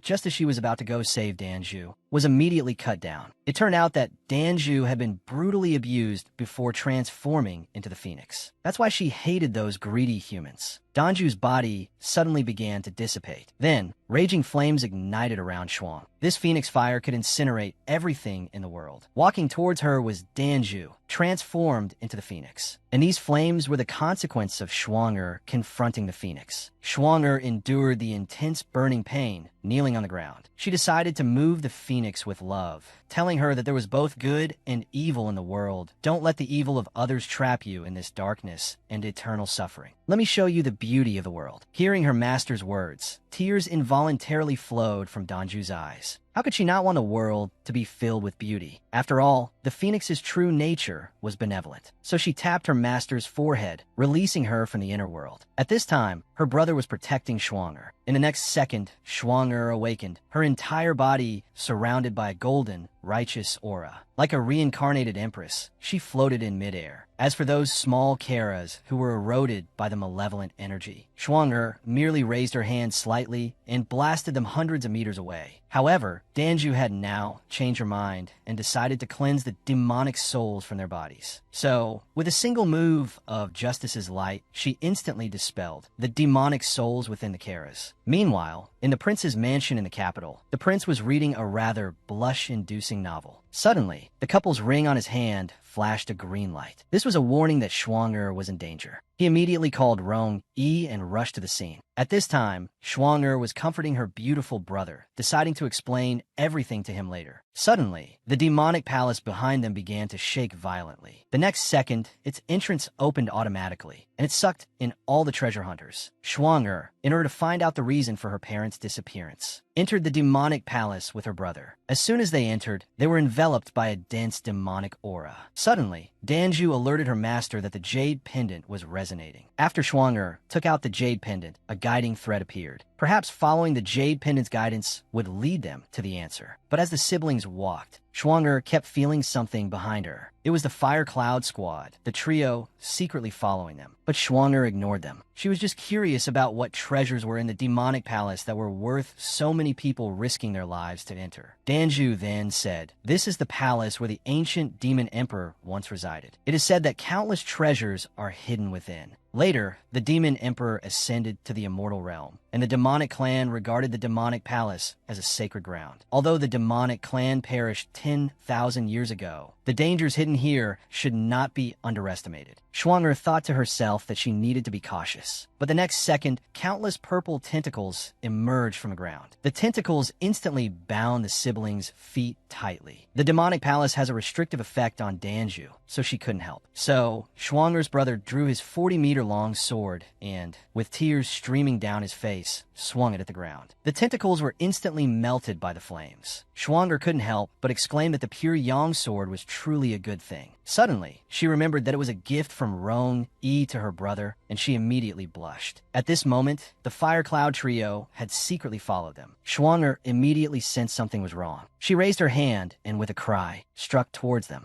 The rocks in front of them instantly shattered, scaring the trio so badly they wet themselves. Schwanger then took out the bone worm Mei Nyang had planted on her. She crushed in her hand, asking, "What do you want?" "Of course, we want the treasures you possess." After saying that, Mainyang ordered the short man to take out the soul summoning banner. The soul summoning banner can summon all the evil spirits in the demonic palace. "This is why we waited for you two to enter before making our move." Schwanger's brother immediately stepped forward. With a few tearful strikes, he took care of her two useless companions. Finally, only the old hag was left. So, Schwanger, using Newton's Pythagorean theorem, sent the old hag to meet her maker. Suddenly, Schwanger's jade pendant began to glow, and the smell of blood filled the air. When Schwanger turned around, a skeletal giant emerged from the wall. He roared towards the heavens. "The seal is finally broken." Schwanger was momentarily stunned. Danju explained, "This is an ancient evil, specializing in devouring the spiritual energy of cultivators to strengthen itself. The reason it wasn't exterminated is most likely because it hid in the demonic palace and escaped destruction." At this point, the evil being was already casting a spell to absorb the surrounding spiritual energy. Seeing this, the siblings immediately charged forward to stop it. But in the next second, Schwanger's brother was entangled by the evil aura, and Schwanger's sword couldn't harm it. The evil being looked at Schwanger greedily, but it couldn't devour her yet, because it needed to seize the body of a cultivator to leave the demonic palace. At the critical moment, Schwanger's brother threw the pure yang sword. It instantly cut the evil being's hand. It didn't expect a mortal to possess such a divine weapon, so it immediately took out its weapon, determined to kill them. With a swing of its weapon, the ground cracked open. Fortunately, Schwanger, with her nimble body, leaped into the air, but countless evil auras below forced her into a corner. Schwanger was tightly bound, at the mercy of the evil being as it hovered over her. But just as it was about to invade her body, Schwanger's jade pendant suddenly reacted. It burst forth with a light that illuminated everything, instantly repelling the evil being 77 meters. The evil being recognized the jade pendant and asked Schwanger about her relationship with that woman. Schwanger wondered if it was referring to her mother. "So,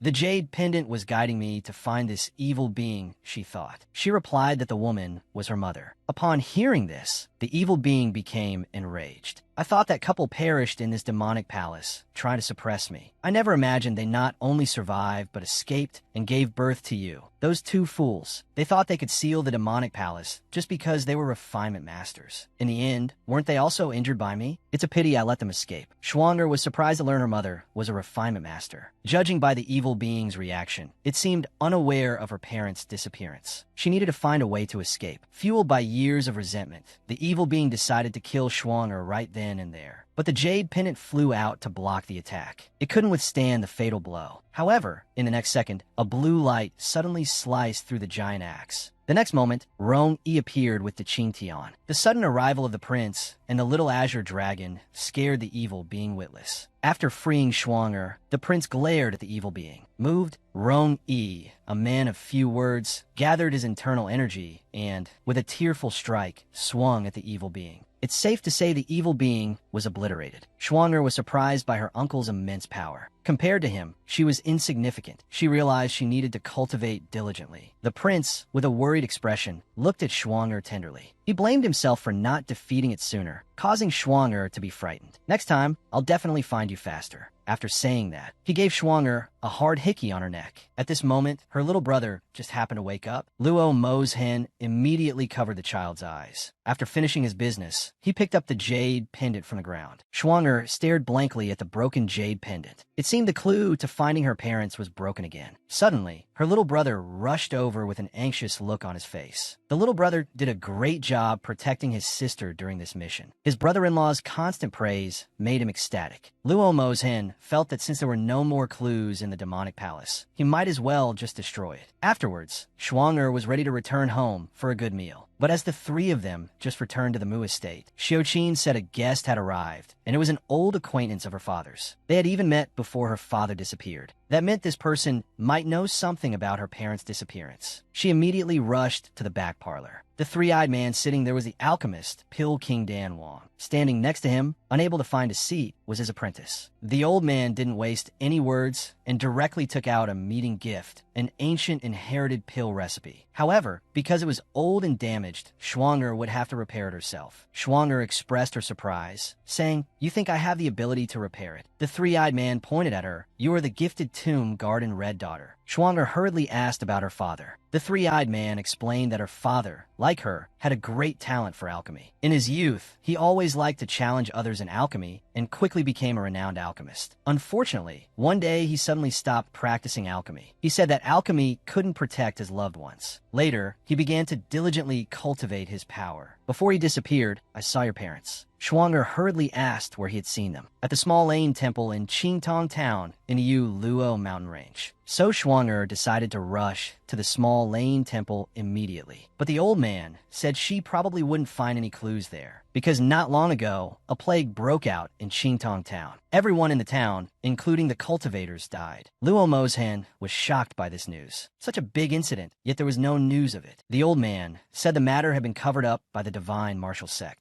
Shuang'er thought to herself, even cultivators couldn't escape this plague. There must be something fishy going on. And this Qingtong town was the divine martial sect's territory. It seemed she would have to go there with Shuang. So after seeing the old man off, Shuang'er told her uncle to return to the Qishao Hall first. She would tell her grandfather before going to find him. However, just as Luo Mozhen returned to Qishao Hall, Long Qi, scantily clad, walked in carrying a bowl of chicken soup. He then closed the door firmly behind him. After setting down the chicken soup, he blushed and embraced Luo Mozhen, calling him master in an extremely coquettish voice. Seeing no reaction from his master, he became even bolder. Just as he was about to kiss Luo Mozhen immediately turned around and glared at him coldly. Then, he flung Long Qi hard onto the ground. Long Qi lay on the ground, looking pitiful. He said he had followed him for 10 years and had a secret crush on him for 10 years. "Master, Long Qi wants to be yours." Luo Mozhen became even angrier upon hearing this. He directly kicked Long Qi out of the study. Even as he was being thrown out, Long Qi stubbornly asked, "What's so good about Mu Wushuang?" "Master, don't be fooled by that vixen." However, just as he finished speaking, Mu Wushuang appeared. Long Qi immediately started cursing Shuang'er, calling her a worldly woman. But Shuang'er calmly approached him, deciding to tell him the difference between them. That is, this young lady wouldn't be as shameless as you. After saying that, she flung him hard against the container. He couldn't help but feel a headache coming on. Why didn't the master he had served for 10 years stop her? Perhaps only by making Mu Wushuang disappear would his master see his good qualities. So, he lunged at Shuang'er with bared claws. But Shuang'er just stood there calmly. It was Luo Mozhen who stepped in and repelled him. Luo Mozhen asked her why she didn't dodge. Shuang'er said he was her uncle's subordinate and she couldn't attack him. "This only deepens my hatred for you, Long Qi. But for the sake of our 10 years as master and servant, I'll spare your life. Get out." The next day, the group set off for the divine martial sect in the Sunset Mountains. The couple continued their public display of affection on the boat. This R-rated scene was witnessed by Shuang'er's younger brother. He immediately regretted coming onto the boat. 49 days later, they arrived at the divine martial sect. The sect leader of the divine martial sect personally came out to greet them. He was also crowned Prince Song's grandfather. Luo Mozhen, a man of few words, immediately questioned him about the plague in Qingtong Town. The sect leader wondered how he knew and decided to slowly explain everything to the two of them.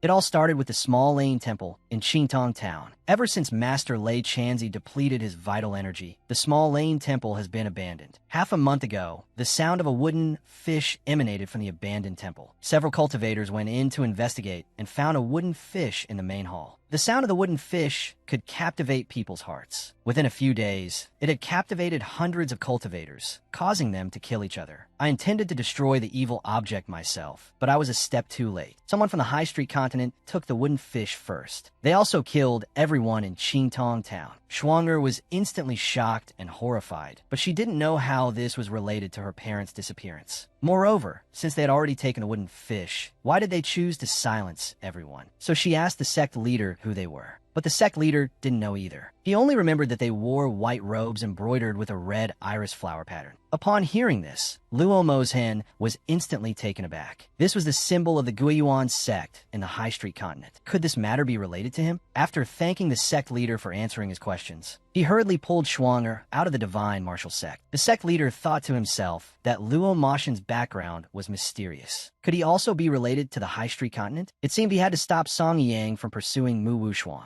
Later, Luo Mozhen explained to Shuang'er that he left in a hurry because he couldn't reveal his identity. What the sect leader had described was indeed the symbol of the Guiyuan sect. Schwanger was stunned. This was the power base of Luo Moshen's stepmother's family. Worried that Schwanger would be put in even greater danger, he advised her not to investigate further. The high street continent was a dangerous place, and everyone there was a top expert. He didn't want Schwanger to be harmed in any way. But Schwanger refused to back down.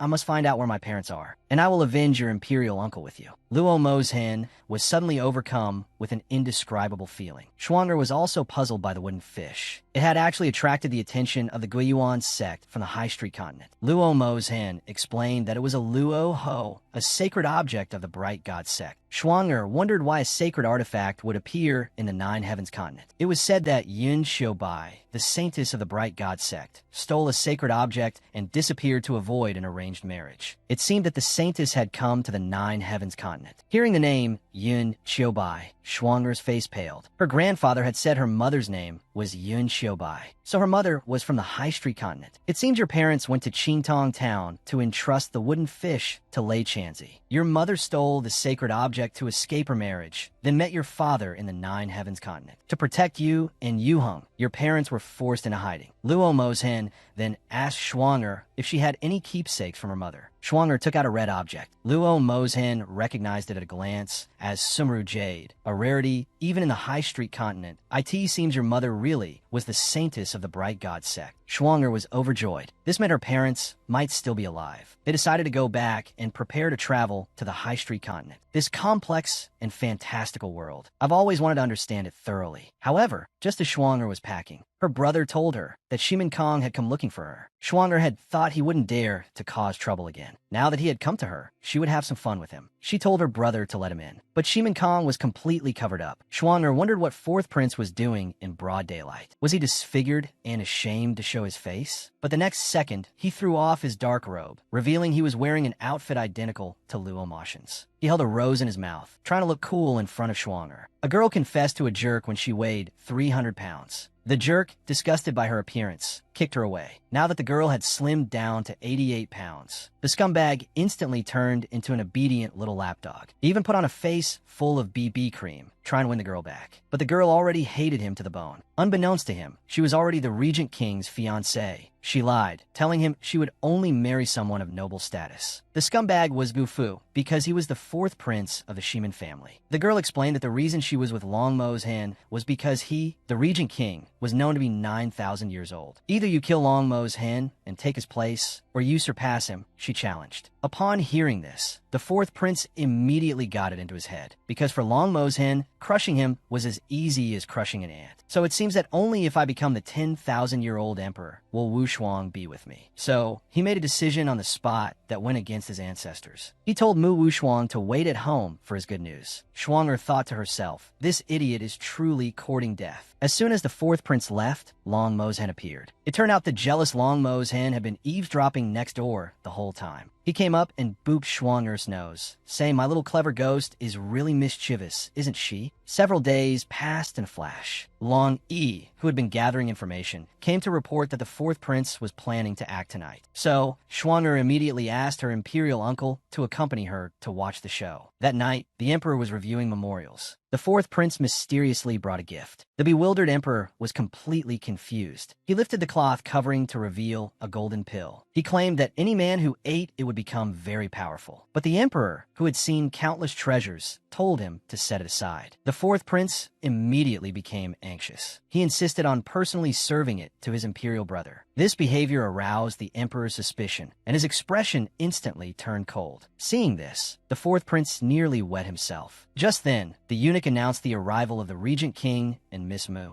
The fourth prince felt a surge of fear. Schwanger walked in with a mischievous smile. She asked, why is the fourth prince here? The emperor explained about the pill. Schwanger said, I am an alchemist. Your majesty, may I take a look? The emperor agreed. Schwanger picked it up and examined it, praising it is indeed a high-quality pill. However, this excessive dosage could poison 10 oxen. Shimin Kong, are you trying to rebel? Shimin Kong was instantly speechless and dumbfounded. The emperor slammed his hand on the table in anger. Shimin Kong, you have such audacity. You dare to try to harm me." Shimin Kong was so scared he nearly wet himself again. But even facing death, he remained defiant. The emperor decided to make Shimin Kong test the pill. In the next second, two maids entered and seized him. Shimin Kong trembled uncontrollably, nearly overflowing his pants. The emperor held the pill. He forcefully pried open Shimin Kang's mouth and shoved it inside. But as soon as Shimin Kong swallowed it, he immediately vomited the pill back up. He finally admitted the pill was poisoned. But he didn't want to die, so he claimed Long Mo's hen had coerced him into poisoning it. The emperor turned to Long Mo's hen. Long Mo's hen replied, "If this king wanted the throne, why would I resort to such measures?" The emperor thought, "You are truly arrogant." Then he asked, "Imperial uncle, tell me, what is the punishment for plotting rebellion?" Long Mo's hen waved his hand and declared death. Later, Shimin Kong was imprisoned in the heavenly prison. Mu Wushuang went to visit him. Shimin Kong flew into a rage, lunging at Schwanger like a mad dog. Schwanger kicked him away with a swift kick. Then she stared at him coldly. Shimin Kong didn't understand why Wu Shuang had set him up. He had already apologized for his past mistakes. So Schwanger decided to tell him everything. Because the real Mu Wu Shuang is already dead. Now it's time for revenge. Shimin Kong was instantly speechless and dumbfounded. Schwanger kicked him again, saying, "When you kicked her down the stairs, she was already dead. You took advantage of his affection for you to humiliate him, and even mercilessly took his life." But Shimin Kong was completely unfortunate because Mu Wushuang was right there before his eyes. Schwanger viciously kicked him, saying, "Wait until you reach the underworld and see him, then repent to him." She continued kicking him 77 times. Only then did Schwanger finally vent her anger. The day of Shimin Kang's execution soon arrived. The commoners came to watch the spectacle. The once arrogant and domineering fourth prince now hung from the execution platform like a dead fish. Schwanger watched Mu Wushuang from below, filled with resentment. "The person who killed you has finally paid the price." The executioner raised his 40-meter-long blade. Then, with a shout, he brought it down. At the crucial moment, Long Mo's hen covered Schwanger's eyes. He didn't want Schwanger to have nightmares. With this, a weight was lifted from his heart. Schwanger suggested they have a celebratory drink. Long Mo's hen then carried her back to the manor. As evening approached, Long Mo's hen brought out several jars of 81 Mao Tai. Schwanger started drinking straight from the bottle without hesitation. Soon, her face was flushed. She was very happy today. All that remained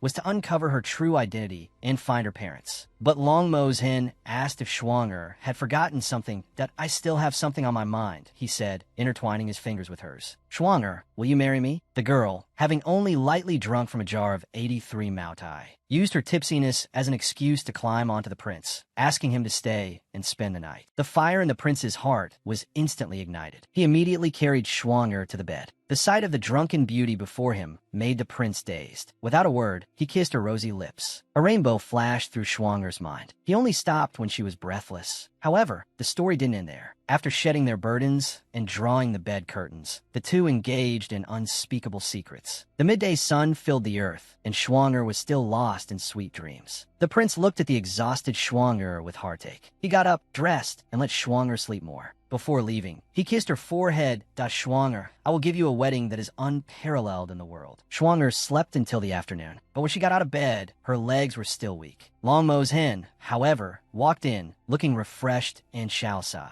Schwanger looked at him with disdain. Long Mo's hen lovingly picked Schwanger up, blaming himself. "It's all my fault. I'll be gentler next time." Then he offered her a surprise. With a clap of his hands, he had a servant bring in a bright red wedding dress. Schwanger was speechless with surprise. When she saw the exquisite phoenix crown, Schwanger was surprised that her uncle had prepared so early. These things couldn't be made in less than a month. So Long Mo's hen had Schwanger try it on. While she was changing, Long Mo's hen paced restlessly. When he was called in to see her, Schwanger's radiant smile as she turned around, and her beauty, radiant as spring flowers and delicate as the autumn moon, instantly made Long Moshen's heart surge with emotion. He felt that being able to marry Schwanger was a blessing cultivated over 100 lifetimes. Schwanger, however, felt that marrying her uncle was her honor. After all, where could she find a man who doted on her so much? Long Mo's hen looked at Schwanger with love and told her to wait obediently at home for him to come and get her. The day of the wedding soon arrived. Long Mo's hen carefully placed the veil over Schwanger's head. Then, with the announcement of the bride's arrival, Schwanger slowly walked into the wedding ceremony. Because Schwanger's parents were missing, her grandfather had to give her away. Her younger brother warned Long Mo's hen, "Don't ever bully my sister, or I will never forgive you." Later, during the wedding vows, Long Moshen swore on his life that he would only marry Mu Wushuang and would love her, cherish her, and protect her for all eternity. Shuang'er, are you willing to spend your life with me? Facing this man who loved her so deeply, Shuang'er answered without hesitation, I do. With this settled, grandfather felt at ease in trusting Shuang'er to him. Long Moshen then helped Shuang'er into the wedding carriage. He decided to have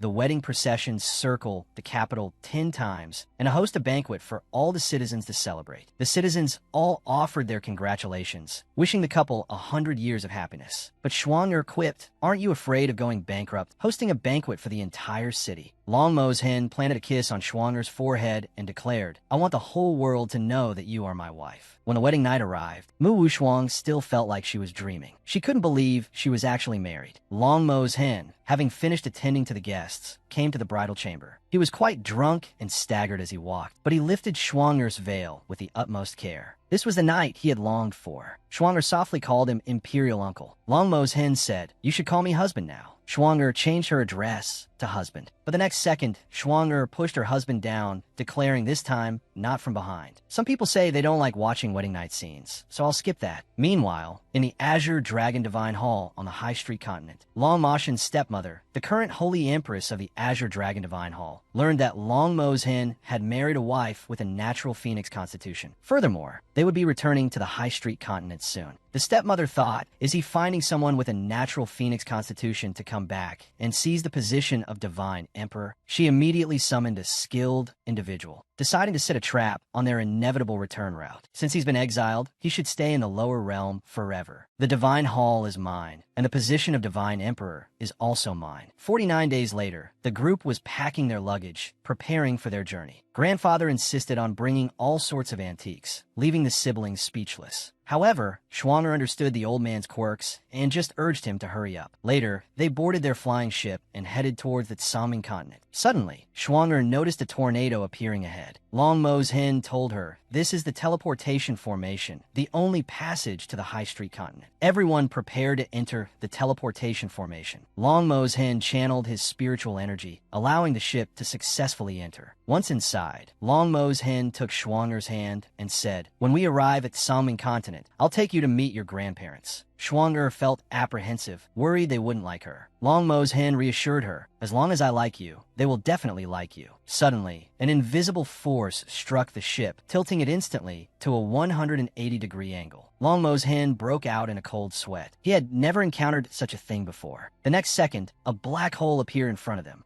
Long Moshen knew this was the legendary spatial storm. Before he could react, the ship was swallowed by the black hole, and Long Moshen was inadvertently pulled into it. Mu Wushuang was terrified and urged Long Moshen to escape quickly, because the energy of this spatial storm was too strong, and once sucked in, there was no escape. Shuang'er didn't want to be a widow. She threw out a 40-meter rope and quickly tied it around Long Moshen. However, just as she pulled Long Moshen to safety, the ground beneath Shuang'er's feet suddenly cracked open. Shuang'er lost her footing and fell in. Long Moshen's heart skipped a beat. He immediately reached out to grab Shuang'er without hesitation. However, it was too late. Shuang'er was gradually being swallowed by the storm. He cried out, sobbed, and blamed himself for being useless. He could only watch helplessly as Shuang'er fell into the abyss, powerless to do anything. His beautiful wife accidentally fell into the spatial storm. Her husband desperately reached out to grab her. However, it was too late. His wife was gradually being swallowed by the storm. Her husband wept bitterly, his whole body trembling, because they had just consummated their marriage last month. And those swallowed by the storm, even if they didn't die immediately, were doomed. The next second, a thunderous boom echoed through the sky. A bolt of lightning struck Shuang'er. At that moment, her mind was filled with images of her loved ones. She couldn't bear to leave her husband, her younger brother, and her grandfather. However, just as his consciousness began to fade, a phoenix symbol suddenly flashed before his eyes. The next second, he was enveloped by a golden lotus. It turned out that the phoenix within Shuang'er had awakened, and it carried him out of the spatial storm. After 70 or 80 days, they arrived at Jianxian Mountain on the Tsaming continent. Shuang'er had been sleeping here for 3 months. The 2 young men beside him had also waited for 3 months. But on this day, Shuang'er finally woke up. The bewildered Shuang'er was a little confused. He had no idea what had happened. The young men told him about the spatial storm, but Shuang'er couldn't remember anything. It It seemed the lightning had caused memory loss. But that wasn't important. The priority now was to recuperate and take good care of the baby in his belly. Schwanger was instantly stunned by these words. Happy to be pregnant. The sword sect master said, "You've been pregnant for 3 months." Schwanger covered his head in disbelief. He didn't even know who the father was. He had no memory of it at all. Suddenly, a sharp pain shot through Schwanger's head. The sect master told him not to think too much. As long as your spiritual power recovers, your memory will naturally return. But at this moment, Schwanger didn't even know what spiritual power was. The princess gently told him to focus on recovering first. She would tell him everything later. Then she waved her hand and left. Schwanger thought to himself that they didn't seem like bad people. Now that he had lost his memory, he had no choice but to stay and recover. The baby in his belly was also a surprise. He decided to wait until the child was born and then take him to find the child's father. Time flew by, and it was the next day. Because Mu Wuxuang had a celestial spirit body, the sect master wanted to take him as a disciple. And every day, he made sure the healer checked his pulse. Finally, Schwanger's body recovered somewhat, and he even remembered his name. Seeing that the time was right,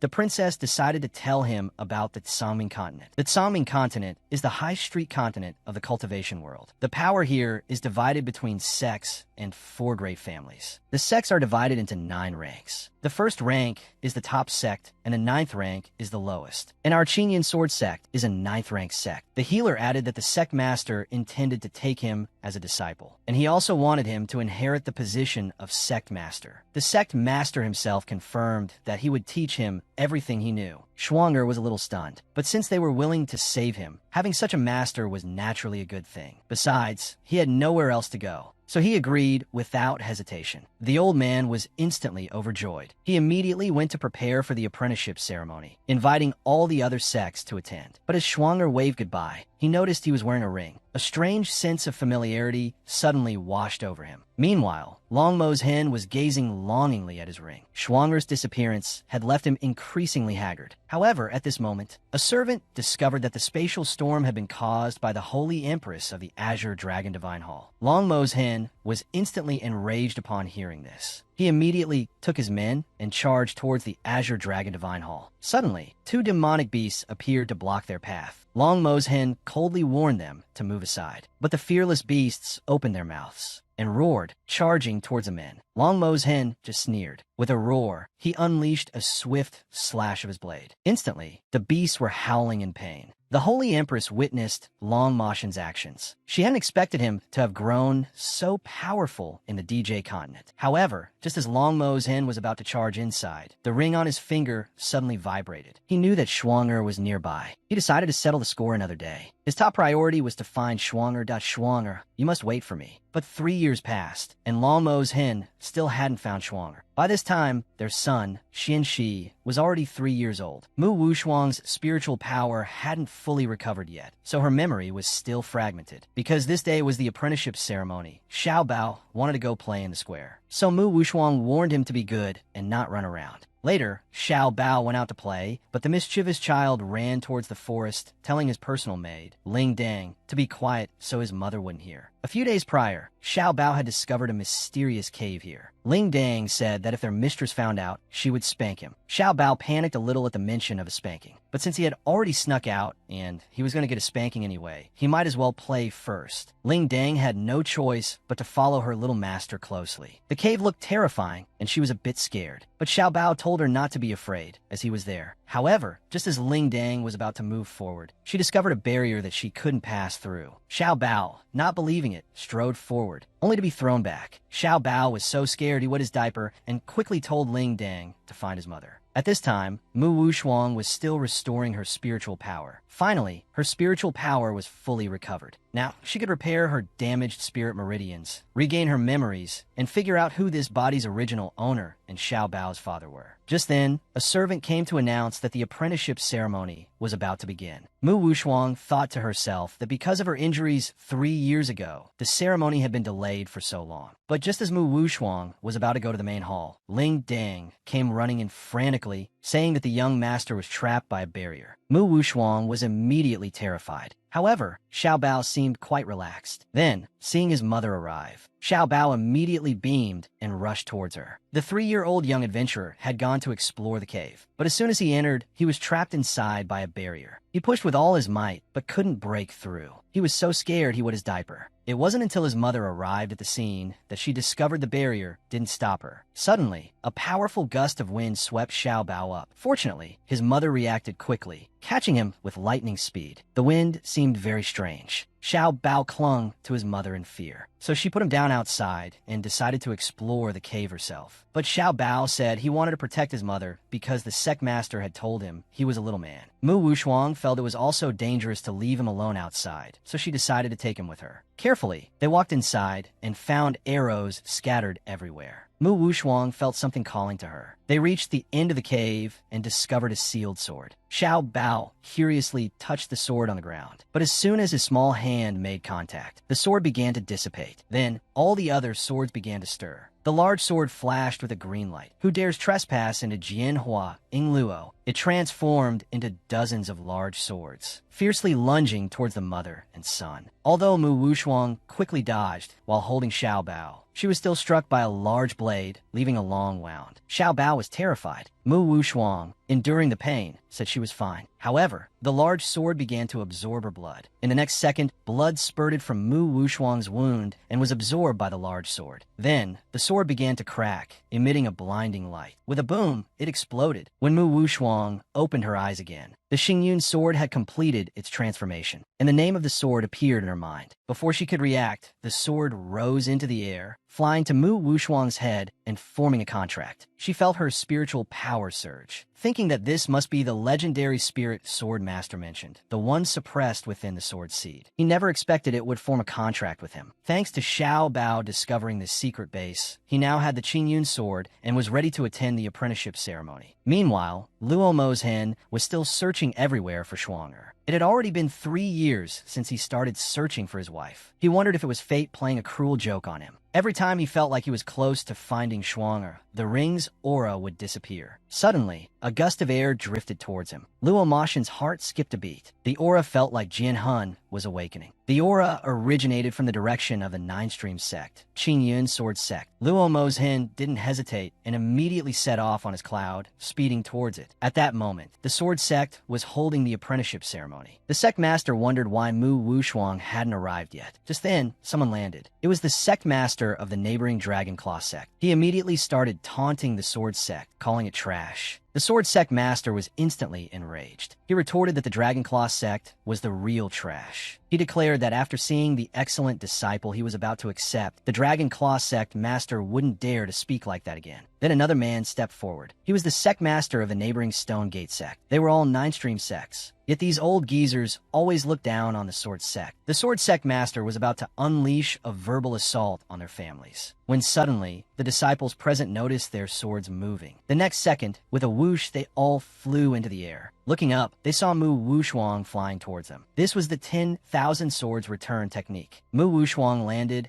and immediately questioned the two sect masters about what they were doing. The two old men were stunned into silence. They hadn't expected her to awaken the sword soul. They hurriedly bowed to the sword sect master and apologized. Then they quickly took their leave. Mu Wushuang then unsheathed the Qingyun sword. She presented the sword to her master. Upon seeing it, he recognized it as the Qingyun sword of the legendary Sword Immortal. He was so moved that he burst into tears. He exclaimed that his efforts for the Qingyun sword sect had not been in vain. Mu Wushuang then formally joined the Qingyun sword sect, and in the future, she would shoulder the responsibility of reviving the sect's glory. The little girls all declared themselves to be the eldest senior sister's biggest fans. Now that Schwanger's spiritual power had awakened, she needed to seclude herself for a few days of cultivation. The next day arrived. Luo Mo's hen, following the aura of the sword soul, found Schwanger's courtyard. Just then, Xiao Bao tiptoed out the door. He wanted to sneak out to play in the mud while his mother was cultivating. But when he turned around, he saw a handsome man looking at him gently. Xiao Bao was stunned. He thought the man was very good looking. The two stared at each other for a long time. Luo Mo's hen looked Xiao Bao over carefully. He noticed how short and chubby the child was. But Long Yi, standing beside him, noticed that the child's eyes were the same color as his master's. Xiao Bao tugged on the man's pants and stared at him with his bright, clear eyes. He asked, "Mister, will you be my daddy?" Luo Mo's hen, without hesitation, refused. Xiao Bao's face crumbled. He said his mother was very beautiful and that the man would definitely like her. Luo Moshen's mind was filled with thoughts of Shuang. He brushed Xiao Bao's small hand away. He said he already had a wife and couldn't be his daddy. Xiao Bao immediately asked if his wife was as pretty as his mother. Luo Mo's hen replied that his wife was incomparable, eternally unparalleled in his heart. But Xiao Bao wasn't giving up. He wanted to take the man to meet his mother. He said he was lonely every night. He wanted his mother to be happy. But Luo Mo's hen refused again.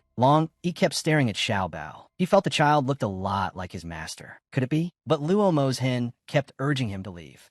He dismissed the thought as a coincidence. Xiao Bao watched the man's retreating figure with disappointment. It was such a pity that the handsome man already had a wife. Suddenly, a bold idea sprang into his mind to steal the man away. His mother was so powerful, she could definitely steal him away. He rushed into his mother's room and declared that he had found her a daddy. But his mother said it was clearly their first meeting. The child, however, tugged on the man's trousers, calling him daddy. He thought the man was very handsome. He wanted the man to keep his lonely mother company. The man was stunned at first, then became overwhelmed with grief. He was thinking that if that accident hadn't happened 2 or 3 years ago, perhaps his own child would be this big. However, fate played a cruel trick. His son was right in front of him, but he chose to pass him by. But Xiao Bao wasn't giving up. He decided to get his mother to pursue the handsome man. His mother pinched his chubby cheeks helplessly, wondering who he inherited his matchmaking tendencies from. Then she warned Xiao Bao not to randomly call people daddy in the future, because things that don't belong to us can never be taken by force. Don't worry, Xiao Bao, she said. Mommy will definitely find her daddy. Xiao Bao obediently agreed. Now, thanks to her spiritual power, Shuang had recovered some of her memories. And a man named Long Mo's hen in her memories was likely Xiao Bao's father. Suddenly, her junior brother came to call her to the sect master. But when Shuang arrived at the main hall, she found her junior brother Tsang there as well. The sect master had called her there to ask her to participate in the sect competition half a month later. Winning will allow the sect to be promoted. Since you've just awakened your sword soul, you're the most suitable candidate. Shuang thought she might be able to see Long Mo's hen there, so she readily agreed. The sect competition was being held in Jiangpan capital city, so Shuang brought Xiao Bao there in advance. Junior brother Tsang followed his senior sister under the pretext of protection, but in reality, he had always had a secret crush on Shuang and was even willing to wait on Xiao Bao hand and foot. Shuang was stunned. Perhaps only Xiao Bao could make her junior brother drop his aloof demeanor. Suddenly, Xiao Bao said he wanted to buy candied hawthorns. It was Xiao Bao's first time down the mountain, so he found everything fascinating. Junior brother Tsang said, "Then uncle will bring you here to play every day." Xiao Bao burst out laughing as the three of them were happily strolling through the streets. A carriage suddenly passed by. Inside sat the national master, Wu Ming. He was stunned by the sight of Mu Wu Shuang. He thought, hadn't Long Mo's hen been looking for her? It seemed he hadn't found her yet. Now, Long Mo's hen wasn't by her side, and she had another man accompanying her. Things seemed to be getting more and more interesting. Suddenly, Shuang felt someone staring at her. When she turned around, she saw a man gazing at her. A strange, yet familiar feeling washed over her. At first, Shuang didn't think much of it, but when they arrived at the inn to rest, they found the man there as well. Shuang thought he must be after her, so she asked her junior brother to take Xiao Bao back to their room, saying she was going to meet an old acquaintance. Later, Shuang sat down opposite Wu Ming and asked, "What business do you have with me?" Wu Ming found it amusing to,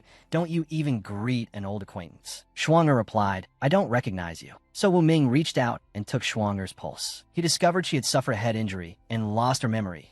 No wonder Long Mo's hen can't find you. You must have forgotten him too. Shuang immediately pulled her hand away. Who was this man? Just by taking her pulse, he knew about her injury. Wu Ming, who had also been fond of Shuang back in the Nine Heavens continent, said with a smile, "We were good friends in the Nine Heavens continent." But his demeanor made Shuang think he wasn't a good person. She couldn't let him know about Xiao Bao's existence. She might as well go all out. But Shuang's killing intent was instantly detected by Wu Ming. He told Shuang not to be nervous, that he was on her side. "And I'll help you hide your whereabouts. We were best friends in the Nine Heavens continent." But Shuang didn't trust him one bit and didn't want to get entangled with such a dishonest person. Before leaving, she warned him not to cause trouble behind her back. But the next second, a cry was heard. Wu Ming used magic to bind Shuang, preventing her from leaving. He suggested that she stay with him, as he could protect her. Just as Mu Wu Shuang was about to awaken her sword soul and start a fight, junior brother Tsang and Xiao Bao rushed downstairs. Xiao Bao angrily scolded him, calling him a stinky fox and telling him to stay away from his mother. He then stepped forward to to protect her. Seeing this, Wu Ming withdrew the ropes. He thought to himself, this little guy actually knows my true form is a celestial fox. He then asked Shuang'er, is this your son? Shuang'er and Xiao Bao both glared at him fiercely. At this moment,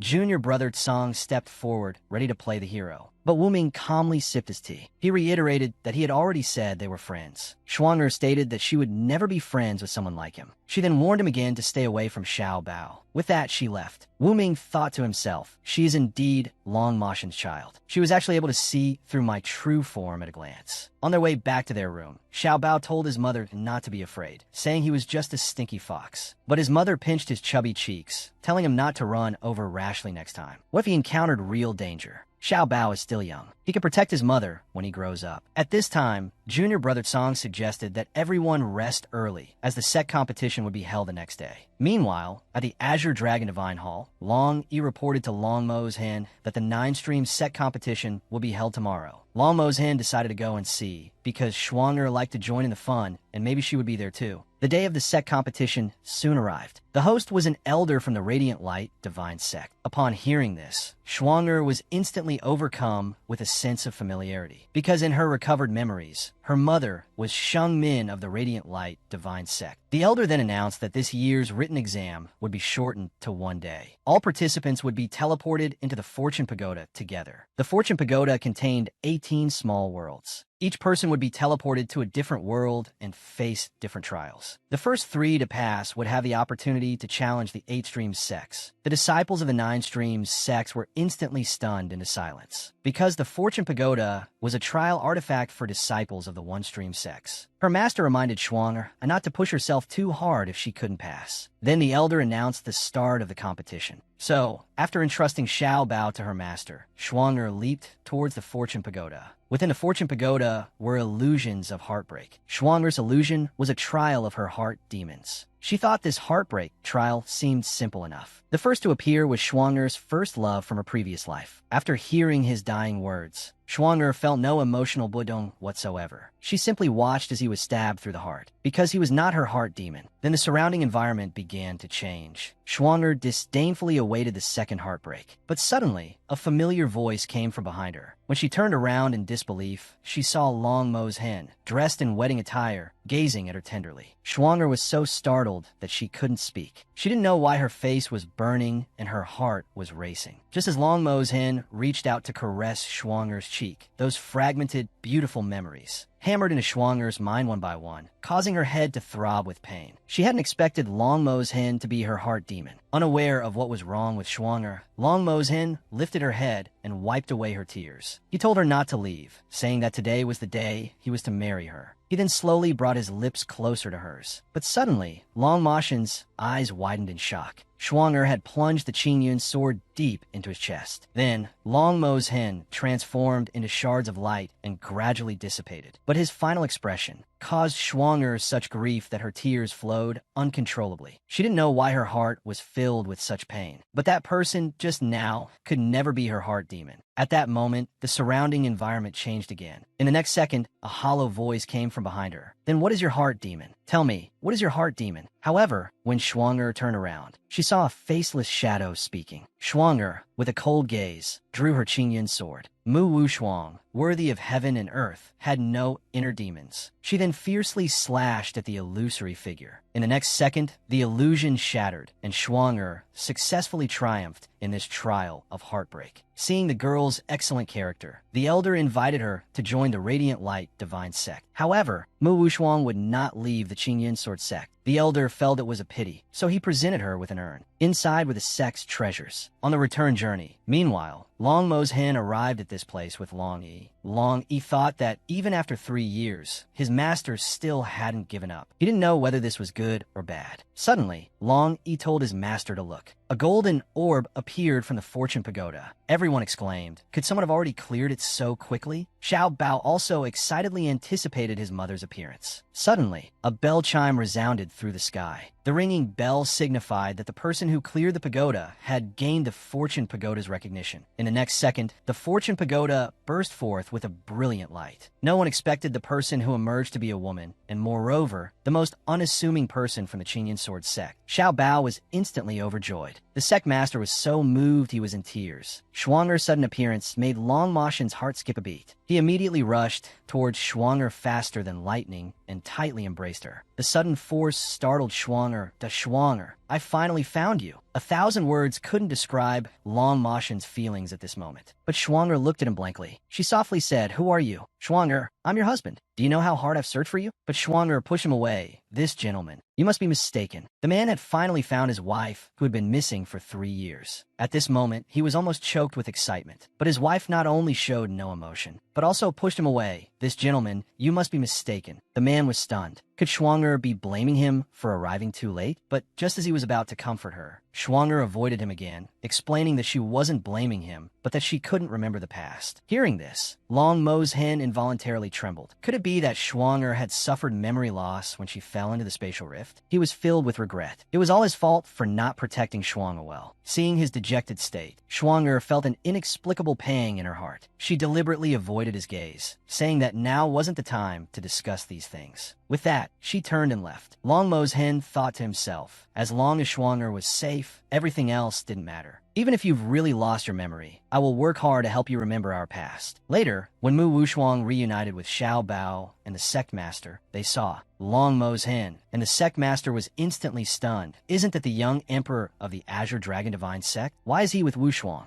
Could he be Xiao Bao's father? Xiao Bao was overjoyed to see his uncle again. Mother actually brought him back. So, after the sect master handed Xiao Bao to Mu Wushuang, he bowed to the young emperor. He then took Schwanger aside to talk, because Schwanger had just passed the Fortune Pagoda's trial. But she looked around and didn't see Junior Brother Song. The sect master proudly declared, "You're the first one to clear it, and you've even broken the Radiant Light Divine Sect's inner disciple trial record. But Wushuang, why are you with the Azure Dragon, young emperor?" Schwanger's joy instantly turned to annoyance. She said she would tell her master later. The sect master understood, thinking she was embarrassed to talk about it there. He then asked Wushuang what kind of trial she encountered, learning it was a heart demon trial of lost love. The sect master was instantly shocked, because legend had it that the heart demon trial was the most difficult. "Wushuang, what was your heart demon illusion?" Schwanger shook her head. She couldn't remember after coming out. Just then, Xiao Bao asked his mother, "Did you bring the handsome uncle back to be my daddy?" Hearing this, Mother immediately told him not to talk nonsense. But Xiao Bao still pointed his finger at Long Mo's hen, indicating that he was the handsome uncle Xiao Bao had told his mother about last time. Mu Wushuang was surprised that the person Xiao Bao met last time was him. Could it be that he already knew Xiao Bao's identity? Was he approaching her with a purpose? But what was his intention in getting close to Xiao Bao? Could he already know that Xiao Bao was his son and want to take him away to inherit the family estate? Given his status as the young emperor, she might not be able to stop him. It seemed she had to confirm his intentions first. She wouldn't let him take Xiao Bao away. So she told Xiao Bao to go back with the veterinarian first. But Xiao Bao said he wanted to stay with his mother and father, be obedient. Xiao Bao, "Mother will confirm a few things and then come to be with you." Xiao Bao responded with a Worichi Baba look. Mu Wushuang felt a mix of emotions. At Xiao Bao's age, what he needed most was the company of his parents. Although she still didn't know what had happened with him, as long as his character was good, it wouldn't be a bad thing for Xiao Bao to acknowledge him. So she asked Long Mo's hen to come with her.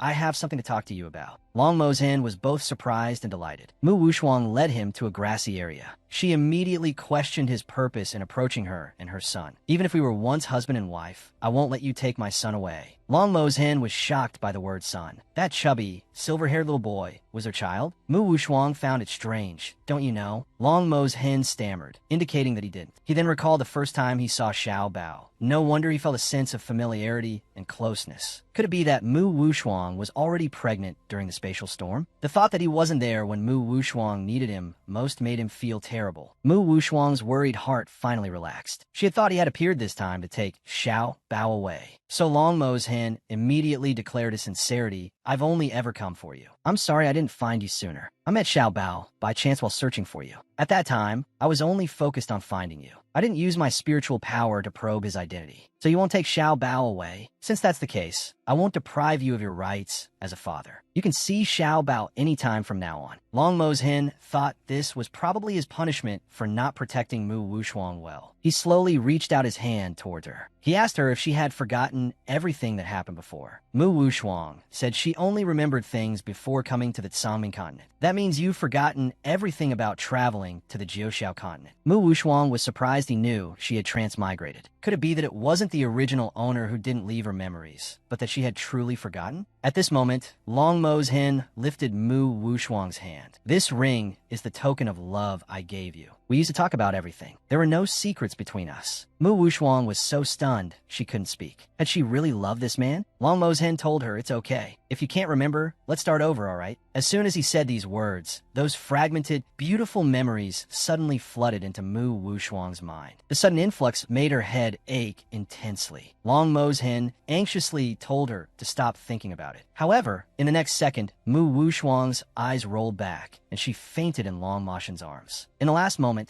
she softly called out, "Imperial uncle." Long Mo's hen carried her to the inn and asked Long Yi to wake up the sword sect master and Yao Qing. After settling Mu Wushuang down, Long Mo's hen kissed her forehead. "The Shuanger, you've suffered these past 3 years." Meanwhile, the fortune pagoda shone brilliantly once more. The elder announced the end of the sect competition. The top 3 were Mu Wushuang of the Qingyan sword sect, Sang Yang of the Qingyan sword sect, and Zhao Sui of the Yinshao sect. The sect master was overjoyed. The top 2 were both his disciples. But Sang Yang couldn't find his senior sister anywhere. The sect master explained that she was currently discussing matters with the Azure Dragon Young Emperor. Just then, someone came to say the sect master wanted them to go to the inn. The sect master was terrified. What happened to Wushuang? Long Yi said they would know when they arrived. Suddenly, Sang Ying grabbed Long Yi tightly. Mi Sheng demanded to know what happened to senior sister. Long Yi flung him off, saying he couldn't divulge anything. Sang Ying, his face grim, drew his sword, Li Jian, and demanded to know who his master was. With that, he shouted and pressed the sword against Long Yi's throat. "What did your master do to senior sister?" The sect master was petrified. Long Yi said slowly and deliberately, "My master is the Azure Dragon Young Emperor." Sang Ying was shocked. How could Wushuang be involved with him? He dejectedly lowered his sword. Later, they arrived at the inn. Seeing Shuanger lying peacefully on the bed, the sect master rushed forward in alarm. Sang Ying grabbed Long Mo's hen tightly, coldly demanding to know what he had done to his senior sister. Long Mo's hen glared at him, his face dark. "You seem very concerned about my wife." Sang Ying was stunned. "Your wife? She's your wife." "That's right. She is my wife, Mu Wushuang. We've long been bound by love in life and death." Disbelief filled Sang Ying's face. Long Mo's hen coldly warned him, "My relationship with Shuanger is none of your business." A pang of pain shot through Sang Ying's heart. Long Mo's hen then asked the sect master what Shuanger had been through these past few years. The sect master explained that it was a long story. Wushuang had suddenly appeared at the sect 3 years ago, severely injured. Her divine stone was damaged, and she was pregnant. The fetus had absorbed most of her spiritual energy and nutrients. Just as I suspected, Long Mo's hen said she damaged her divine stone after falling into the spatial storm. I didn't realize she was pregnant at the time. The sect master continued, saying that since Xianxi's birth, Wushuang had mostly been in seclusion, recovering her spiritual energy. But her divine stone remains damaged, so her memories haven't returned. At this point, Sang Ying asked again if he truly was senior sister's husband. Long Mo's hen reiterated that they were married, witnessed by heaven and earth. "Give up on her," he said. Sang Ying looked at Wushuang sadly. He was just a latecomer. What was he even hoping for? Sang Ying, oh, it's Sang Ying, he thought. How can you compete with the Azure Dragon Young Emperor? They even have a child. Long Mo's hen thanked the elders for taking such good care of his wife and child, promising to reward them handsomely in the future. Since Schwanger's memory hasn't returned, I'll stay by her and our child's side. Suddenly, Schwanger woke up. Long Mo's hen rushed to her side, gently asking if she felt better. He told her not to force herself to remember the past. We'll figure it out together, slowly. Schwanger pulled away. She wondered if the memories flashing through her mind were truly hers and his. For Xiao Bao's sake, I'll stay with him for a while. Xiao Bao, with his bright, cherry-like eyes, saw his mother. He jumped out of the elder's arms and, without taking off his shoes, climbed onto his mother. He noticed many people around, including the handsome uncle. Long Mo's hen asked, "Your name is Xianxi, right?" Xianxi replied, "That's the name mother gave me." Long Mo's hen, his face full of affection, said, "Xianxi, how would you like me to be your father from now on?" The man was finally reunited with his long-lost son. Seeing Xiao Bao so happy, Mu Wushuang was also pleased. Only Sang Ying felt a stab of pain. He refused to believe senior sister was married. Schwanger was a little dazed by Sang Ying's departure. Long Mo's hen thought, "It seems I'll have to stay close to Schwanger." The sect master informed Wushuang that because she had won first place in the sect competition, The Radiant Light Divine Sect's elder had requested a meeting with her the next day. The following day, as Mu Wushuang prepared to meet the elder, Long Mo's Hin said he would take Xiao Bao with him, but Shuang'er asked him to cover his face before going. Xiao Bao said, "Mother, are you worried Daddy is so handsome someone will steal him?" Hearing this, his mother pinched his chubby little face in exasperation. Actually, Shuang'er was worried that Long Moshen's identity as the young emperor would cause unnecessary trouble for Xiao Bao.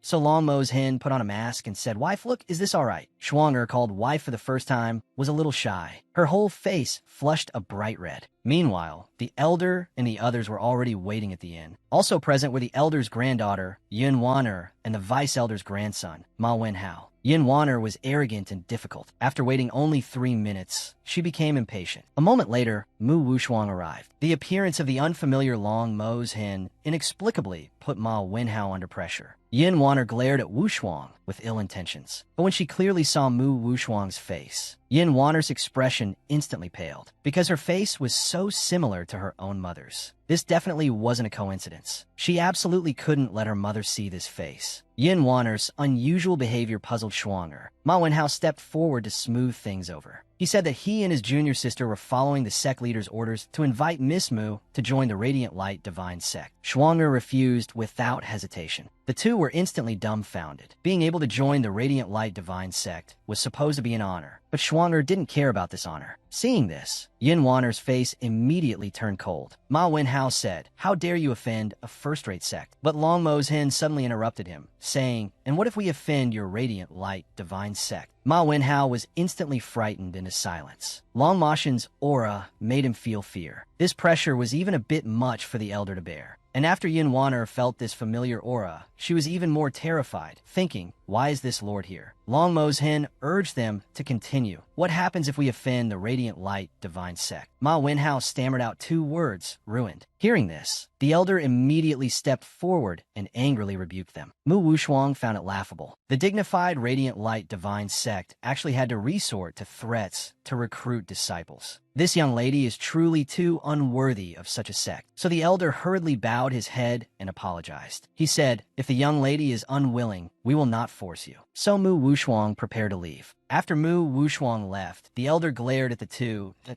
"Oh, you know who the man beside Mu Wushuang is? There's only one person in this world with a pair of violet eyes. That is the Azure Dragon, young emperor of the Azure Dragon Divine Palace." Yin Waner had once been fortunate enough to see the young emperor. No wonder she felt a sense of familiarity just now, but if it weren't for this old man's timely intervention, you would have already been laughing in your graves. From now on, you had best not provoke that woman again. Yin Waner thought, just what is Mu Wushuang's identity? Not only does she look strikingly similar to Mother, but she also has that lord protecting her. It's good that she refused to join the sect. I absolutely cannot let Mother see her. Later, when the 3 returned to the inn, Xiao Bao was already asleep. Shuang'er still felt lingering fear from what had been said earlier. Long Mo's Hin saw Shuang'er's worry. He took off his mask and looked at her tenderly. "Shuang'er, have you forgotten my presence? I will never let anyone bully you." Mu Wushuang was startled and quickly stepped back. "Just talk, don't touch me." Long Mo's Hin thought. Her resistant manner is just like it was at the beginning. Later, Long Mo's Hin called Shuang'er aside to talk. He asked her if she still remembered the Mu estate. Shuang'er said she remembered her grandfather and younger brother, but she had been separated from them. Long Mo's Hin told her, "Your grandfather, He Yu Hung, is in the Radiant Light Divine Sect." Shuang'er was instantly shocked. Long Mo's Hin reassured her, "After your mother rescued them, I've secretly sent people to look after them all these years. Your mother was not only a saintess of the Radiant Light Divine Sect, but also the sect leader's daughter. He's been searching for you all these years. However, your mother stole a sacred artifact and ran away from a marriage. She also went against his will and married your father, giving birth to you. That's why she's been confined to her house all these years. Because she longed for a daughter, Yin Waner was the one your mother adopted. So according to you, I'm the Radiant Light Divine Sect leader's granddaughter. Therefore, you don't need to worry about them doing anything to you." But Shuang'er still shook her head, indicating she couldn't reveal her identity. There was no guarantee they wouldn't do something to Xiao Bao. So Long Mo's Hin agreed to help Shuang'er conceal it. Shuang'er stared blankly at Long Mo's Hin, thinking that for the past 3 years, she had been healing and had no time to care for anyone else. Yet, he had been secretly looking after her family. He really was a good person. He was also very powerful, and his face was especially pleasing to the eye. Staying by his side wouldn't be a bad thing. Long Mo's hen noticed Schwanger staring at him, so Schwanger quickly turned her head away. It seemed Schwanger was shy. Afterwards, Long Mo's hen wanted to take Schwanger to a protector to heal her injuries. He then took Schwanger's small hand. Let me repair Schwanger's divine soul. Once your divine soul is restored, Schwanger will remember me. So Long Mo's hen had Schwanger sit on the bed. Then, with a gentle palm strike, a surge of spiritual energy instantly flowed through Schwanger's entire body. What he needed to do was be extremely meticulous and focused. Immediately, some memories with Long Mo's hen appeared in her mind. After the healing was complete, Schwanger's body went limp and she collapsed. He hadn't expected Schwanger's divine soul damage to be more severe than he imagined. Schwanger's current body couldn't withstand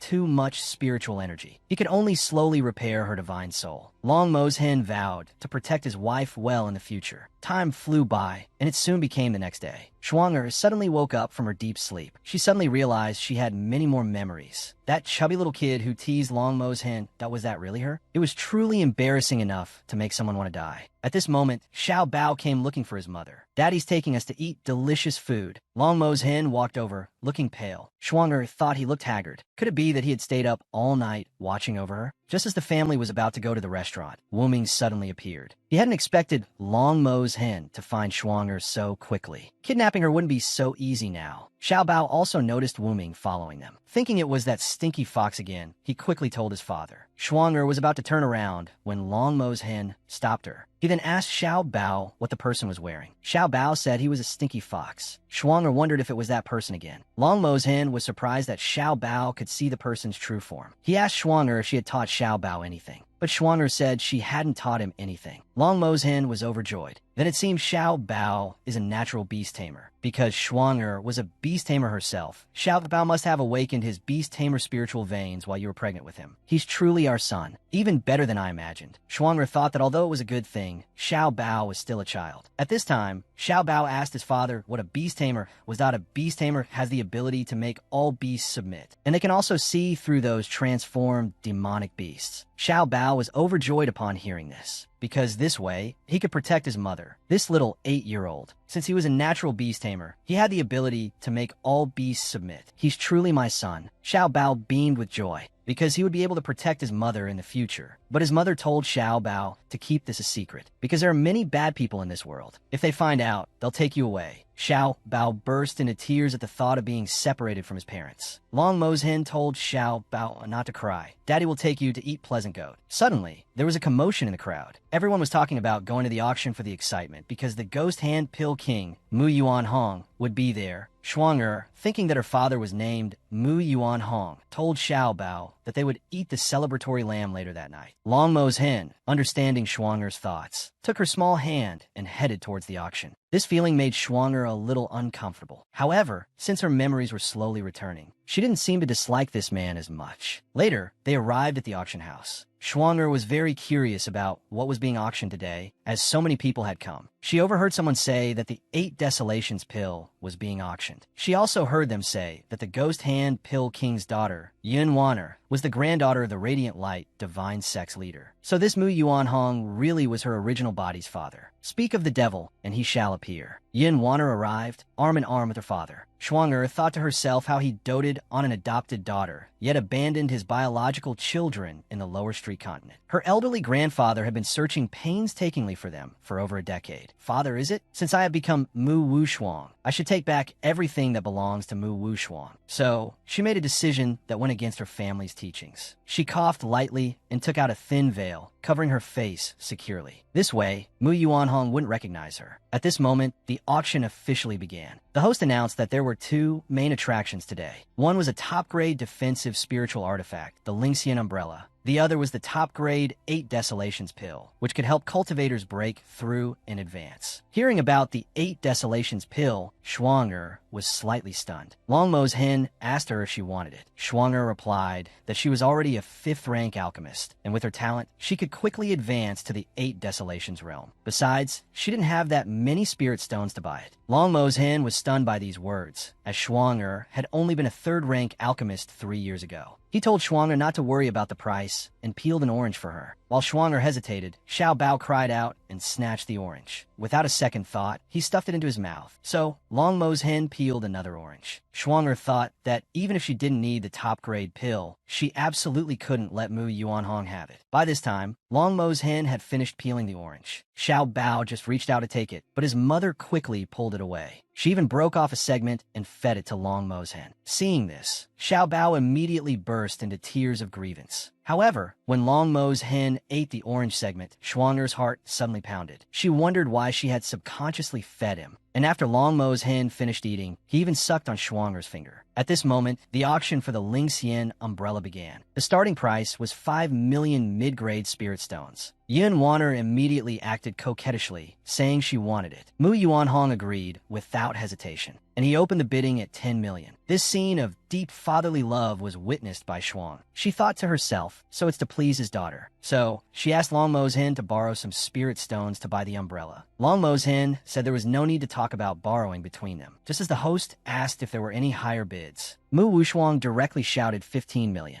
Everyone was stunned. Yin Wanner glared fiercely at Schwanger. How dare she bid against her? But she wasn't stupid. Thinking the price was too high, she wanted to give up. However, her father told her not to worry. So, he shouted 17 million. Long Mozen calmly responded with 20 million. The onlookers were shocked. Was this the world of the rich? At this time, Mu Yuanhong came forward and bowed to the two, hoping they would yield. It was his daughter's dream. Long Mo's hen said he was truly sorry, but his wife also liked the umbrella. Mu Yuanhong immediately felt his face fall. He was just about to say 25 million when Ma Wenhao hurriedly stopped him, because if he did, they wouldn't have enough to buy the pill. So, Mu Yuanhong walked back to Yin Wanner with a look of resignation. She could only tearfully say she didn't want it anymore. Mu Yuanhong hadn't expected his daughter to be so understanding. He decided to buy her better spiritual energy in the future. Then, turning to Long Mo's hen, he said, "You can have it." Schwanger thought, Asterisk giving up so easily? It seems this adopted daughter isn't that important after all. Asterisk. But obtaining the 8 desolations pill wasn't that easy. Immediately, a servant girl brought the Ling Xian umbrella. Mu Wushuang simply tossed it to Xiao Bao to play with. Xiao Bao opened it and thought, how pretty. Can Xuanqi use it to block the rain on rainy days, mommy? Schwanger said, as long as Xiao Bao is happy. The onlookers gasped. This is such a waste. This scene was also witnessed by a prominent figure. He was Jiang Yuanyang, the young master of the Guiyuan sect. Schwanger noticed the man's harsh features. He probably isn't a good person. She also heard others talking about the Guiyuan sect. She felt like she had heard that name somewhere before. Could they be my enemies? Long Mo's hen also noticed Schwanger was deep in thought. She probably hasn't remembered my connection to the Guiyuan sect yet. So he told Schwanger not to worry. With your husband here, the Guiyuan sect is nothing to fear. Schwanger was surprised he had seen through her thoughts. That's right, with the young emperor of the Azure Dragon here. What do I have to fear? Soon it was time for the 8 desolations pill to be auctioned. The host introduced it. This is the only 8 desolations pill currently in existence. The starting price is 5 million high-grade spirit stones. The onlookers were instantly stunned. This was equivalent to 500 million mid-grade spirit stones. Schwanger also hadn't expected it to be so valuable. At this moment, Jiang Yuanyang bid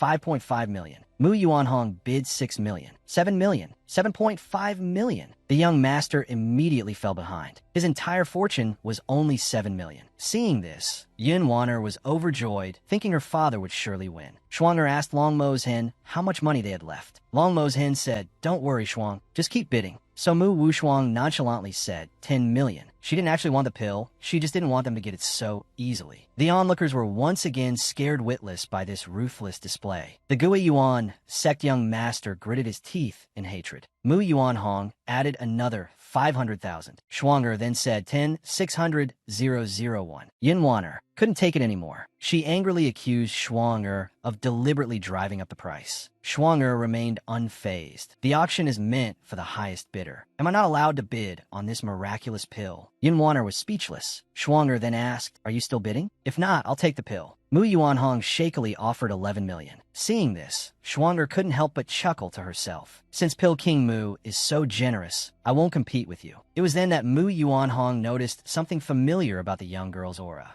Yin Wanner flew into a rage. Father, she's definitely doing this on purpose. Let's go confront her. Mu Yuanhong calmly said, forget it. He thought of his own daughter. If Wu Shuang were still alive, she would probably be just as mischievous. Hearing her father mention Mu Wushuang again, Yin Wanner's face darkened. If that woman really is father's biological daughter, I can't let her live to see him. Ma Wenhao then called her to leave. She glared fiercely at Shuanger before leaving. Shuanger paid no attention to Yin Wanner. The young master beckoned his subordinate over. Go and find out the identity of that family of 3. I didn't expect so many important figures to be hidden here. It seems I'll have to stay a few more days. Later, the family of 3 returned to the inn. The sect leader came to greet them. Xiao Bao happily showed his toy to his grandfather. Daddy bought me an umbrella. The sect leader was instantly shocked. This is a top-grade spiritual artifact. Long Mo's hen then told Xiao Bao to go play. Daddy has something to discuss with Mommy. Xiao Bao obediently nodded in agreement. The two entered the room and locked the door. Without a word, Long Mo's hen pulled Shuanger close. He embraced her tightly. Shuanger's face flushed red. Blushing, she told him to let her go. But Long Mo's hen said, just let me hold you for a while. So Shuanger didn't struggle, seemingly trying to accept him. Long Mo's hen, with a pained expression, said he had something to do and had to return to Xingdu. You and Xuanqi wait obediently for me to come back, okay? Shuanger was a little surprised. She didn't expect Long Mo's hen to leave. Long Mo's hen said, after your set competition tomorrow, I will depart. I came specifically to say goodbye to you. Hearing this, Shuanger raised her head and placed her hand on his face, reluctantly asking how long he would be gone. Since he came to say goodbye so formally, could it be that he won't know when we'll meet again after this departure? Long Mo's hen kissed Shuanger's small hand and mouthed the words, 3 days. Shuanger was instantly speechless and kicked him away, bursting into tears. No matter how he knocked on the door, it was useless. Xiao Bao was rendered speechless by his parents. That night, Shuanger was fully focused on cultivating in bed. Suddenly, she opened her eyes. So, close again. It seemed she had reached a bottleneck, only one step away from entering the Spirit King realm. If I enter the Spirit King realm, maybe the damaged Divine Stone can recover somewhat. When will I be able to completely remember those forgotten memories? Forget it. They say that a strong person will have a breakthrough when forced into a desperate situation. Perhaps tomorrow's sect competition will be an opportunity. Time flew by, and the day of the Chilio sect competition arrived. 2 cultivators came to watch the spectacle. The one with brown hair said Mu Wushuang was the most beautiful woman in the world. The blue-haired one didn't believe it. He thought no one could be more beautiful than Dong Yushuang. The brown-haired one told him to just wait and see. The next second, Shuanger walked over with a heroic air. The blue-haired one's heart instantly pounded. She truly is the most beautiful woman in the world. At this moment, a pair of eyes were staring at them. The two suddenly felt an invisible pressure and dared not look at Mu Wushuang anymore. This was the aura of the Azure Dragon Young Emperor. After leaving Xiao Bao in someone else's care, Long Mo's hen took out a jealous husband's special veil and, without a word, put it on Shuang. Shuanger, annoyed by his clinginess, impatiently asked him when he was leaving, does my wife want to get rid of me so badly? Then how about a farewell kiss first? Every time his wife went out, the husband would put a hat on her because she was so beautiful. He didn't want others to see her, allowing only himself to savor this delicacy. But Mu Wushuang refused his request for a recharge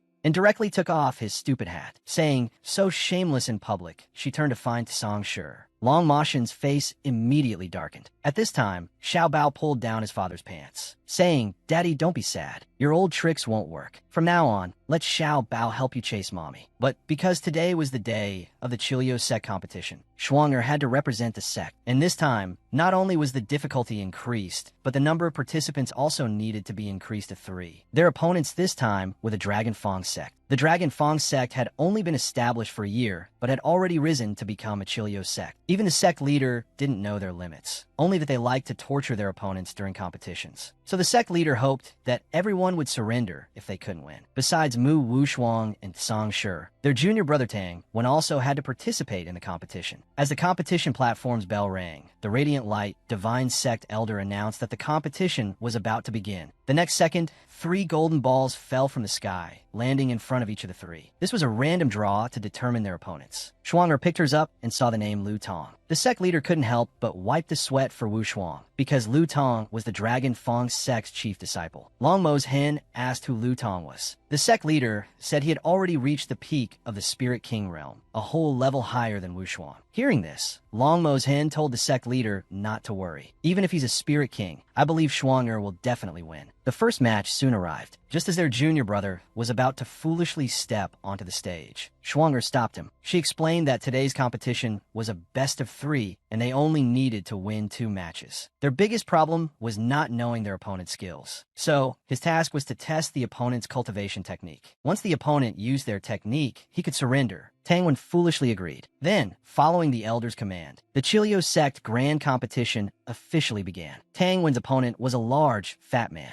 The fat man thought he would be fighting the unparalleled beauty, but instead, it was this stinky brat. Tangwen retorted, "Your pubic hair is also surprisingly large." With that, he quickly unleashed the Phantom Sword 5 formation. No one expected the unremarkable Tangwen to be so sharp-tongued. Enraged, the fat man blindly charged at Tangwen with a palm strike. Just then, Mu Wushuang noticed a skull appear in the fat man's palm. She instantly understood why the Dragon Fang sect had risen so quickly. She signaled Tangwen to stop. In the next second, Tangwen jumped back, saying, "I'll play with you again next time, Grandpa." The elder then announced the Dragon Fang sect as the winner of the first round. The bewildered fat man hadn't even figured out what had happened. Tangwen then asked Schwanger if she had noticed anything. She said she had figured out the opponent's weakness and how to win. She explained that the fat man cultivated evil energy. Because righteous cultivation requires positive energy, it's slower. But there's a forbidden technique that uses the resentment generated from torturing people or animals. Because it steals life force, cultivation is extremely fast. Tangwen thought, no wonder the match felt so sinister. It wasn't killing intent, but overflowing resentment. Zhang Yang and Yin Lu were worried. So Schwanger told everyone not to be afraid. They just needed to slaughter them. Zhang Yang and Yin Lu were stunned, breaking out in a cold sweat. They thought, why does eldest sister seem more like the villain? Soon, it was time for the second match. This time, it was Song Shi's turn. Schwanger asked, "You know what to do, right?" Song Shi gave a knowing smile. Reassured, Schwanger also asked him to capture them if possible and gather evidence to expose them. Song Shi's face was serious. Whether for the sect or for Schwanger, he couldn't fail. Meanwhile, in the audience, Xiao Bao asked his father if he noticed how well Uncle Song and his mother worked together. Long Mashin's face remained calm, but inside, he wanted to kill Song Shi.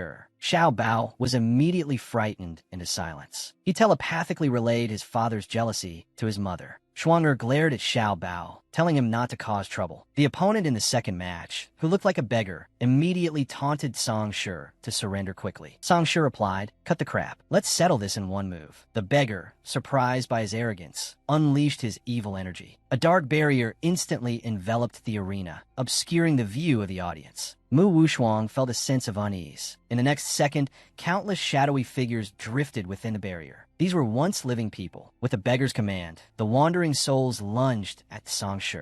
But Song Shi stood still, reciting a calming mantra. As Schwanger had said, they thrived on resentment. Therefore, righteous energy could surely subdue them. In the next second, Song Shi abruptly opened his eyes. With a shout, the barrier instantly cracked. Everyone was stunned into silence. As the smoke cleared, Song Shi stood unharmed in the center. The beggar could no longer stand. Everyone was terrified. He had killed his opponents so easily. Song Shi and Schwanger exchanged a knowing glance that I won, senior sister. Schwanger happily praised him. Song Shi blushed. This scene made Long Mo's hen scowl. It seems I can't return to the Azure Dragon Divine Palace for the time being. I can't give anyone an opportunity to take advantage. Later, while the presiding elder was on break, someone suddenly barged in and told Elder Changdong that he didn't need to preside over the next match, and that they would take over. Upon seeing the person's appearance, the elder's face instantly paled with shock. Although Song Shi's victory made everyone happy, he hadn't had time to gather evidence, because his life had been on the line just moments before. Mu Wushuang said it was all right, and that he should leave it to her. At this moment, a spirited young man was looking at the group with a wicked smile. Suddenly, the disciples gasped and exclaimed, "Look, isn't that Elder Huang from the Guiyuan sect?" Mu Wushuang's heart skipped a beat upon hearing this. Huang Yongliang walked onto the stage with a benevolent smile, announcing that Elder Changdong had something to attend to and that he would preside over the next match. Schwanger thought to herself that although she had only met Elder Changdong twice, he definitely wouldn't do something underhanded like this. Someone specifically choosing to take over when it was her turn to fight seemed suspicious.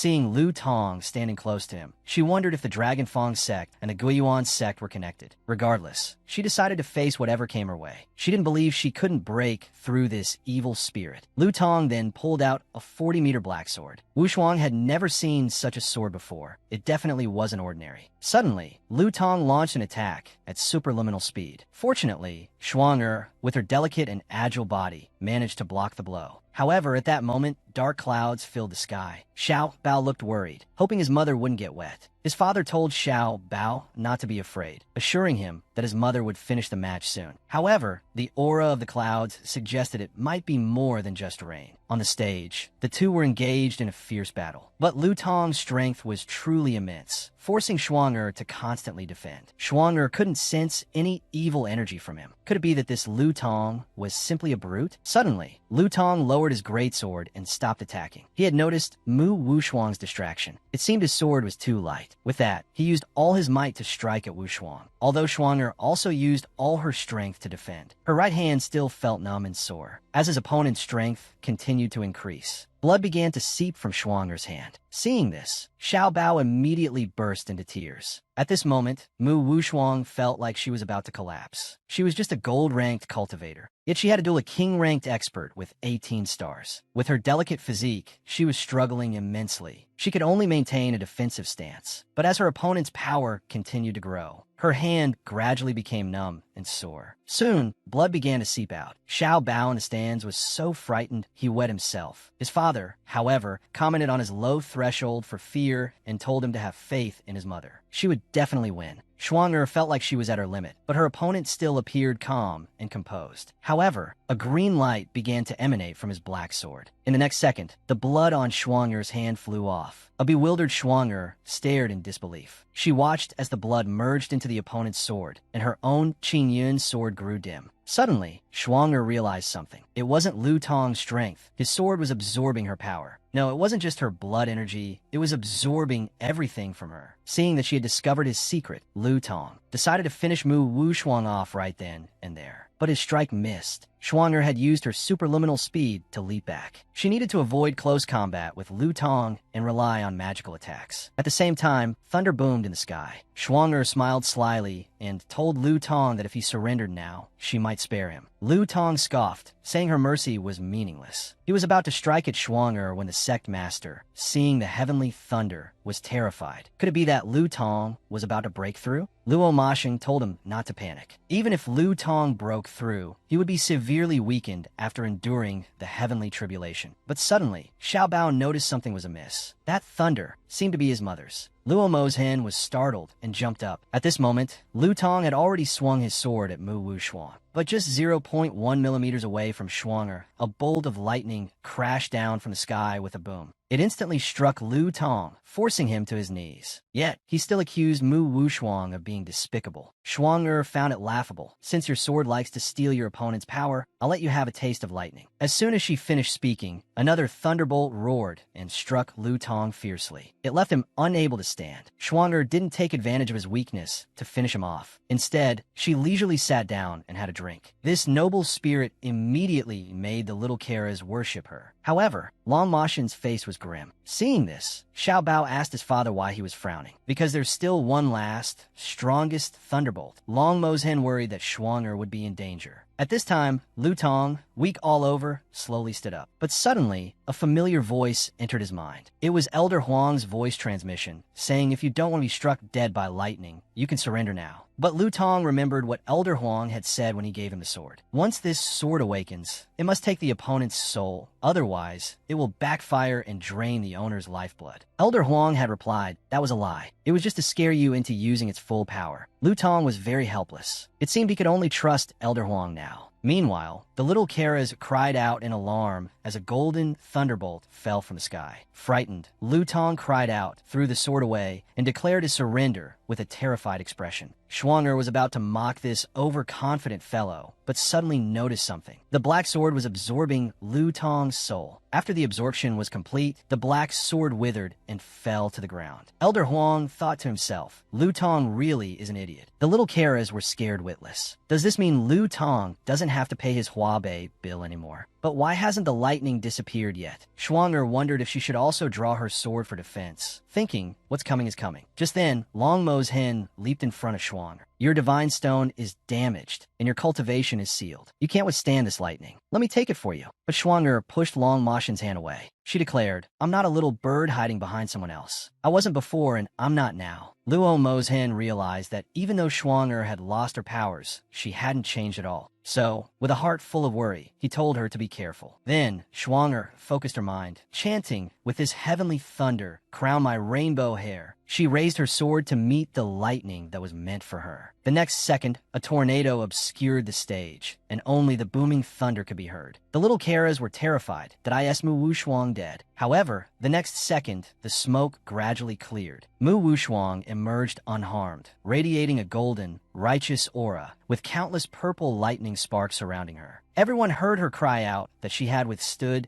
the lightning tribulation and broken through to the Lin Wang realm. After the lightning, rain began to fall from the sky. Wherever the rain fell, spring returned and lush green grass grew. It could even nourish and rejuvenate, resisting aging. Shuang'er looked up and let the rain wash her face, instantly calming her flushed cheeks. Long Mo's hen couldn't remember how long it had been since he had truly looked at Shuang'er. He had always wanted Shuang'er to remember their beautiful past, believing that was the only way to rekindle their relationship. Now, he gradually understood that he should learn to understand the present Shuang'er to get to know and respect her as she was now. He wanted to present her, the Mu Wushuang who would be with him for the rest of his life. As the rain gradually stopped, Elder Huang announced that in this sect competition, the 9th-ranked Qingyun Sword sect had defeated the 7th-ranked Dragon Fang sect and become the new 7th-ranked sect. Shuang'er then asked her master when they would challenge the 6th-ranked sect. Her master explained that there was a rule in the competition. A sect could only rise 2 ranks in a year. Elder Huang pondered with a grim expression. As things stood, he could only return and report back. Since Long Mo's hen had to return to the Azure Dragon Divine Palace to handle some matters, he gave Xiao Bao an iPhone 14 and told him to call if he missed him. Upon hearing this, Xiao Bao immediately started crying, saying he would miss his daddy terribly. But Long Mo's hen pretended not to hear and pulled Shuang'er into a tight embrace. He said he really wanted to pack Shuang'er into a suitcase and take her with him. These suggestive words made Shuang'er blush. Then Long Mo's hen tried to kiss Shuang'er, but she dodged him with a look of disgust. So, Long Mo's hen perfunctorily appeased Xiao Bao and set off for the Azure Dragon Divine Palace. That evening, inside the Azure Dragon Divine Palace, Hellion Qian, the eldest daughter of the Hellion family, was shedding tears. She had seen a portrait of Long Mo's hen with another woman. Just then, someone pushed the door open. It was Long Moshen's stepmother, also the Holy Empress of the Azure Dragon Divine Palace. Seeing Hellion Qian crying, she was instantly shocked. She angrily demanded to know who dared to make their little princess cry. Hellion Qian quickly wiped her tears and said she was fine. But the Holy Empress snatched the scroll from her hand. Qian Qian hurriedly explained that she was just feeling sentimental and asked her not to blame Mo's hen. The Holy Empress reassured Qian Qian, saying that when Mo's hen returned tomorrow, they would discuss their marriage, and she would make him give her an explanation. Then the Holy Empress left her chambers. A eunuch standing nearby asked the Holy Empress in confusion why she was pushing for this marriage when she clearly disliked Miss Hellion. The Holy Empress gave a wicked smile and said this marriage was arranged by the Holy Lord himself. If Long Mo's hen dared to defy the decree, she wondered what the Holy Lord would do. Just then, a messenger delivered a letter from Elder Huang. Opening it, she read that Mu Wushuang's strength was unfathomable and should not be underestimated. The best course of action was to observe from a distance. The Holy Empress was instantly furious. She ordered her subordinates to continue monitoring Mu Wushuang and, if possible, find an opportunity to control her. There could not be 2 rulers in this world. Since Long Mo's hen had chosen Mu Wushuang, the throne should belong to her. Meanwhile, at the Qingyun Sword sect, Mu Wushuang was fully focused on her cultivation. Although she had broken through to the Spirit King realm, she hadn't regained her memories, and her power hadn't changed. Just then, she heard someone calling her. It was the jade bracelet on her wrist emitting a sound. But Shuang'er, with her amnesia, didn't know what was happening. In the next second, she was sucked into the jade bracelet space. Looking at the dilapidated large space, Shuang'er was completely bewildered. Suddenly, 2 small children cried out, "Mommy," and rushed towards her, saying they had finally contacted her. Then Mu Wushuang remembered they were Xiao Zhu and Xiao Ke. She asked them with concern what had happened. Xiao Zhu explained that ever since she lost her powers, they couldn't sense her. Without her spiritual energy, it was difficult for them to maintain the jade bracelet space. Mu Wushuang gently stroked their heads and said she would take care of things from now on. Although she hadn't recovered her memories with Long Mo's hen, restoring the jade bracelet space was good. After all, the cultivation speed inside was several times faster than outside. But the thought of Long Mo's hen, Shuanger blushed again. She decided to see if Xiao Bao had called him. At that moment, Long Mo's hen was riding the baby bus back to the Azure Dragon Divine Palace. Long Yi was reporting on their whereabouts via video call, as well as the construction of the teleportation array between the Qinyan Sword Sect and the Divine Palace, which was being expedited. They aimed to have it completed by the time he needed to return from the Divine Palace to the Shirwan Palace. Long Mo's hen said that was good and instructed Long Yi to meet with Zhong Iweiduo to arrange some bodyguards. After Long Yi hung up, Xiao Bao quickly called. He immediately asked his daddy if he was sneaking off to see some other woman behind his mommy's back. Long Mo's hen wondered who had taught him that and decided to tell Xiao Bao what he was going back to do, asking him to keep it secret. But just as Xiao Bao happily agreed, Shuanger walked over silently. She heard Long Mo's hen say he was actually going back to break off an engagement. Shuanger was instantly furious and demanded to know who he was engaged to.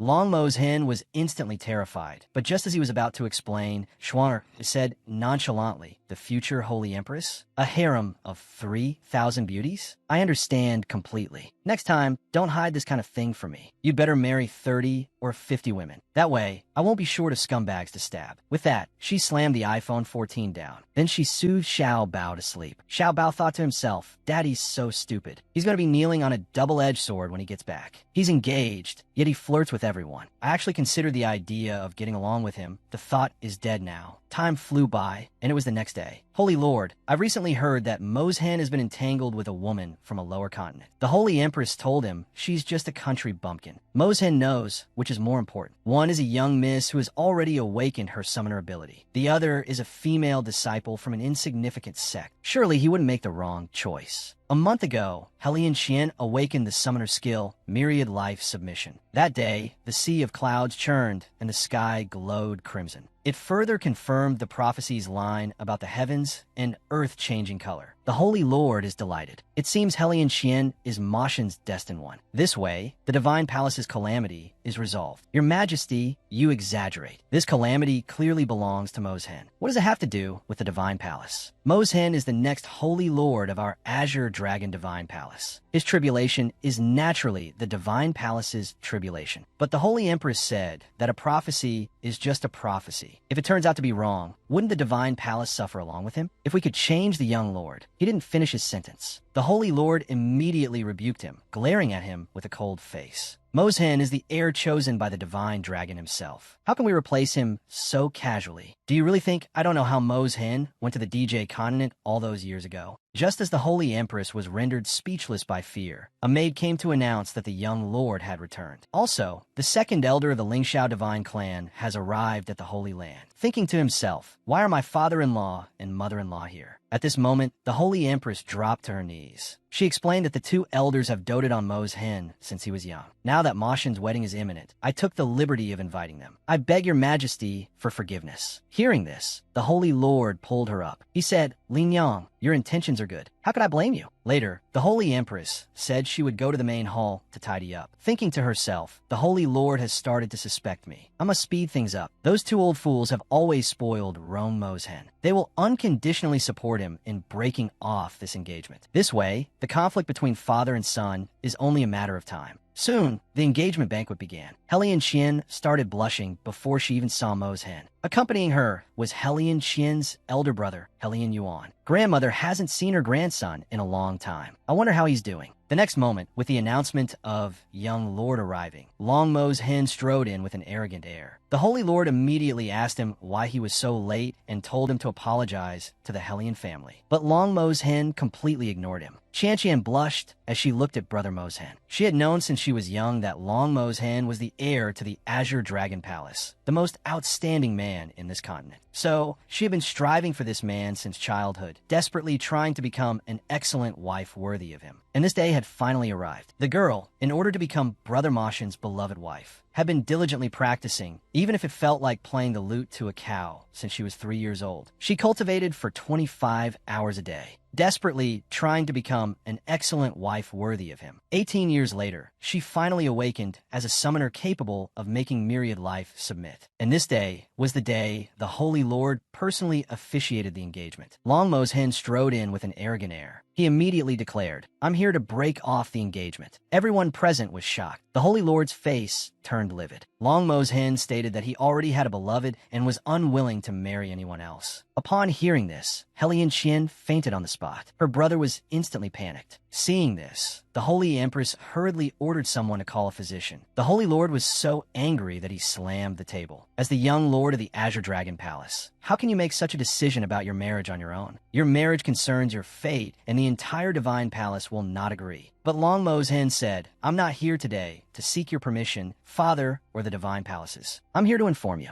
Helian Yuan finally understood. The wedding invitation delivered 3 months ago was the Holy Lord's own doing. "The two of you, father and son, colluded and treated my sister's lifelong happiness as what?" he said, turning around and leaving with resentment. Seeing this, the Holy Empress couldn't help but smirk. "Everything is going according to plan. Once you father and son turn against each other, this empire will be mine." With a single command from the Holy Land, 100,000 celestial soldiers and generals appeared at the door, preventing Long Mo's hen from leaving. Long Mo's hen showed complete disdain for these minor obstacles, further fueling his father's rage and strengthening his resolve to teach his rebellious son a lesson. Long Moshin's grandmother spoke up. "If you want to touch my grandson today, you'll have to get through me first." The Holy Lord broke out in a cold sweat. He didn't want to create animosity with the Ling Shao divine clan, so he decided to appease them for now and devise a plan to force Long Mo's hen into making a mistake. He told Long Mo's hen to return for now, and they would discuss the matter in a few days. Long Mo's hen immediately refused. He declared that he would never marry her, no matter how much time passed. Long Mo's hen thought to himself, "Even after all these years, father is still so stubborn and self-righteous. He flies into a rage at the slightest defiance and won't allow anyone to disobey his will." Suddenly, his Pineapple 14 phone rang. He took it out and saw it was Xiao Bao calling. Long Mo's hen composed himself. "Daddy was busy just now. I didn't hear you, Xiao Bao. Don't be angry, okay?" Xiao Bao immediately pouted. His grandparents arrived at that moment. As they peered closer, they saw a cute child in the mirror. Xian Shi politely greeted them, announcing that he was 2.5 years old. His great-grandmother was instantly charmed by the adorable Xiao Bao.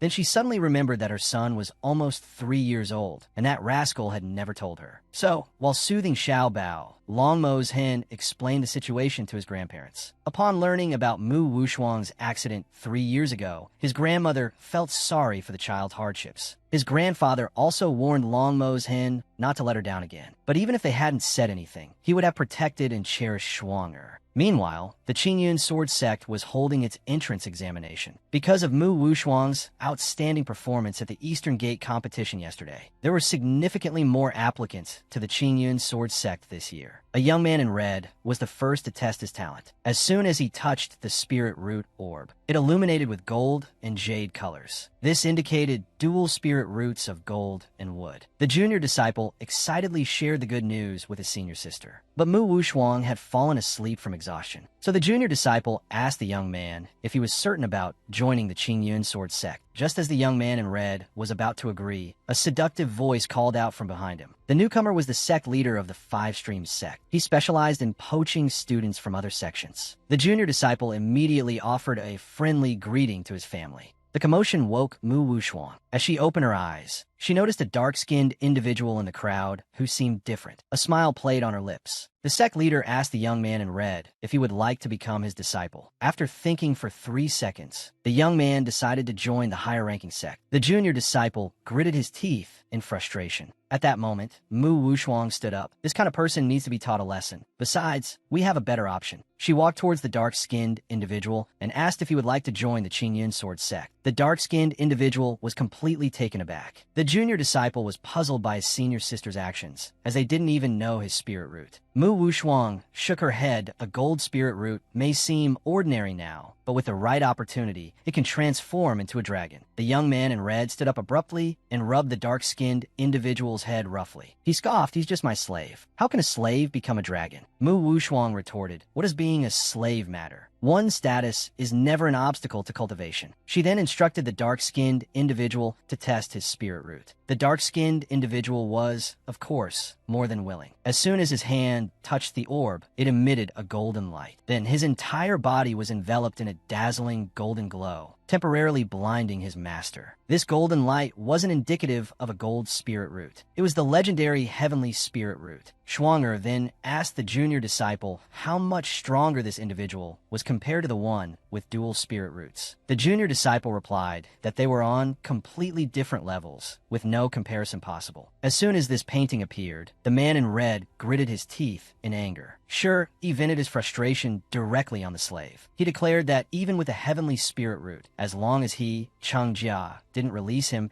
the slave wouldn't be able to join any sect. Schwanger immediately felt troubled upon hearing this. Her junior disciple told her that slaves were private property. Unless their slave status was removed and they regained their freedom, they were absolutely not allowed to act on their own, let alone join a sect. Moreover, if the owner didn't agree, no amount of spirit stones could redeem a slave. Schwanger was at a loss for what to do. She thought to herself that this child was exceptionally talented and would definitely be a great asset to their sect in the future. She absolutely wouldn't allow such a genius to be buried. But Hong, he was narrow-minded. How would she get him to relent? Just then, a female voice sounded from behind. It was the city lord. She declared that she could remove the slave status for him right away. She explained that she was currently looking to support talented individuals to help the Eastern District flourish and prosper. From now on, any talented individuals among the slaves, as long as they came to the city lord's mansion and presented relevant proof, could be freed from slavery for free. As soon as these words were spoken, all the lower class people cheered. Hype hadn't expected that he would actually be free. At this moment, Tang Yuan walked over to Mu Wushuang's side and asked, "Sister-in-law, is this all right?" Schwanger was a little confused when she heard him call her sister-in-law. However, just then, someone laughed loudly. The sect leader of the Five Streams sect walked out, looking shameless. He actually wanted to poach Hype for his own sect. He then asked Hype his opinion with a benevolent expression. He also said that not only would he accept Hype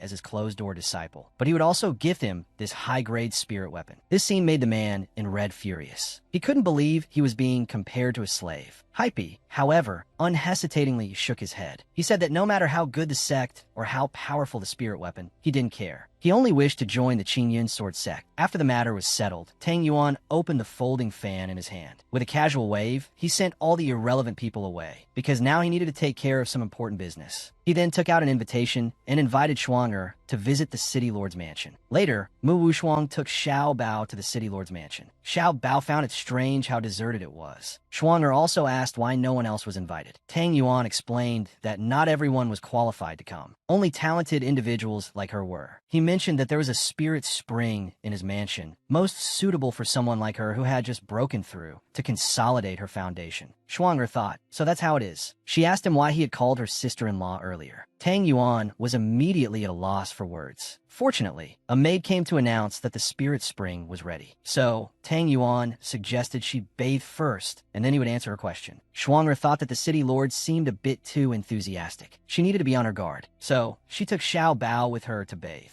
Xiao Bao looked unhappy. Schwanger thought he didn't want to soak in the spirit spring. But Xiao Bao was actually missing his daddy, and daddy said he should be back today. At the mention of that man, Schwanger immediately got angry. How dare he break off the engagement without telling me? Just wait and see how I deal with him. Tang Yuan was also quite helpless. He could only pray for his friend's good fortune. Soon, they followed the maid to the spirit spring. Xiao Bao, while his mother was talking to the maid, couldn't wait to peek through the crack in the door. Suddenly, he saw something that scared him stiff. At this time, the maid said that the water in this pool was too hot and that she would take Xiao Bao to another pool to bathe. Schwanger fell in a deep thought, wondering if they would do anything to Xiao Bao. But in the next second, Xiao Bao pulled the maid's hand and urged her to go quickly. He declared that he was a big boy now and couldn't bathe with his mother. Seeing this, Schwanger didn't think much of it. She just told him to call for her if there was any danger. Later, Schwanger pushed open the door to the spirit spring and went inside. But just as she changed into a clean bathrobe, a figure in a bathrobe appeared behind her. Suddenly, the figure embraced Schwanger's slender waist. Schwanger turned around and saw that it was Long Mo's hand. Because they had been separated for so long, he immediately wanted to be intimate with Schwanger. Meanwhile, Xiaobao told the maid what he had just seen, because when he peeked earlier,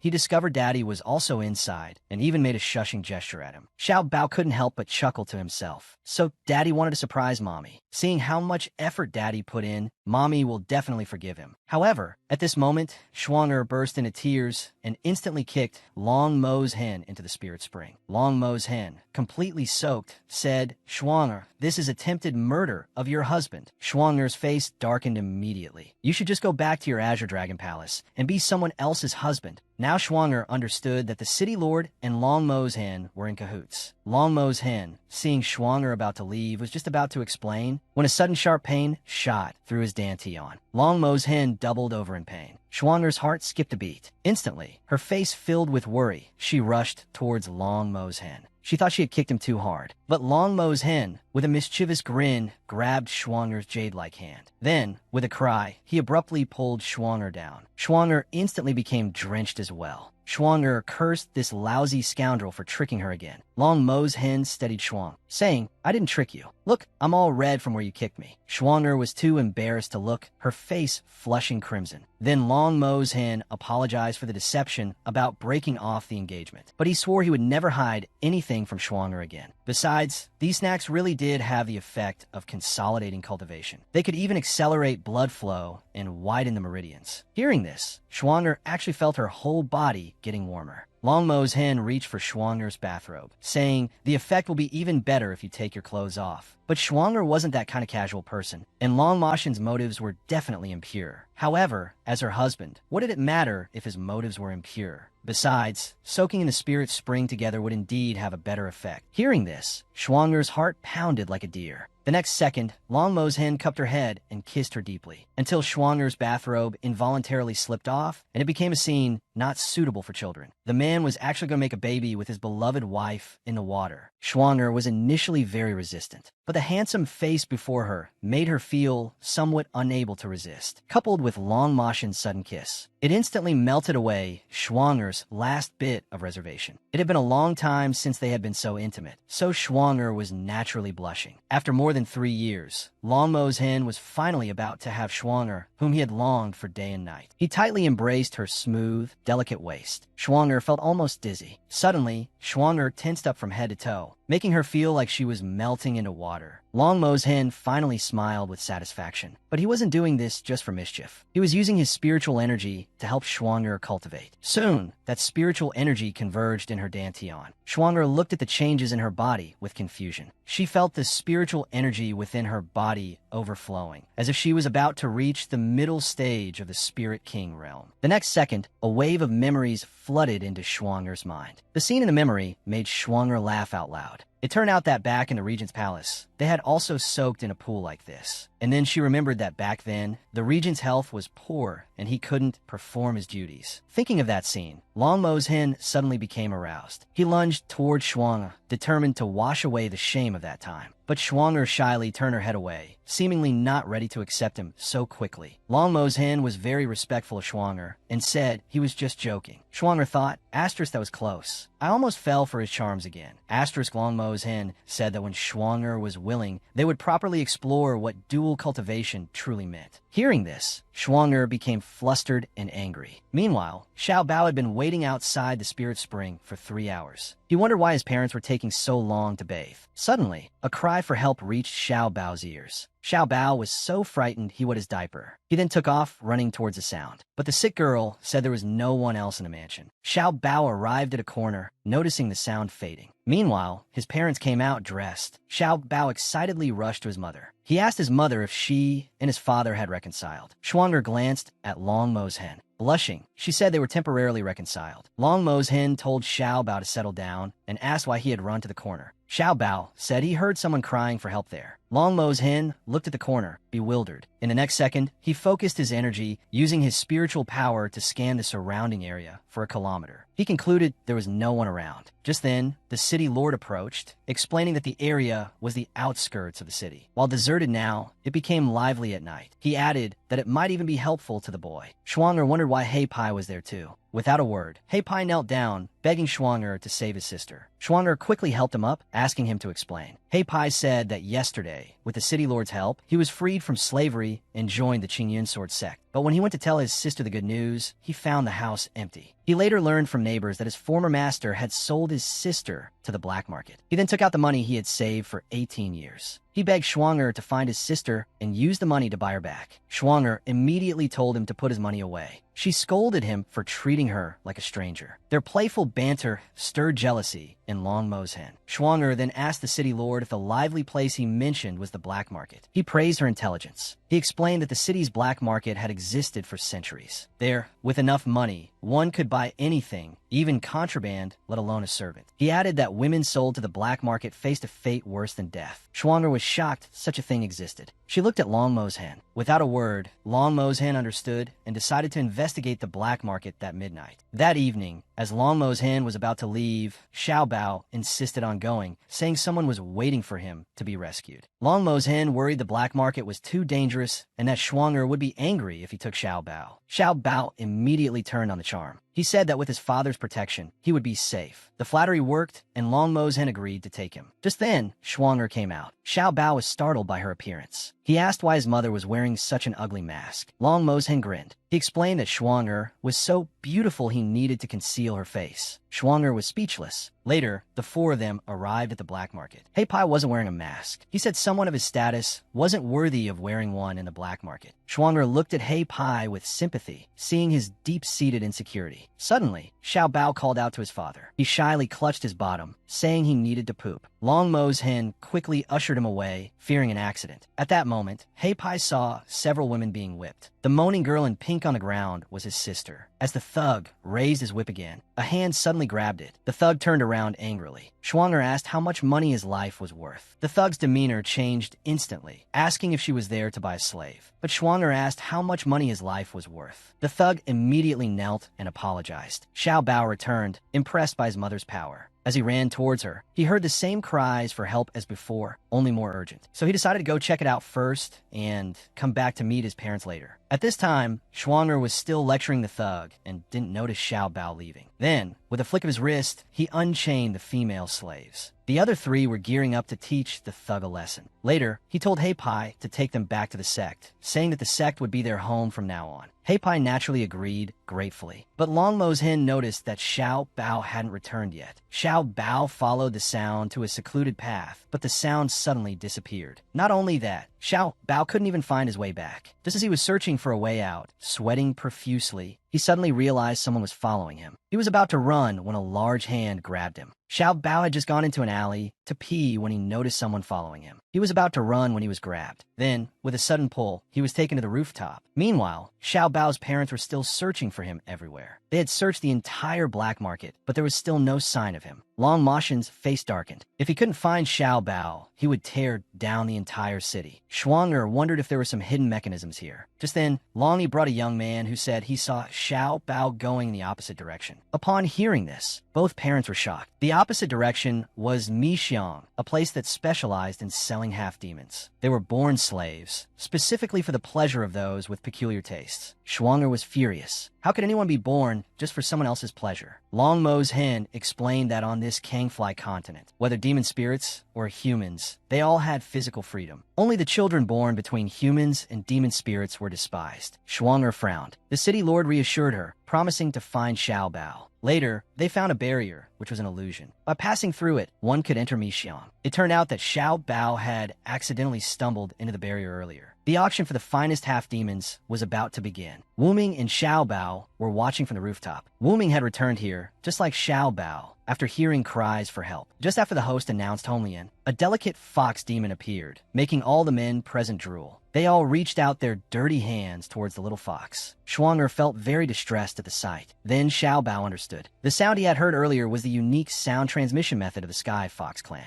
and the one locked up inside was Wu Ming's younger sister, Xiaoyu. Although Wu Ming didn't know why Xiao Bao could also hear it, it might prove that he had a connection with the Fox clan. This barrier restricted demon beasts, so rescuing Xiaoyu required external help. Perhaps Xiao Bao was the key, but Xiao Bao felt he wasn't capable enough. Wouldn't it be better to let his parents handle it? Wu Ming said they couldn't know about this. He could help Xiao Bao unleash his abilities. In the next second, amidst Xiao Bao's exclamations, Wu Ming transformed into a giant nine-tailed fox. He placed Xiao Bao on his back, telling him to just follow his lead. He spread his arms and focused his energy. Xiao Bao followed suit, and spiritual power appeared in his hands. 2 golden orbs lit up in front of him. Within the 3 realms, the Tao reigned supreme. So Xiao Bao closed his eyes and chanted along. The next second, he opened his eyes wide, feeling an endless stream of energy converging in his palms. At the same time, Shuang'er conjured a sword, intending to rescue the fox demon. But Long Mo's hen stopped her, telling her to look behind. He sensed Xiao Bao was up there. Xiao Bao was summoning demon beasts on the rooftop. After they gathered, he pointed with his hand. The goal was to rescue the fox demon in the cage. Mu Wushuang was terrified. Just as she was about to join Xiao Bao, Long Mo's hen stopped her. Because Xiao Bao was at a crucial moment in taming the beasts, it was absolutely essential not to interrupt him. At this time, the demonic beasts had already begun to attack the crowd. The small Karas quickly dispersed. Xiao Bao slowly walked towards the cage. With a small raise of his hand, he summoned a polar bear. Then with a shout, he ripped the cage open with a clang. Then, with another small lift of his hand, the polar bear began to gradually dissipate. Xiao Bao took Nanyu's pulse and discovered that he had lost too much vital essence and probably wouldn't live for more than 3 months. But in the next second, Nanyu revealed a hidden pregnancy, pleading with Xiao Bao to take in the child. Seeing this, Xiao Bao's heart was filled with mixed emotions. He couldn't bear to see such suffering in the world. So he agreed to Nanyu's request. Nanyu was so moved that he burst into tears. But in the next second, his legs kicked out, and he unexpectedly fainted. At the same time, Xiao Bao's golden light slowly disappeared. When Xiao Bao came to his senses, he was instantly terrified. How was the fox demon's sister rescued? At this moment, Shuang'er rushed towards Xiao Bao with an anxious face, hurriedly asking if he felt unwell. The bewildered Xiao Bao was a little confused. Why did his mother suddenly ask this? The next second, Xiao Bao's stomach rumbled. Then, blushing, he said, "Mother, I'm hungry." It turned out that summoning spirit beasts didn't harm Xiao Bao's body. It only consumed some energy. Shuang'er then fished out a stale steam bun. Xiao Bao grabbed it and started munching without hesitation. Shuang'er then looked at Nanyu, thinking, did he use a secret method to conceal his pregnancy before? Shuang'er wondered why there were so many half-demons here, but Xiao Bao insisted on saving him. At this moment, Xiao Bao remembered what the stinky fox had said earlier, and lied to his mother, saying that perhaps he and Nanyu were fated. But how could his mother not see through his lie? Long Mo's hen knew Xiao Bao didn't want to talk about it, so he told Shuang'er not to press him. Shuang'er remarked that they were truly father and son, in perfect accord, but she was no match for Long Moshen's silver tongue. Shuang'er agreed not to pursue the matter further. The next day, as soon as they returned to Qingyun, junior brother Tang from the sword sect eagerly came to greet them. Shuang'er said she didn't expect her junior brother to come, but he wasn't there for them. He was there to welcome the sword sect's newly appointed outer sect elder. When Shuang'er turned around, she saw was Wuming. Shuang'er warily asked him what he was doing there. Wuming looked at his sister and said he was there to repay a kindness. The bewildered Shuang'er was completely confused. Suddenly, Nanyu's eyes reddened. She immediately clutched her 10-month pregnant belly in distress. Mu Wushuang was shocked. If she gave birth now, her life would be in danger. Nanyu told them not to worry about her, but to save her child. Shuang'er, also a mother, felt a pang of sympathy. She then told her junior brother to quickly prepare the birthing supplies. By that evening, Nanyu successfully gave birth to a little fox demon, a cute baby girl. Looking at her daughter, Nanyu was lost in thought. She thought, "You look just like your daddy." But she was about to leave and could only leave behind a pear blossom jade ornament for her child. "From now on, your name will be Ali," she said. Then, Nanyu tearfully pleaded with Mu Wushuang, hoping that her child could stay with her benefactor. Mu Wushuang, deeply moved, agreed. Finally, Nanyu was able to close her eyes and rest. Then, she transformed into wisps of pure white flowers, carried by the wind to find her final resting place. Wuming's heart was filled with pain. Looking at the flower petals in his hand, he couldn't calm down for a long time. His mind was filled with images of his crybaby sister. "Silly sister, you were willing to sacrifice everything for a man. He betrayed you, yet you were still foolishly obsessed with him." At this moment, Long Mo's hen walked over. He knew about Nanyu and Wuming's relationship. Regarding Wuming's decision to become an elder of the sword sect, Long Mo's hen warned him that he had better behave himself. However, Wuming truly came to repay his debt of gratitude. Meanwhile, at the Bright God sect, Mu Yuheng, after 2 years of seclusion, finally emerged. Yin Wan'er immediately rushed forward to check on her Yuheng, mentioning that her father was preparing for the alchemist competition. Before she could finish, Mu Yuheng abruptly told her shut up, declaring, "My sister is peerless." "Were you?" Time flew by, and the next day arrived. This was the day Ali opened her eyes. Xiao Bao thought she was incredibly cute. Mu Wushuang then caressed Xiao Bao's head. and asked him to take good care of Ollie in the future. Xiao Bao naturally agreed excitedly, as he had always wanted a little sister. However, he vaguely felt like he had promised something before, but couldn't quite remember. But right now, taking Ollie to play in the mud was more important. Schwanger couldn't help but sigh. It seemed the child didn't remember the summoning that day. Hearing this, Long Mo's hen explained that night she must have entered a mysterious state. This kind of state can make a person grow instantly by decades or even centuries. After the energy is exhausted, he won't have any memory of it. Of course, there won't be any damage to his body. So Schwanger, don't worry. Hearing this, Schwanger's worries were put to rest. Long Mo's hen reached out and took Schwanger's hand, saying she just said he wanted a little sister. Why don't you consider it, Schwanger?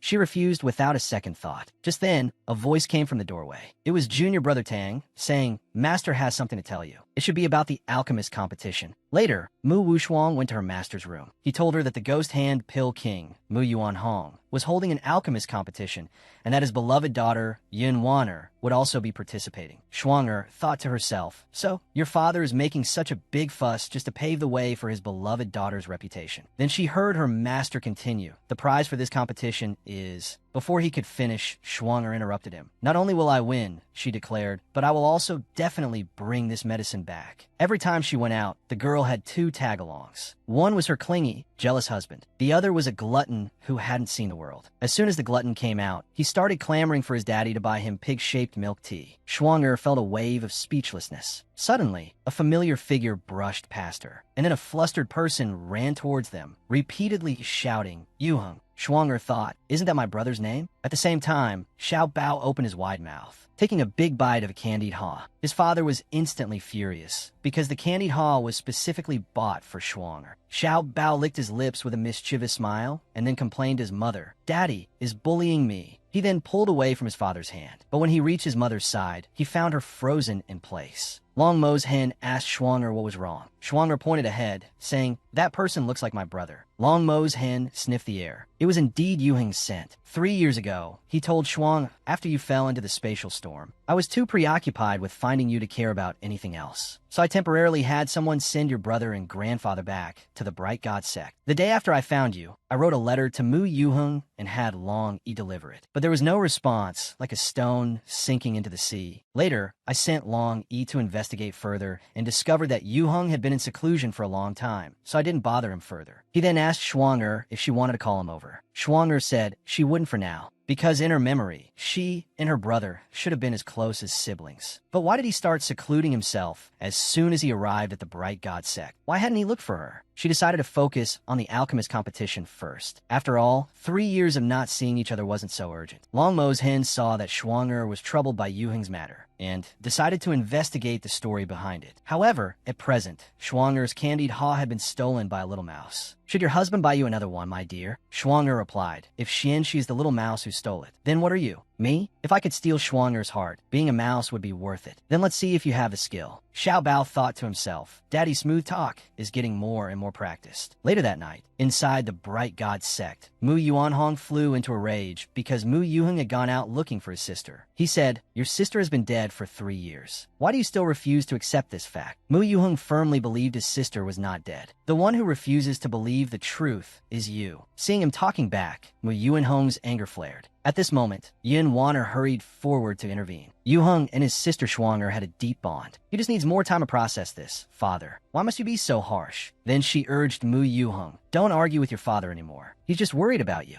But Mu Yuheng glared at her, I don't need your fake kindness. Yin Waner's face paled instantly at his words. Mu Yuanhong became even angrier. Mu Yuheng said, 3 years ago, you said my cultivation was too weak and forbade me from going out to look for my sister. Now I've stepped into the Spirit King realm and can protect myself. With that, he was about to leave. Yin Waner pretended to try and stop him. Mu Yuanhong told him to come back. He said having Yin Waner by his side was enough, and he didn't need anyone else. Mu Yuheng and Yin Waner exchanged a knowing glance. Then the corners of their mouths curled up. The next day arrived quickly. After Long Yi's investigation, he learned everything about Mu Yuheng. Long Mo's hen suddenly understood upon hearing this that I knew that child had deep feelings for Shuang. He would never betray his sister. Long, he asked if he should inform Mu Wu Shuang about this matter. Long Mozhen said Shuang is concentrating on preparing for the alchemy competition, telling her this will distract her. Besides, Shuang seems to have some unresolved issues with Yuheng. It would be better if we create some kind of accident so that Yuheng comes to us. Long, he quickly asked how his master planned to do this, eager to carry out the plan.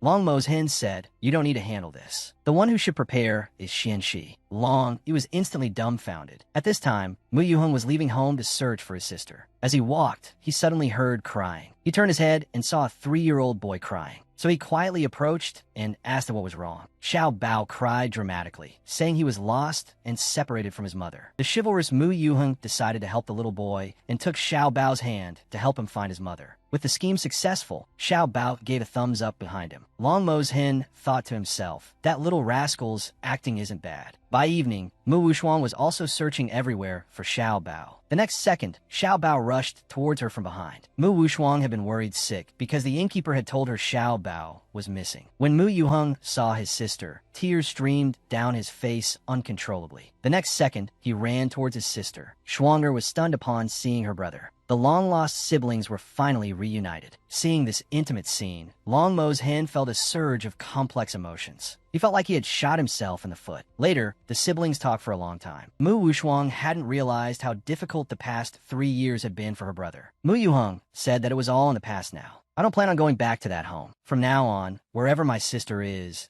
my home. Shuang happily agreed. However, Mu Yuheng was curious about the child. At this moment, Long Mozhen strode in. I'm Xiao Bao. Shuang am mine. Mu Yuheng was thrilled to see his brother-in-law. But Long Mozhen pushed him out and firmly locked the door. Unexpectedly, Shuang suddenly cornered him against the wall. She noticed that Long Mozhen didn't seem surprised at all by her brother's appearance. Long Mozhen immediately tried to explain, saying he had overheard the innkeeper talking about it. Shuang saw right through his little scheme. She then asked Xianxi to leave for a moment. Xianxi, who had been enjoying the show, feigned ignorance. Then, with a mischievous grin, he went out carrying his Peking duck, pouting his lips and telling his daddy to take care of himself. As soon as Xiao Bao left, Shuang abruptly pulled Long Mozhen close. So you thought your plan was foolproof? Long Mozhen broke out in a cold sweat at this sight. But just as he was about to explain, Shuang closed her eyes and kissed him on the cheek. She was truly grateful to Long Mozhen, although her memories hadn't fully returned. During this time, I can really feel your sincerity, Long Mozhen, so I thought I should express my gratitude, she said, blushing and about to leave. But Long Mozhen grabbed her. This was a good opportunity to deepen their relationship. So, Long Mozhen pulled Shuang into an embrace. If you want to thank me, a kiss on the cheek isn't enough. You have to kiss me here, he said, holding her head and kissing her. Shuang's heart trembled. This time, she didn't resist. She simply closed her eyes, letting her mind go blank, as if everything was as it should be. 3 hours passed before they finally broke apart, breathless. Shuang wasn't ready for anything more, however, and wanted to return to her room to continue cultivating. Tomorrow was the alchemy competition. Long Mozhen respected Shuang.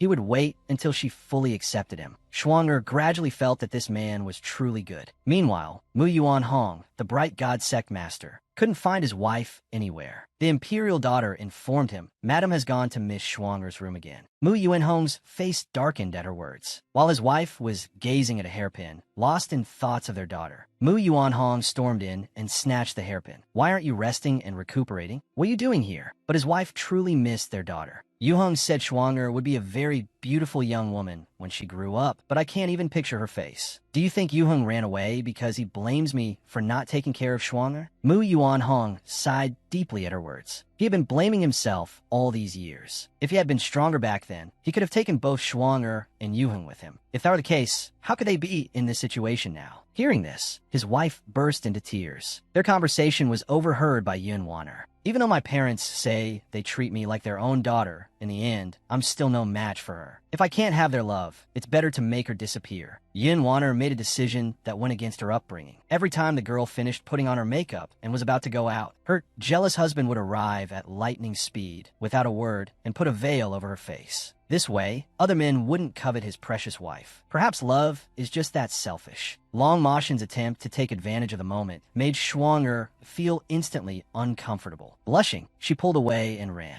She still had to participate in the alchemy competition today. As she walked, she suddenly heard shouting and decided to investigate. She discovered Yin Waner being bullied. The bully was the granddaughter of the Heartless Palace's sect master. She had also stolen Yin Waner's alchemy furnace, which she needed for the competition. Just as Yin Waner was about to speak up, she was slapped hard across the face. Yin Waner was instantly dazed. Bailey Linlang glared at her. "A stray, mutt like you dares to speak? You're adopted." Another hard slap followed. Then, throwing a rag at her face, she said, "Get as far away from me as possible." Yin Waner ran off, crying hysterically. Shuang'er thought to herself that although Yin Waner was adopted, Mu Yuanhong treated her better than his own. How could he allow another young mistress from a similarly prestigious sect to treat her this way? Was there something hidden going on? Time flew by, and it was soon the final round of the alchemy competition. Mu Yuanhong announced, 3 sects have representatives in the finals. Bright God Sect's Yin Waner, Heartless Palaces by Li Linlang, and Qingyin Sword Sect's Mu Wushuang. As soon as he finished speaking, Mu Wushuang's fans cheered for her. Mu Wushuang, ever gracious to her fans, responded in kind. After Mu Yuanhong finished reading Wushuang's name, he wondered if she could be. He suddenly felt he was delusional and decided to focus on hosting the competition. He announced that the final round would last for 1 hour. Whoever refined the most and best quality pills would win. The competition officially began. Shuang'er thought since quantity and quality determined the winner, she shouldn't excessively pursue rare pills. So, she raised her hand and gathered her primordial energy. She decided to refine the basic 9-turn Buxi pill, with the lid tightly closed. The rice cooker, under Shuang'er's spell, burst into flames. Suddenly, she smelled a strong alchemic aroma.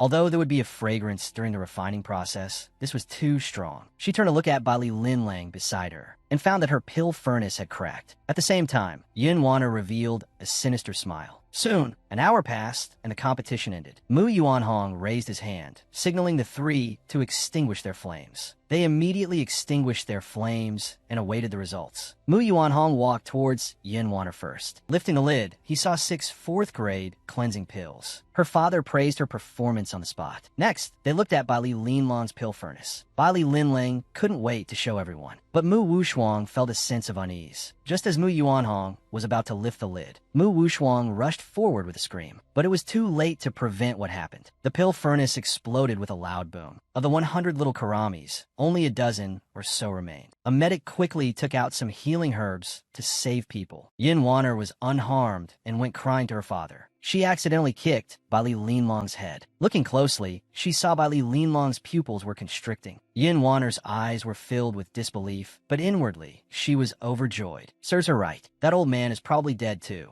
But when she tremblingly approached her father, he was still able to stand. Yin Waner's expression changed instantly. Mu Yuanhong said that thanks to Miss Wushuang, he was spared. Shuang'er's veil fell off in the chaos. When Mu Yuanhong saw Wushuang's face, he was stunned. Shuang'er broke out in a cold sweat. She quickly covered her face and excused herself, claiming to feel unwell. Mu Yuanhong wanted to stop Shuang'er, but hesitated. Then, with tears in his eyes, he said, "You are my daughter, Mu Wushuang, aren't you?" Hearing this, Shuang'er's heart was filled with mixed emotions, but she still chose not to acknowledge him. She told him, "Isn't your daughter already dead?" These words pierced Mu Yuanhong's heart, and tears streamed down his face uncontrollably. Seeing Mu Wushuang, Yin Waner was startled. "Why is she here?" "No, I can't let them reunite. I've already missed the best chance to kill Mu Yuanhong. I can only try to drive a wedge between them for now." Later, Mu Wushuang returned to her room. Long Mozhin asked her how the competition went. He saw Shuang'er's dejected face. The next second, she unexpectedly threw herself into his arms. Long Mozhin asked her with concern what was wrong, but Shuang'er asked him to leave her alone. She just wanted some quiet. Long Mozhin gently comforted Shuang. Later, when Shuang'er calmed down a bit, she told him about what happened. Shuang'er was puzzled that I clearly hate him, but why did I rush to save him? And when he recognized me, I found myself happy. Could it be that I still have feelings for them? Long Mozhin said that matters of the heart are complicated. Sometimes, it's best to follow your heart. That seemed to make sense. But there's something else that bothers me. Nowadays, even the worst pill furnaces are made of refined iron. Even if it explodes, the damage should be contained within the furnace. So how? As she spoke, Long Mozhin was massaging Shuang, instantly relieving her physical and mental fatigue. "I didn't know you could do this," she said. Of course, a wife who likes to overthink things needs to know a bit of massage. She said this, and then pressed her thumb onto an acupuncture point. With all her might, she pressed down, instantly making Schwanger's soul leave her body. So this was Schwanger's weakness. Schwanger was immediately overcome with both embarrassment and arousal. Long Mo's hen then accused her of being ungrateful. He immediately sat down to analyze the furnace explosion, suggesting that the problem was most likely external. Schwanger thought to herself, no wonder she smelled a strange odor at the time. It was because the furnace was already damaged. And this furnace didn't originally belong to Bai Li Linlang. It was stolen from Yin Wanner. Meanwhile, the bright god, Yin Xiubai, upon hearing the news about his daughter, immediately prepared to go find Schwanger.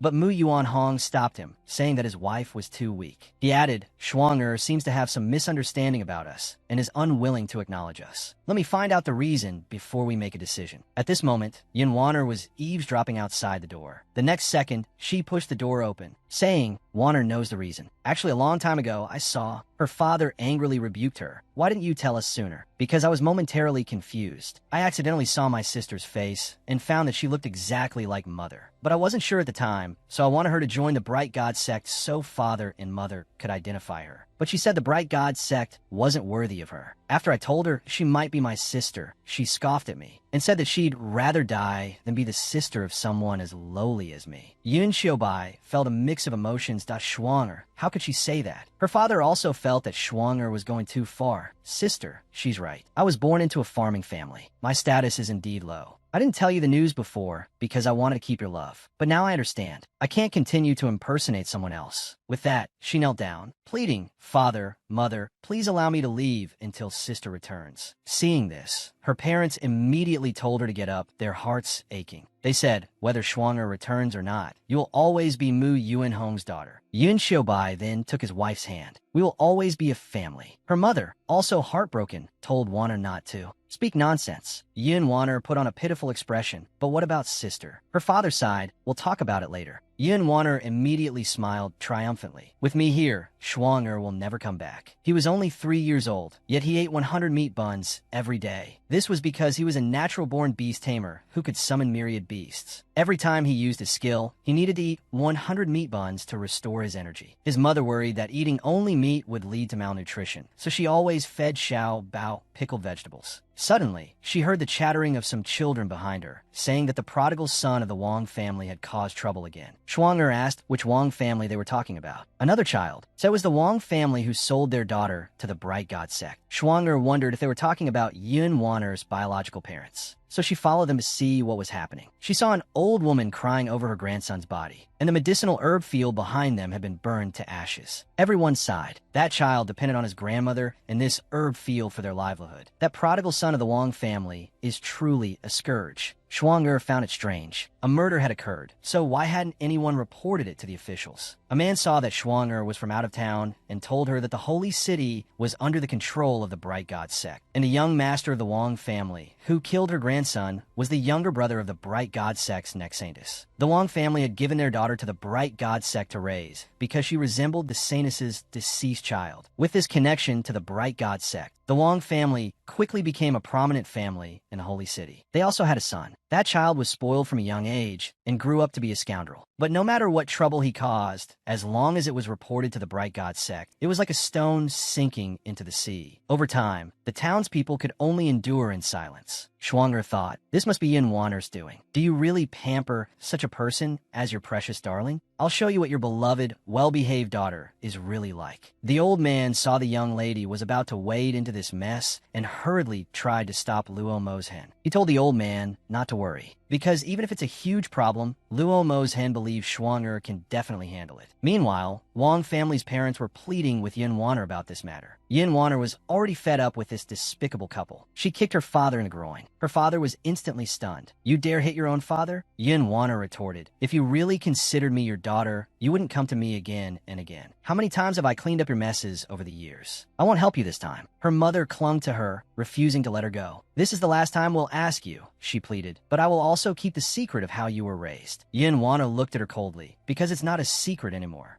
Thanks to you, everyone knows I was bought. Instead of wasting time with me, you'd better pack your belongings and take your stupid son and run. With that, she flung her mother off and was about to leave. Her father stood up with a cold face and said something that terrified her. Then he pulled out a notebook. Inside were records of all the snacks Yin Wanner had stolen from the Bright God sect. Yin Wanner's attitude immediately softened. At the same time, she gathered spiritual energy in her hand, seemingly ready to kill her parents. But her father handed her the notebook. This is just a backup. After you settle this matter and get us 100,000 snacks for moving, I'll give you the other notebook. Yin Wanner gritted her teeth in hatred. She thought to herself that once she got all the records, she would immediately kill her whole family. Later, evening arrived. Luo Mo's hen and Schwanger arrived at the old woman's house. The old woman generously offered them a plate of foraged wild fruits. Schwanger felt sorry for the grandmother and wanted to trade some snacks for them. The old woman was so moved that tears welled up in her eyes. This girl was truly too kind. Luo Mo's hen told the grandmother to take good care of her eyes so she could witness the day the true culprit was brought to justice. He then left a bag of snacks. He then told Schwanger it was time to go home. But before leaving, Schwanger borrowed a piece of clothing from the old woman. Later that night, Luo Mo's hen waited for Schwanger to change. When Schwanger finished her disguise, Luo Mo's hen was instantly speechless. Schwanger had disguised herself as an 80-year-old woman. Luo Mo's hen said, "All the details are perfect." Schwanger touched her face. "I asked there's something wrong." Luo Mo's hen took Schwanger's hand. "No matter what you look like, you can't fool me," he said, "that you're always the most dazzling one." He gently caressed her cheek. His cheesy words made Schwanger laugh. Luo Mo's hen continued, "I feel like I'm seeing us when we're old. We'll be together just like this, hand in hand, growing old together." Schwanger blushed and shyly covered her face, turning away. Meanwhile, Yin Wanner, the bright god general, hurried to find Ma Wenhao. When a bewildered Ma Wenhao opened the door, he saw Yin Wanner standing in the rain, drenched. Ma Wenhao quickly ushered her into his room and asked with concern, "What happened?" Yin Wanner tearfully said she couldn't take it anymore and deliberately showed him the injuries on her face. Ma Wenhao was shocked and horrified. Upon learning that it was the Wang family again, he immediately wanted to help Yin Wanner kill those scoundrels. Yin Wanner stopped him, "And no matter what, they are my birth parents," she said. "And they said that as long as I do one last thing for them, they'll leave Xingdu. I don't want my brother to risk his life for me." Ma Wenhao looked at Wanner with heartache. He asked her to tell him what the Wang family's demands were. He assured her he would do everything in his power to help. Later, Ma Wenhao decided to appease the old woman with snacks and suppress the news as he had done before. As for the 100,000 snacks, he still had to figure out a way. Yin Wanner was instantly moved to tears. Ma Wenhao lovingly wiped away her tears, saying, "As long as I'm here, you won't be harmed." After escorting Wanner back to her room, he left. Wanner, having securely locked her door, immediately revealed a cold expression. "Humph, as long as he's here, I won't be harmed? What does he take me for? I know what he's after." They're all seasoned actors, putting on such an innocent act. The next day, at the Bright God Sexley Sure Hall, where cases were handled, Schwanger, disguised as an old woman, arrived. She calmly inquired about her grandson's case. But the guard at the door scoffed. "Grandma, your 13-year-old grandson was killed by a bad man."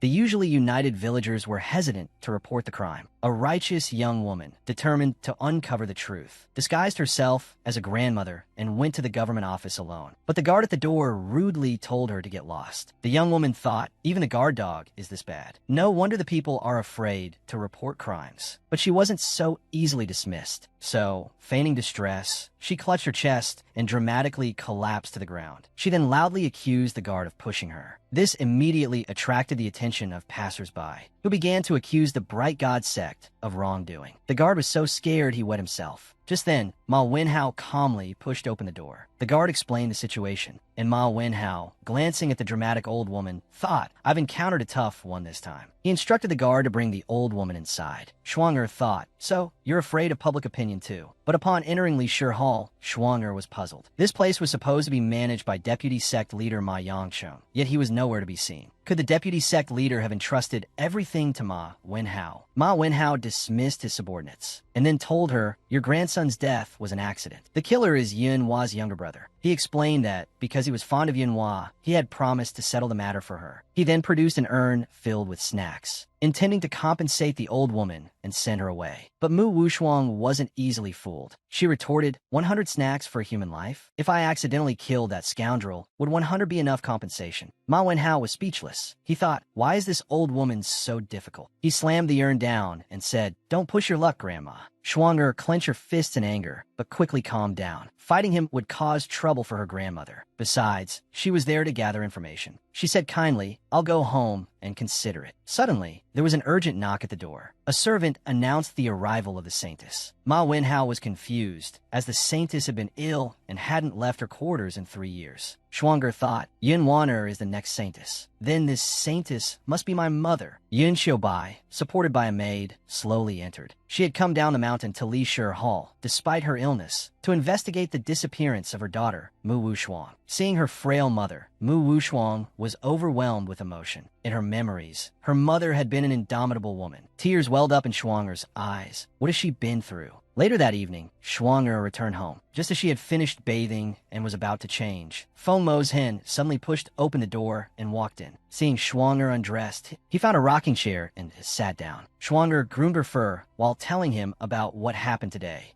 She explained that although the Li clan hall is nominally managed by Ma Yangcheng, in reality, his grandson, Ma Wenhao, is fully in charge. Let's assume he has a close relationship with Yun Wanner. Then, the fact that Wang Renlong commits crimes everywhere but isn't arrested, wouldn't that all make sense? Long Mo's hen listened while applying ointment. But suddenly, he glanced up inadvertently and saw the vaguely alluring figure behind the screen. Instantly, Long Moshen's face flushed and his heart raced. His tea overflowed, but he was completely oblivious. Schwanger noticed that Long Mo's hen hadn't responded, so she asked if he was even listening. Long Mo's hen, blushing furiously, said he was. But when Schwanger changed in her nightgown and came out from behind the screen, she saw an indescribable expression on Long Moshen's face. She looked back and realized the screen was translucent. Schwanger was suddenly so embarrassed she didn't know what to say. But Long Mo's hen immediately said he hadn't seen anything. Schwanger's flustered denial only seemed to confirm his suspicions. Anyway, let's get back to business. Although everything makes sense, there's no direct evidence to prove Yun Wanner is the mastermind. Long Moshen's little brain started whirring rapidly. Then he said, if we want evidence, we need to investigate the source. Schwanger suddenly understood. That meant they had to investigate the Wang family. If it weren't for the Wang family causing trouble, Yun Wanner wouldn't be trying cover for them. However, Long Mo's hen thought of a discrepancy. Although Yun Wanner is the Wang family's biological daughter, she was sold at the age of 3. She wouldn't have any feelings for her parents. So why does she always help them? Schwanger thought, if Yun Wanner isn't genuinely kind-hearted, then the Wang family must have some leverage over her. Long Mo's hen praised Schwanger for her intelligence, playfully stroking her fur as he spoke. Schwanger snatched her hair back, saying, don't get handsy. Schwanger's resistance only piqued Long Moshen's interest. He immediately reached out to Schwanger's face and gently caressed her cherry lips with his fingertips. He said, this is barely considered getting handsy. Schwanger was immediately flustered and indignant. She smacked Long Mo's hen on the head, leaving a large bump. Then, with him sporting the bump, they headed to the Wang residence. They planned to find evidence of Yun Wanner covering up the Wang family's misdeeds. The two stealthily infiltrated the Wang family's accounting room. After flipping through several ledgers, Schwanger noticed a strange phenomenon. The Wang family's expenses were significantly higher than their income. Almost every month, they were spending more than they earned. Long Mosen wondered how they were still so wealthy. Then Schwanger pointed out another oddity. Every month end, a large sum of money would appear in the accounts with no explanation. Long Mosen thought this was definitely suspicious. It had to be some kind of shady transaction. Just then, the sound of footsteps came from outside the door. A moment later, Wang Taizhu opened the door and walked in. He came to the accounting room every night to calculate the accounts. The two had already hidden behind a bookshelf. They were close enough to hear each other's heartbeats. How could Long Mo's hen miss this opportunity to get close? Schwanger glared at him, but Long Mo's hen showed no sign of backing down. Schwanger's face flushed crimson. She grabbed his wandering hand and pinched it hard. But as Schwanger looked up to see Long Moshen's reaction, he kissed her through her veil. Schwanger almost cried out. She thought, I'll settle the score with you later. For now, finding evidence of Yun Wanner's crimes was the priority. Suddenly, Schwanger crouched down. She discovered a red object stuck under Wang Taizhu's chair. Long Mo's hen saw that it looked like a book. Wang Taizhu didn't seem like a scholar. There was no reason for him to hide a book in his accounting room. Schwanger told Long Mo's hen to find a way to distract him. Long Mo's hen said he definitely had a way, but Schwanger, with a bewildered expression, asked him what was wrong. Long Mo's hen abruptly pulled down Schwanger's veil. He grabbed Schwanger and forcefully kissed her. Schwanger instantly felt as if an electric current had coursed through her body. The thrill of this clandestine act left Long Mo's hen satisfied as he wiped his mouth. Schwanger, finally snapping out of her daze, wanted to kill the scoundrel right then and there. But with a swish, Luo Masheng had already jumped onto the roof to take care of business. Schwanger decided to deal with him later. This guy took advantage of every opportunity to take liberties with her. It was truly outrageous. Meanwhile, Old Wang was still greedily calculating his accounts. Suddenly, a stone struck his forehead. Old Wang immediately looked up, Jing-Ti, and saw a black-clad figure standing on the rafters. Old Wang jumped up and shouted for someone to catch the thief. In the next second, Long Mo's hen, blushing deeply, fled through the window. Old Wang fell for the diversionary tactic. Only when the noise outside subsided did Schwanger bravely approach the stool and retrieve the red book. As expected, it was a ledger. After quickly flipping through a few pages, Schwanger broke out in a cold sweat from what she saw.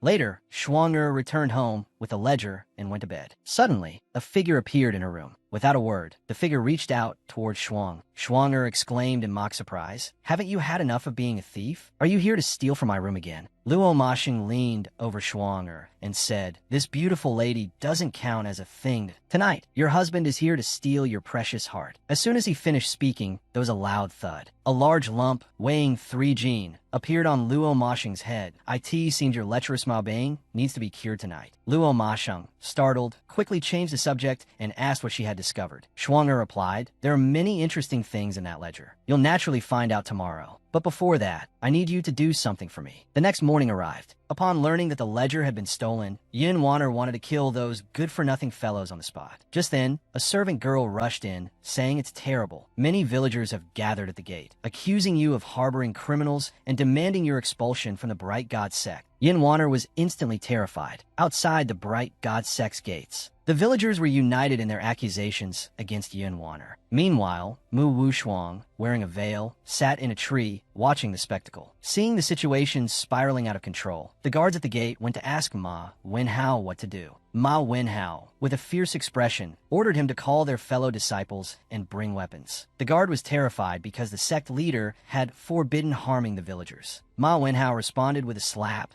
"I'm in charge here now. The Pill King is in the alchemy room refining pills today, so he shouldn't hear the commotion at the gate." Suddenly, Yin Wanner rushed over, tearfully crying, "Brother Ma, I'm so scared." Ma Wenhao told her not to worry, promising to keep her safe. Yin Wanner sneered inwardly. She didn't believe Ma Wenhao could protect her. If things went south, she would blame everything on this fool. Just be a good scapegoat, she thought. Just as the villagers were about to break through the guards' defenses, the disciples arrived with weapons. The villagers recoiled in fear. One of the guards decided to kill one of them as a warning. In the next second, a sword flew over and blocked the attack. Schwanger, moving with incredible speed, stood before the villagers. The guards were so frightened they wet themselves. Mu Wushuang, dressed in white, looked like a celestial being descending to protect the mortals. She declared, "The esteemed Bright God sect is actually turning its blades against unarmed commoners. Such an evil sect has no right to exist." With that, she sliced the signboard at the gate in two with a single strike. The commotion reached the alchemy room. Mu Yuan Hong suddenly opened his eyes. He immediately went to see what had happened. At this moment, Schwanger was already in a heated battle with the guards. One of the young disciples was about to die. Mu Yuan Hong immediately rushed out and shouted for them to stop. He demanded to know who they were and why they were attacking the Bright God sect. Mu Wushuang simply scoffed. Then she gestured towards the crowd of villagers. "They simply wanted to seek justice, yet they were treated this way by your disciples. If I hadn't intervened, they would all be dead by now." Mu Yuan Hong was instantly speechless. Then he flew into a rage at his disciples. He reminded them of the sect leader's instructions. The young disciples were terrified. Mu Yuan Hong furiously declared that anyone involved would have their spiritual power revoked and be expelled from the sect. At this time, Ma Wenhao stepped forward and took all the blame. He claimed he had acted to punish these greedy thugs. He explained that the Bright God sect needed a large quantity of medicinal herbs for alchemy every year, so he had entrusted the Wang family of the Holy City to purchase them on the sect's behalf. You know how honest and kind the Wang family is. The prices they offered were quite reasonable. But these thugs were insatiable, demanding exorbitant prices and even causing trouble at the sect's gate. The villagers were instantly enraged. They insisted the Wang family had never purchased any medicinal herbs. They were all in cahoots, and Yin Wanner was protecting the Wang family. Ma Wenhao then said, "Uncle, look, they're just making things up. My actions were out of necessity." Mu Yuan Hong fell into deep thought. Then the sound of clapping reached their ears. Schwanger walked forward, clapping sarcastically. She then took out the red ledger and tossed it to Mu Yuanhong. Take a look for yourself. This records every evil deed committed by Yun Wan'er while protecting the Wang family. She then called out Zhang San of the Zhang family. A man stepped forward and explained how the Wang family had forcibly seized his 100 acres of medicinal fields. When I refused, they broke my leg. They threatened my family's lives. So I sought help from the Li Shi Hall of your sect, but you kept delaying. Only now do I understand that Yun Wan'er was protecting the Wang family. That's why no one addressed my case. These words shocked Mu Yuanhong. Schwanger then called out Zhao Xinyang of the Zhao family. Zhao Xinyang recounted how Wang Renlong had assaulted her sister, who was only 14 at the time. Mu Yuanhong trembled. Such things were happening in the holy city. Someone told Schwanger not to rush, as these were events from years past. Half a month ago, this grandmother's 12-year-old grandson was burned alive by Wang Renlong,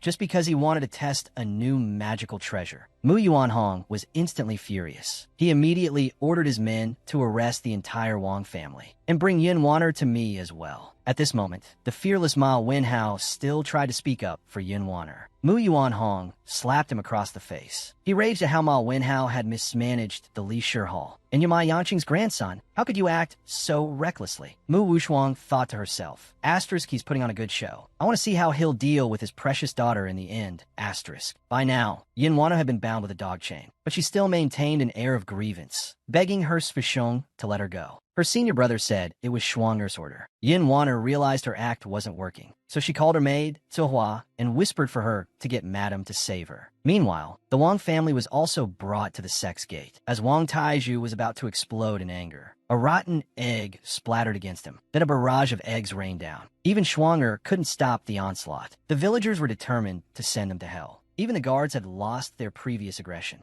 Mu Yuanhong watched, a mix of emotions swirling within him. Mu Wushuang walked towards him. This is the consequence of betraying the people's trust. She then shouted for everyone to stop. I know that as victims, you'd love to take revenge on the Wang family right now, but they're not worth dirtying your hands and polluting your souls. You still have your lives ahead of you. You have a much brighter future. Why burden yourselves with hatred for the rest of your lives? Everyone fell silent upon hearing these words. Suddenly, Zhao Sinong raised her hand and said, I agree with what the fairy said. Mu Wushuang was taken aback. How did she become a fairy? Then everyone began to support the fairy and declared they would follow her lead. Schwanger blushed slightly at the praise. Zhao Sinong then asked what they should do next.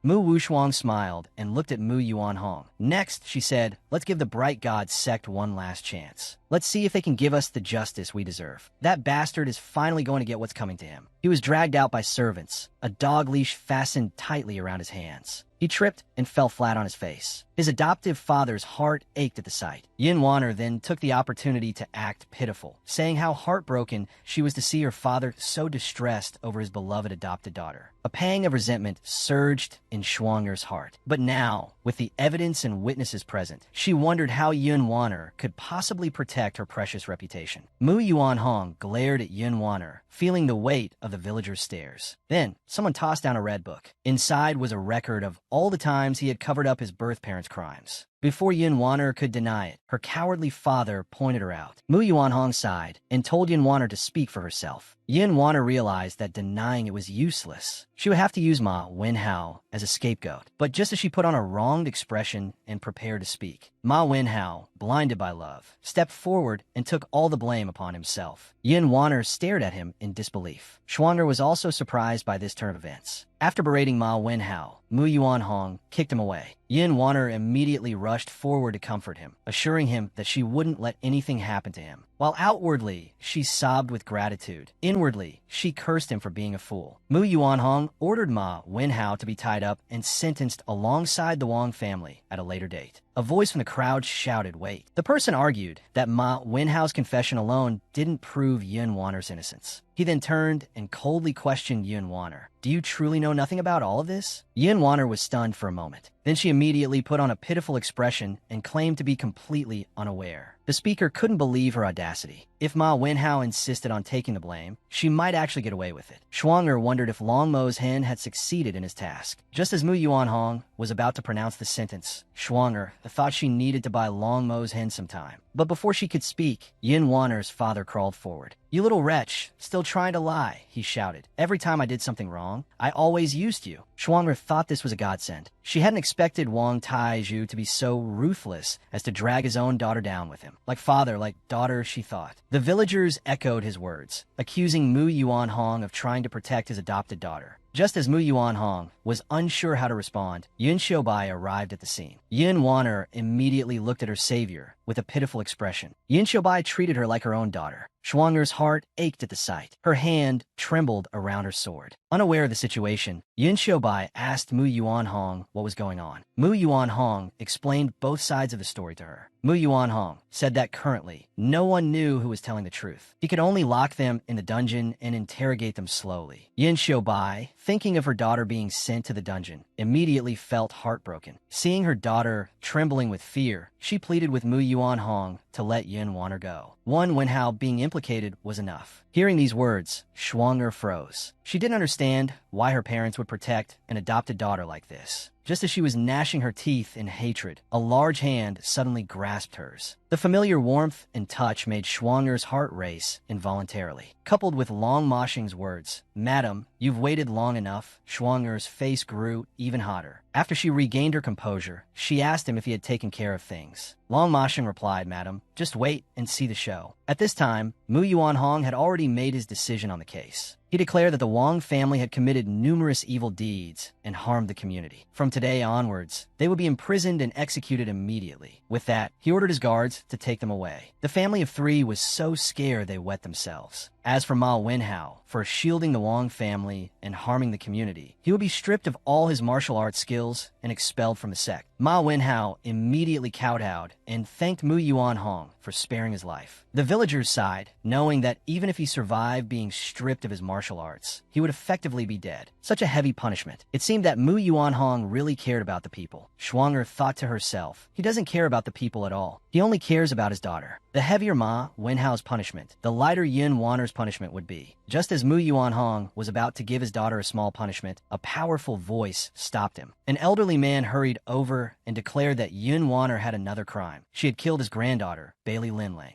This was what Shuang'er had asked Long Moshing to do. Now, the show was about to begin. Mu Yuanhong was puzzled by the elder's words. Because Bailey Linlang had died in a cauldron explosion accident, what did it have to do with his precious daughter? Hearing this, the elder scoffed and then presented the cauldron his granddaughter had used in the competition. With a wave of his hand and a strange sound, the exploded fragments began to reassemble in midair. Soon, the cauldron was restored to its pre-explosion state. Yin Wanner was terrified when she saw the familiar crack. Mu Yuanhong was confused. Was this crack already there before the cauldron exploded? The elder explained that he was correct. Fragments from a normal explosion would have sharp edges. However, if a crack existed before the explosion, the high heat would cause the fragments to have smooth edges. Mu Yuanhong understood this, but what did it have to do with Yin Wanner? So, the elder called Dongmei, Bailey Linlong's personal maid. Dongmei explained that her mistress and Yin Wanner were rivals. On the day of the competition, her mistress believed that as the bright god sect leader's daughter, Yin Wanner's cauldron must be better than hers. So, she stole Yin Wanner's cauldron. But it was all a trap. Yin Wanner had deliberately offered a damaged cauldron, intending to kill her mistress. Yin Wanner was speechless, denying it was useless now. It seemed her only option was to play the victim. As long as Yin Xiaobai protected her, she would be fine. So, she stood up tremblingly and recounted all the grievances she had suffered from Bailey Linlang over the years. Just because her birth wasn't as noble, Bailey Linlang had humiliated her repeatedly. She hated her enough to want to kill her, but she would never use such a foolish method that would lead directly back to her. Just as Dongmei was about to call out Yin Wanner's lies, Yin Xiaobai immediately told her to shut up. She also accused the elder of falsely accusing her daughter. She claimed the only thing proven was that his granddaughter had stolen her daughter's cauldron. To put it bluntly, his granddaughter's death was her own fault. These words not only made Shuang'er grind her teeth in frustration, but also enraged the elder. Shuang'er said, "The saintess is truly protective of her daughter, even to the point of disregarding right and wrong." The saintess asked, "What do you mean by that?" Schwanger then asked the saintess to reconsider the events if the cauldron was already cracked. Then even if it exploded, it would have only exploded at the moment it was opened. So who opened the cauldron? Hearing these words, Yun Qiubai's body trembled. Yin Wanner thought to herself, this is bad. Dan Wang was frightened to the core because he had presided over the alchemy competition, and he was naturally the one who opened the cauldron. So, the person you wanted to kill was me? The saintess looked at Wanner in disbelief. The two-faced girl immediately started crying and tried to explain to her mother. But Yin Qiubai shook her off. My health has been poor this year. If something were to happen to Honger, I definitely wouldn't be able to bear the blow. In a serious case, I would surely follow him in death. And the best case scenario would be to hand over the bright god sect to you, placing my life and death in your hands. So, my dear daughter, this was your plan all along. Yin Wanner tried to act pitiful to salvage the situation, but Yin Qiubai simply told her to shut up. Suddenly, Qiubai's body began to sway, and in the next second, her vision went black. Schwanger saw her mother about to fall and immediately rushed to her side with lightning speed. At this moment, her mother regained consciousness from her faint, but when she saw the familiar face beneath the veil, she was instantly overcome with emotion and broke out in a cold sweat. In the next second, she unexpectedly fainted again. Dan Wang immediately stepped forward and checked her pulse. Fortunately, it's just a fainting spell caused by a surge of blood. He then took out a blood-replenishing pill and fed it to her. He then instructed the servants to immediately escort the saintess back to her room to rest. At this time, the sect leader Bailey stated, since everything is clear now, it's time to deal with this heartless and ungrateful wretch. Upon hearing this, Wanner immediately crawled towards her father on her knees. She pleaded, Father, I was just momentarily blinded by a ghost. Please have mercy on me. Dan Wang, upon hearing this, rebuked her and pushed her away. Yin Wanner, you conspired with the Wang family to harm your closest relatives and nearly brought the bright god sect to ruin. You are sentenced to death. The execution will be carried out with the Wang family on a later date. Someone, take her away. Yin Wanner couldn't believe how things had turned out this way. I'm the future saintess of the bright god sect. How dare you treat me like this? She then glared at the woman in white. It's all that bitch's fault. It's all her. Yin Wanner immediately broke free from the servant's grasp and lunged at Schwanger like a rabid dog. That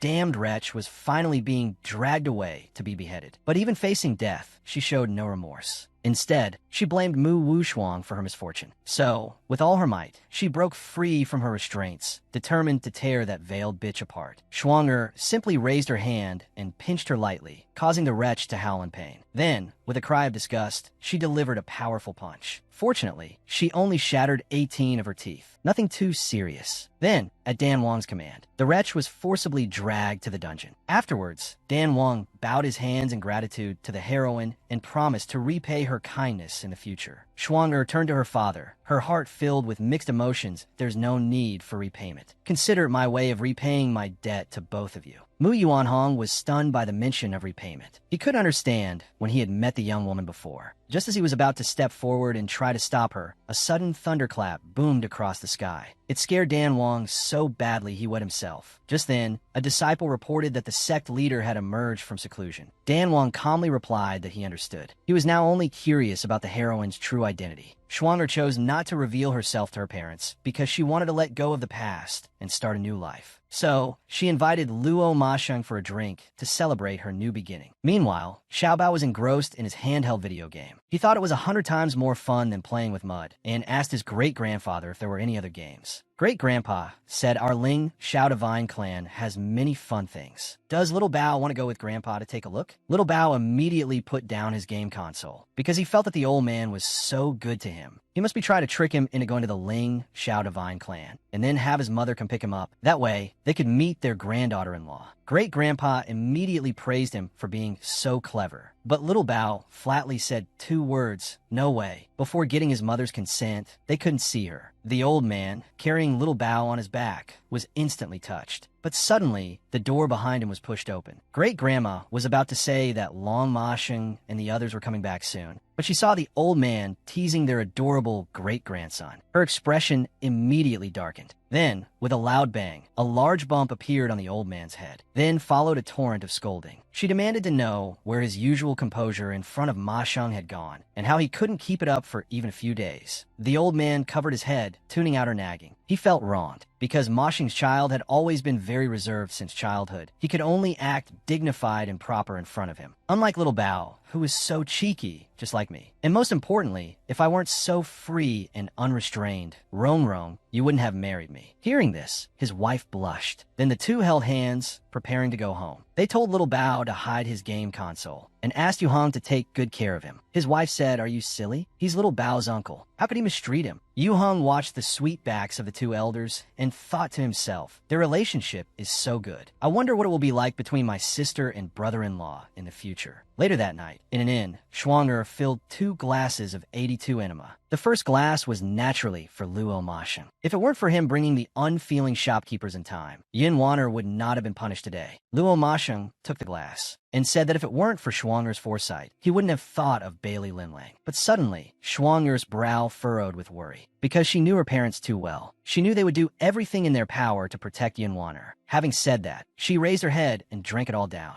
The second glass was a toast to herself for letting go of her obsession and no longer dwelling on her parents' kindness. Schwanger once again drank it down in one gulp. Then Schwanger, her face flushed, filled a third glass. She couldn't think of a reason for this one, so she decided to just drink it. With a heavy thud as the glass hit the table, Schwanger picked up the bottle to pour a fourth, but Long Mashing stopped her. He felt that Schwanger hadn't truly thought things through and was just venting and punishing herself. "Doing this is pointless," he said. "Schwanger, can you talk to me?" Schwanger pondered with a dejected look for a moment, then put down her glass. "That you're right," she said, "that I don't feel happy. I thought that as long as I tore off Yin Wanner's mask, as long as I embarrassed my parents in broad daylight, I would feel the satisfaction of revenge. But when I saw my mother's frail body and my father's heartbroken expression, I didn't feel happy at all. Maybe deep down, I still have some feelings for them. At the same time, I also hate myself for not being strong enough, for actually feeling sad about such a thing." So, Long Mashang decided to counsel Schwanger. He told her that the word strength has many definitions. It's fighting on even after being hurt. It's making selfless choices. And it's retaining your true self after experiencing so much. It's definitely not about shutting off all emotions. People are strong because they have emotions. And I believe that you are becoming strong right now. His words finally soothed Schwanger's emotions. She then happily clinked glasses with Long Mashang.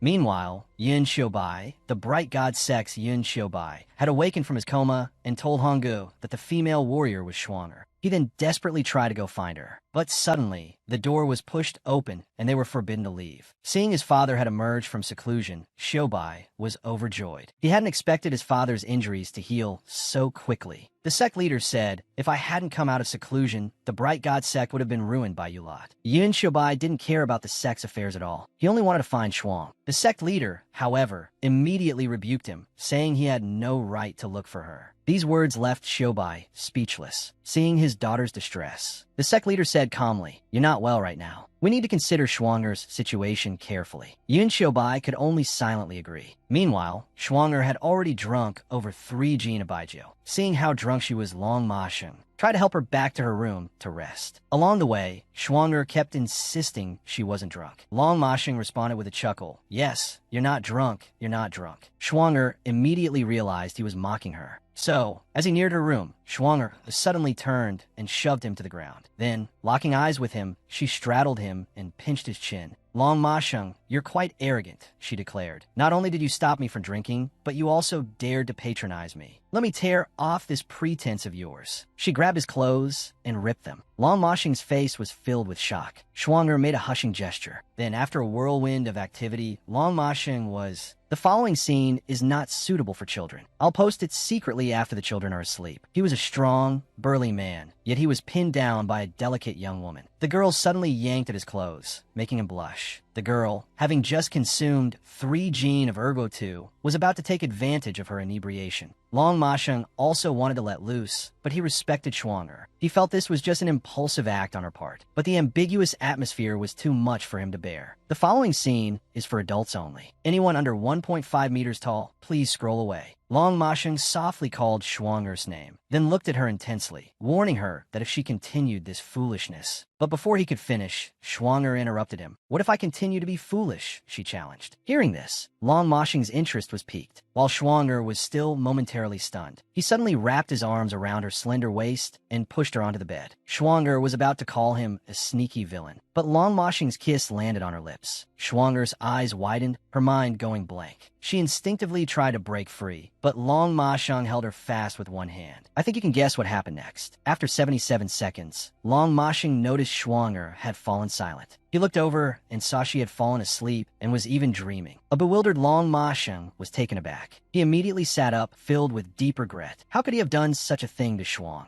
He then left Shuang'er alone to sleep peacefully. But suddenly, a phoenix symbol appeared above her, and Shuang'er vaguely heard someone calling her name. In the next moment, a hand reached out and touched her cheek. Shuang'er jolted awake, realizing the person was Danju. Danju was surprised that her master still remembered her. Shuang'er sat up anxiously, saying, "I remembered you after I saw Xiaozhu Xiaoxue, but I asked Qilin where you were, and they said they couldn't sense your presence. Where have you been? Why do you look so haggard?" Danju then recalled the events of 3 years ago. "After Master fell into the spatial storm, I immediately sensed you were in mortal danger. So, I manifested my true form and used all my strength to pull you out of the storm. Unfortunately, my power is limited. Master still lost most of her divine stones." Shuang'er said, "Danju, you've already done very well. Now, every bit my spiritual power grows, a bit of my memory returns. One day, I will remember everything. You appeared because my power has broken through, right?" But Danju said it's because she's dying. Hearing this, Shuang'er was instantly shocked. Danju explained that when she saved her, she consumed her own essence. "I can't gain strength from your advancement. This time, I urge you to sleep deeply, using the last of my strength to enter your dream. And this is the last time we will meet. Goodbye, Master." But Shuang'er suddenly grabbed Danju's hand. She asked if there was any way to save her life. Danju looked dejected, because that method is too difficult. Master will encounter dangers even greater than the spatial storm. Shuang'er immediately snapped at her to stop talking nonsense and tell her quickly. Helpless, Danju had no choice but to take her master to sea. So, she raised her hand and released her magic power. She brought her master into her Dead Sea world. Then she transformed into her true phoenix form. She let her master sit on her back. And this is the world of the ancient times from the phoenix ancestors' memories. Shuang'er wondered, "So where is your method?" The phoenix uttered 3 words, "Queen Mother of the West." A moment later, the phoenix told Shuang'er to fasten her seatbelt. Then, at superluminal speed, she slowly swooped downwards. Immediately afterwards, she dove into the sea with a somersault. Now, in human form, the phoenix led the way. Shuang'er asked in confusion, "Where is this?" The little phoenix told her to look ahead. "This is the Queen Mother of the West Palace." Shuang'er didn't expect this palace to be hidden in the deep sea, but as soon as her small hand touched a pillar, the pillar turned into bubbles and gradually dissipated, and the entire palace began to vanish into nothingness. The reason for this is because this is only Danju's divine beast memory. I can't hold on much longer. If Master wants to save me, she must find the Queen Mother of the West Palace, because only the peaches of immortality here can restore my divine soul. With a heartbroken expression, she told Danju not to worry. "I will definitely restore your divine soul." Hearing this, Danju gave a relieved smile. Then she turned into a wisp of smoke and disappeared. Later, when Shuang'er opened her eyes again, she found Long Masheng looking at her with concern. He asked if she had a nightmare. Shuang'er then placed her hand on his cheek. Long Masheng told Shuang not to be afraid, as he was there. But in the next second, Shuang'er pinched him hard. This was the punishment for trespassing into her room, and Shuang'er seemed to have completely forgotten about being drunk. The next day, her grandparents wanted to see their granddaughter-in-law. Xiao Dao was riding on Uncle Long Yi's head, acting like he ruled the world. Grandpa asked when he could see his granddaughter-in-law. He said he couldn't eat or sleep because of this. Hong Imo Shunwan fell into deep thought, because yesterday, Shuang'er told him about Danju, and he agreed to let Shuang'er go save Danju. So, he told Grandpa that Shuang'er still had things to do and had some emotional knots to unravel. He promised to bring them to see her later. Grandpa immediately flew into a rage upon hearing this, because he had previously inquired about the bright god sect from Yuheng. He felt that it must have been that unreliable in-law family that upset his granddaughter-in-law. Having said that, he released his spiritual power and leaped into the sky. Then he landed behind Mu Wushuang's parents. Dan Wang, seeing that he was about to get violent, quickly shielded Xiao Erlin behind him. He used all his strength to block the attack. This scene angered Grandma so much that she immediately lost her temper. She immediately stepped forward and grabbed the old man's ear to stop the fight. At this moment, Long Ma-sheng coldly asked them why they were there. The two were at a loss for words, not knowing how to explain. But Grandpa had actually already noticed that someone was following them, and they guessed right away that they were my granddaughter-in-law's parents. So, Schwanger's parents hurriedly explained that they meant no harm and just wanted to see Schwanger. Grandpa, however, expressed his disapproval with a look of disgust. Since you've never fulfilled your parental responsibilities, my wife and I will take care of her from now on. Hearing these words, Yin Xiaobai felt a stabbing pain in her heart. Long Ma-sheng, recalling Schwanger's drunken outburst last night, knew that she actually wanted to reunite with her parents deep down, but he couldn't decide what to do at the moment. At this time, Honggu, having finished comforting Xiaobai, decided to go back and think things over. But as they were leaving, Luo Ma-sheng stopped them. He said, "I can take you to see her." The couple finally saw their daughter after 20 years of separation. But their daughter showed no joy, not even wanting to speak a word to them. She glared at her husband, scolding him for bringing them here. Because back then, when she and her brother had just learned to stop wetting the bed, their parents abandoned them and ran off to the Gaoji continent, where they adopted another daughter. Hearing this, her husband reached out to comfort Schwanger, saying that perhaps they had their own difficulties. Besides, he said, "I know that deep down, Schwanger, you want to see them." He then told Schwanger to take a good look at them. Their parents' haggard faces were etched with remorse. This filled Schwanger's heart with conflict. Avoiding her parents' gaze, she remained silent for a long time. Seeing that their daughter seemed unwilling to forgive them, her mother's tears flowed uncontrollably. Her father felt content just to see his daughter alive. But as the two were about to leave, looking dejected, Schwanger called out to them. Hearing her voice, her parents turned around excitedly. Schwanger said, "If you can help me find the Queen Mother of the West, I will consider reuniting with you." Yin Xiaobai was overjoyed at these words, but Honggu looked troubled, because the Queen Mother of the West was just a mythical legend. Xiaobai then said, "Have you forgotten what my father does?" The couple quickly returned to the Bright God sect. Upon hearing the news, the sect leader beamed. Finding the Queen Mother of the West was a piece of cake for him. So Honggu hurriedly pleaded with his father-in-law to help him. But the sect leader glared angrily at his son-in-law, because the sect leader wasn't doing it for him, but out of love for his daughter and granddaughter. After all, the sect leader was a doting father. Later, the three of them were invited to the Bright God sect. But Little Bao suddenly said he was hungry. So, his dad told Little Bao to be good and promised to take him down the mountain later to eat Pleasant Goat. Just then, a man strode in and said, "What's so good about Pleasant Goat? Great-grandpa brought you piggy milk tea. My cute great-grandson, take it and drink." Little Bao turned to his mother for her opinion. Schwanger thought to herself that this precious Cheong Ji-Yunyang was offered without any hesitation. Even though she resented the two wives in her life, there was no need to take it out on him. She introduced him to Little Bao, saying, "This is your great-grandpa. You can take it." Little Bao politely changed his address, great-grandpa.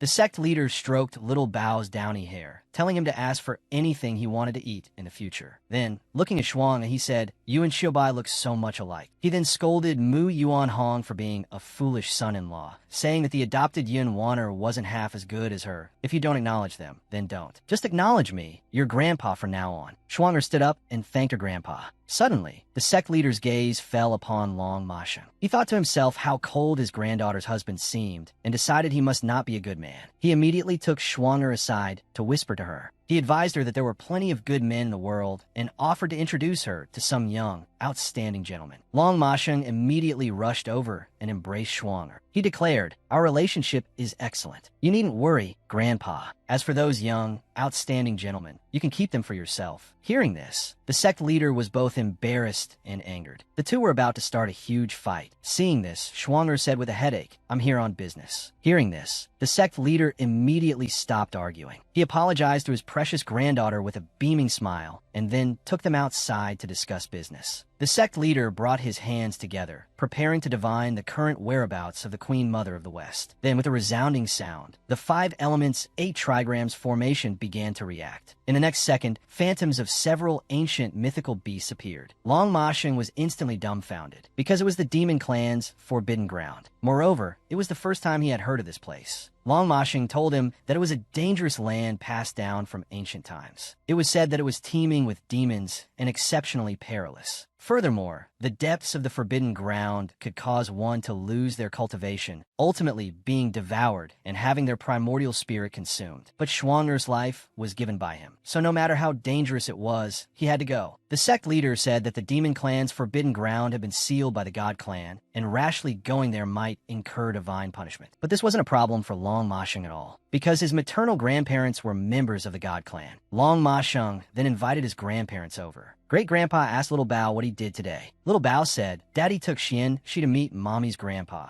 Great-grandpa also gave me yummy treats." Great-grandpa immediately felt jealous upon hearing this. At this moment, Long Ma Sheng arrived with Schwanger. Schwanger didn't know who the two people in front of her were. Long Ma Sheng introduced them as his maternal grandparents. Schwanger realized he was taking her to meet his family. This was something that should have been done long ago. He had been keeping it from Schwanger, afraid that knowing the truth would burden her given her memory loss. Schwanger hadn't expected him to be so thoughtful. The two elders were incredibly fond of their new granddaughter-in-law. They said, "If Long Ma Sheng ever bullies you, tell us. We certainly won't let him off lightly." Suddenly, Long Ma Sheng spoke up, explaining that he had brought Schwanger to see them for a very important reason. The divination indicated that the Queen Mother of the West was in the demon clan's forbidden ground, and the demon clan's forbidden ground was originally sealed by his grandfather. So, he was here to ask his grandfather to lift the seal. His grandfather was curious why they wanted to go to such a dangerous place. Schwanger's gaze was firm as she said there was a reason she had to go. After pondering for a moment with furrowed brows, his grandfather immediately agreed. After all, this was the first time his granddaughter-in-law had asked him for a favor. He then asked the waiter to bring the food. Tonight called for a proper celebration. After dinner, the couple admired the night view from the balcony. Fireworks were going off in the sky. Schwanger couldn't help but sigh. How beautiful. Long Ma Sheng asked if Schwanger liked it. Schwanger looked back inside. The two elders were telling Little Bao a Hans Christian Andersen fairy tale. Schwanger hadn't felt this happy and relaxed in a long time. Long Ma Sheng and Schwanger locked eyes. He then removed her hairpin, cupped her head, and gently kissed her. Then, Long Ma Sheng softly said, "Happy birthday, Schwang." Schwanger hadn't realized it was her birthday. Since losing her memory, no one had ever told her. And in her memories of her past life, she was merely a machine in an organization, carrying out orders. No friends, no family, and certainly no birthdays. Long Ma Sheng said that things were different now. He promised that every day from now on would be even happier for Schwanger. Schwanger smiled radiantly. She knew his heart. Long Ma Sheng then took the opportunity to embrace Schwanger and asked how she planned to thank him. Schwanger said she'd never seen anyone ask for a reward so quickly. Suddenly, Long Ma Sheng swept her into his arms. Schwanger's heart fluttered. The next moment, she found herself lifted onto the railing. Long Ma Sheng told Schwanger to kiss him before he would put her down. But Schwanger said, "If you keep this up, believe it or not, I'll go find a young, handsome man." This reminded Long Ma Sheng of the sect leader's words, and his heart stung. Schwanger added insult to injury, saying she really liked little fresh meat. In the next second, Long Ma Sheng kissed her fiercely. He declared, "If you say something like that again, I'll kiss you again." He then turned away, sulking. Schwanger thought, "You're angry? I'm the one who should be angry. You always kiss me so suddenly." Later, Long Ma Sheng drowned his sorrows in alcohol, his face flushed. He even mistook Little Bao for Schwanger. Schwanger, feeling sorry for him, prepared to help him back to his room to rest. But suddenly, Long Ma Sheng pulled her into a tight embrace, declaring that he wouldn't allow her to go find some young, handsome hero. If she thought he was cold, he'd just tie her to his side. This scene immediately caught the attention of his family. His grandparents, naturally understanding the situation, told Schwanger to stay and take care of Ma Sheng. With that, they disappeared without a trace, taking Little Bao with them. Schwanger was quite exasperated. It was her birthday, and she still had to look after him. She asked the waiter to bring a bucket of hot water filled with ice. She patted Long Ma Sheng, urging him to get up and bathe. But he was already so drunk, he was incoherent. He was acting like a 3-year-old. Having no other choice, Schwanger had to drag him to the bath. Suddenly, Long Ma Sheng asked Schwanger to carry him, but Schwanger couldn't carry him. So in the next second, Long Ma Sheng scooped Schwanger up into his arms and then, with a splash, tossed her into the tub. Immediately after, Long Ma Sheng also shed his clothes, deciding to have a heart-to-heart with Schwanger all night long, right there in the bath. The drunk man stealthily picked up the girl from behind and threw her into the ice-filled hot water.